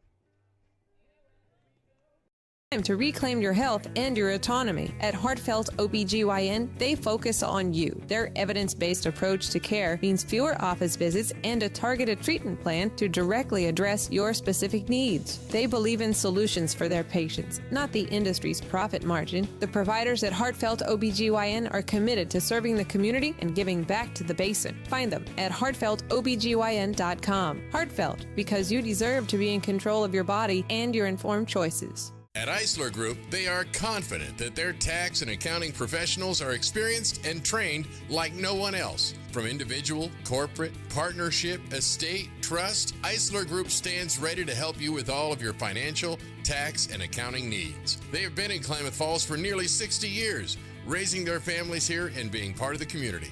The Eisler Group can be found at eislerkf.com. That's ISLERKF.com. eislerkf.com.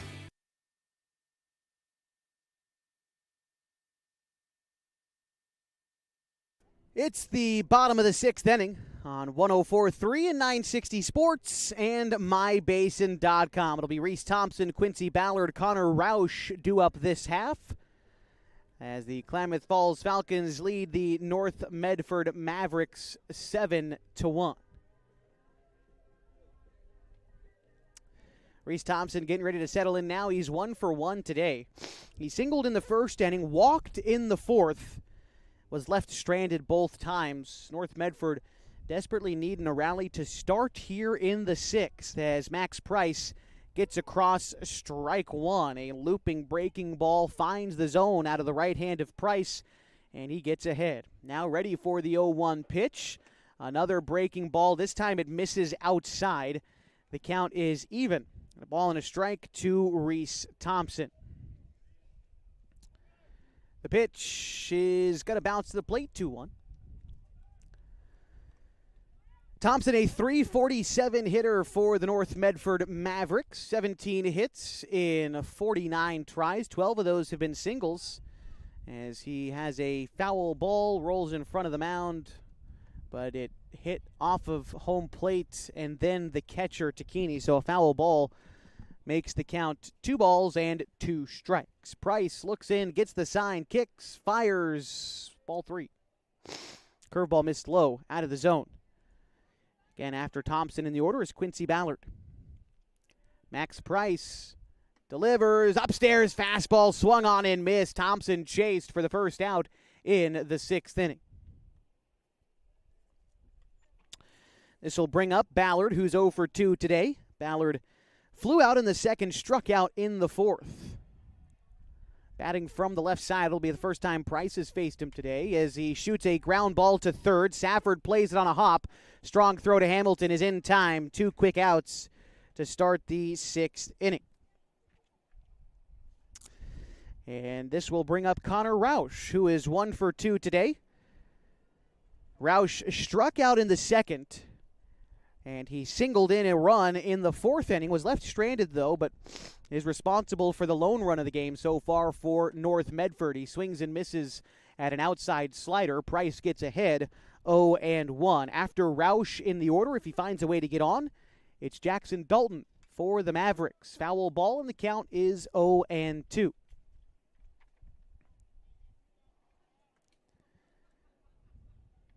Jacoby Takini gets up and now settles back into the catcher stance behind home plate, gives the sign to Price, who gets across strike 3, swinging. Down goes Roush, and the Mavericks down in order in the sixth. We go to the seventh, and the Falcons lead 7-1 on 104.3 and 960 Sports and MyBasin.com.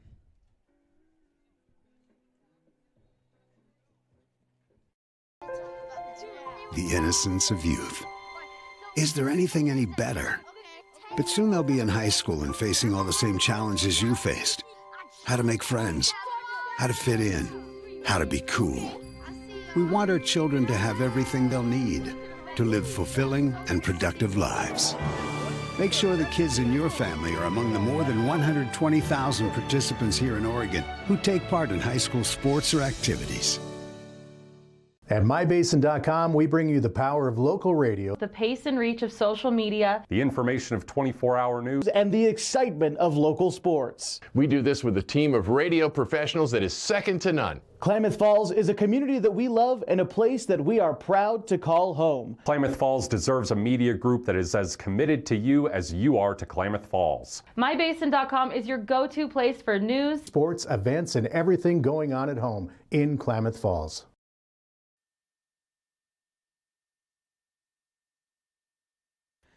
It's the top of the seventh inning on 104.3 and 960 Sports and MyBasin.com. Your home for Falcons baseball has been right here all summer long as the Falcons begin the seventh inning against North Medford up 7-1. Due up this half inning for the Falcons will be 8, 9, and 1 in the order. That's Carson Sims, Carson Pimley, and Max Price. Sims getting ready to step in now. He reached base his last time on a fielder's choice. Came around to score in the fifth inning as well. Otherwise, he's flown out twice. So still looking for his first hit of the day is Sims. And he will go up against a new pitcher for North Medford as that pitch misses upstairs. The new pitcher in is Marty Tiscala. We'll get any of the other changes for North Medford here in just a minute as Tiscala sends a pitch to Sims. Hot shot to third, but gloved by the third baseman Scheid at the hot corner. And that's the first out in the 7th inning. So it looks like there are no defensive changes for North Medford. This is just a straight across swap. Poff has come out of the game, and Marty Tiscala gets ready to deliver to Carson Pimley, and he gets ahead 0-1 on the swinging strike. We'll take a look at the numbers real quick here for the left-hander Tiscala as Pimley hammers one foul. Tiscala on the season is making his 10th appearance. They've all come in relief. In 12 1/3 innings pitched, he's given up 21 hits, 23 runs, although only 5 of them earned. He carries an ERA of 2.83. Boys, I've been reading off these earned versus unearned run totals for North Medford this game. There's been such a large disparity for a handful of these guys. It's the 1-2 pitch rung up Pimley on the outside. He goes down looking as the second out in the inning. And so I'll look at it as the team, just to finish this thought. As a team, North Medford has allowed 202 runs this season. Of that, only 116 are earned. That is a pretty wide disparity for the team. Just to give you an example, and to be fair, I haven't checked this this number for the Falcons yet this summer, but where their pitching is concerned, runs earned versus unearned, instead of close to 100, it's closer to around 50 for the Falcons. As Price swings and misses at the 0-1 pitch, the count now 0-2 to Price. The pitcher settles back in, and the offering is looked at for strike 3. Fastball on the outside corner. Falcons go down in order in the top of the 7th. They look to close it out next with a 6-run advantage on 104.3 and 960 Sports and MyBasin.com. Introducing Smith Bates Marcom Solutions, your trusted partner in marketing and communication. We specialize in crafting compelling campaigns, eye-catching graphics, and impactful branding materials. Smith Bates is like working with dependable friends. They always help us build our professional image. Through the innovative strategies that the team at Smith Bates suggested, we've been able to give the brand at Calor the boost that it desperately needed. Unlock your potential with Smith Bates Marcom Solutions. What rhymes with great? Participate. Where does greatness start? Here, in the classroom. On the stage. In the pool. On the field. Where will your greatness take you? To better grades. To more friends. Yeah! Be great. Participate!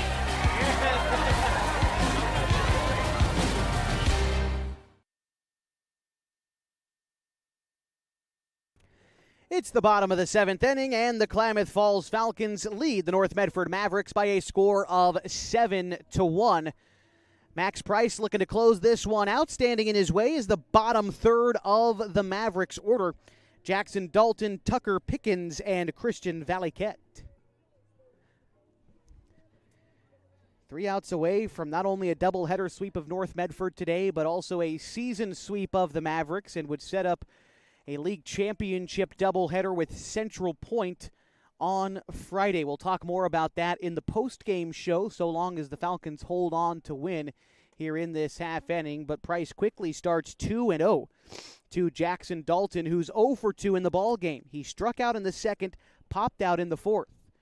As Max Price delivers the 2-0 pitch, it's hit into the air, shallow center field. Back is Shively, the shortstop. He will make the catch. And that'll be the first out in the 7th inning. Tucker Pickens, a chance now with 1 gone for the Mavericks. I believe this is Pickens. No, new hitter in the order. Looks like Nico Colombo is going to be swinging the bat now for North Medford. Colombo batting in the 8-hole in place of Pickens, who exits the game after going 1 for 1. Taking a look at Colombo's numbers this season. This might be his first at-bat. It looks like it is, according to the stat sheet I have. Oh, no, pardon me. He's 4 for 20, mixed in there. Couldn't find him the first time scanning the page. Couldn't find him the second time scanning the page, but found him here.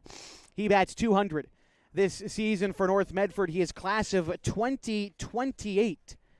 An elevating sophomore. Here's the pitch. It misses low. The count is 1-0 to Colombo. And it looks like, see if we've got a change for who's on deck here for North Medford. It looks like it still is Valaket, but can't quite tell all the way yet. The count is 2-0 at the plate to Colombo. Colombo's 4 hits have all been singles this year, but he does have 5 RBI as he fouls off the 2-0 pitch. Count is now 2-1 to the right-handed hitting Colombo. Price still working out of the windup, again looking to put this one away. The 2-1 pitch is going to be taken outside, and the count is 3-1. Price gets the sign in from Takini. Here's the pitch. Swung on and missed on an upstairs fastball, and the count runs full now, 3-2. Price looking in, stands on the mound, kicks and delivers a fly ball behind first base. Hamilton in foul territory will make the catch, and there are 2 outs in the 7th inning. And now it's the number 9 hitter. It looks to be Caden Cheatham hitting for himself here as the catcher. He was being designated hit for, but now Cheatham a chance as the last hope here for North Medford as they trail by 6 down to their final out. Here's the pitch to Cheatham. Swung on and missed, 0-1. Cheatham got a few at-bats in the opener today, a game in which the Falcons won 5-1, but in that contest, Cheatham was 0 for 2, the strikeout and a flyout. Here he is hit by the pitch. Looks like it hit him on the front elbow, so he will take first, and we go back to the top of the order for Tiscala.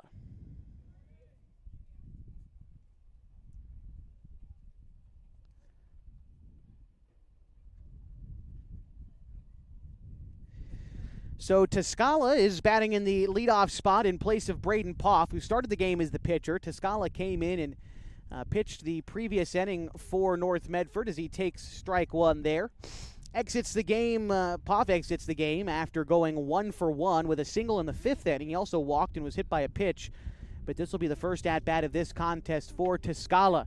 Sends a sharp ground ball to third, gloved by Safford on the dive. The throw to first is in time.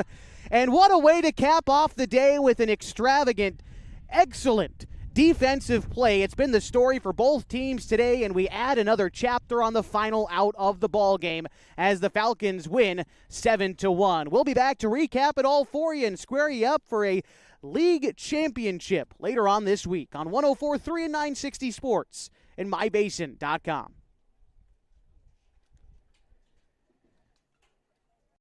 Pacific Power works day in and day out to power our communities because we know our neighbors rely on us.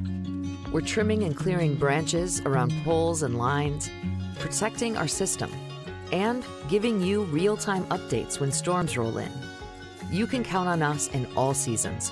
24/7, we're here for you. Powering your greatness.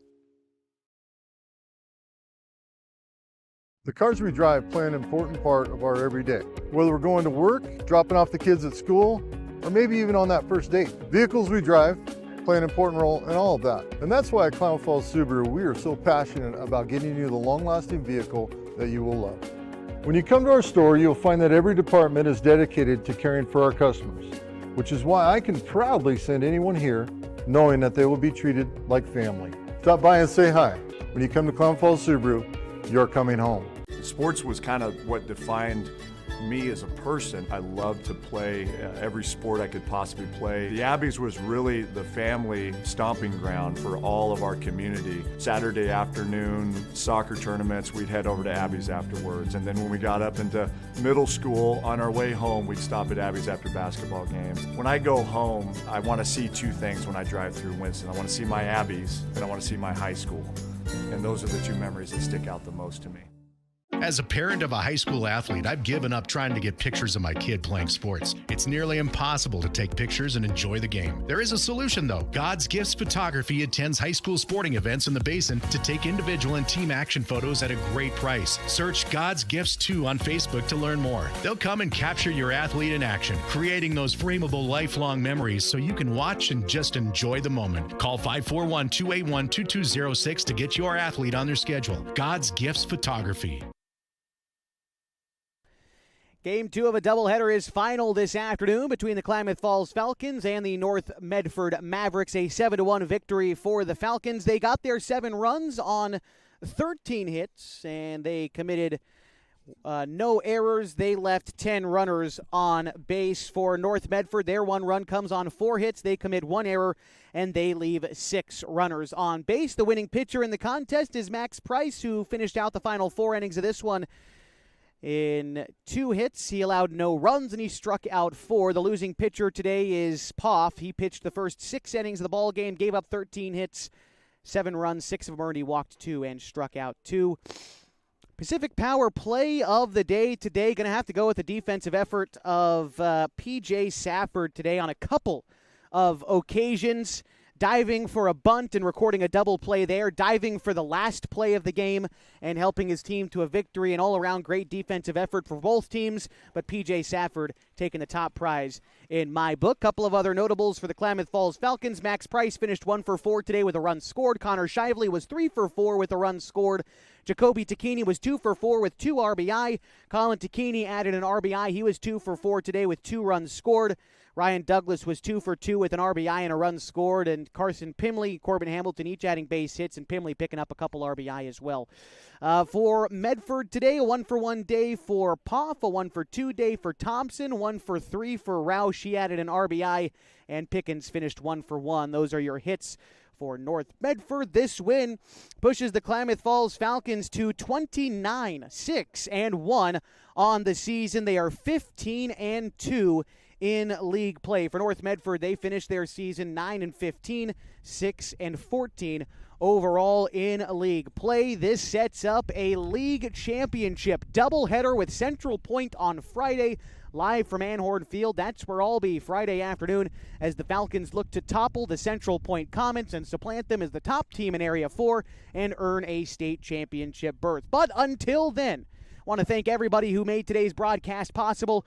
Both head coaches, Sean Teeters for the Falcons and, of course, Kerry Curtis for the North Medford Mavericks. And our official scorer today, Mike Safford, for always making sure I know what's going on. Big thanks to Mike, as always, and thanks to you for joining me for another edition of Falcons Baseball. Hope to see you on Friday when we travel to Central Point for a league championship. My name is Josh Eldridge. In the meantime, hoping you have a great rest of your Tuesday afternoon. So long and good night from North Medford High School.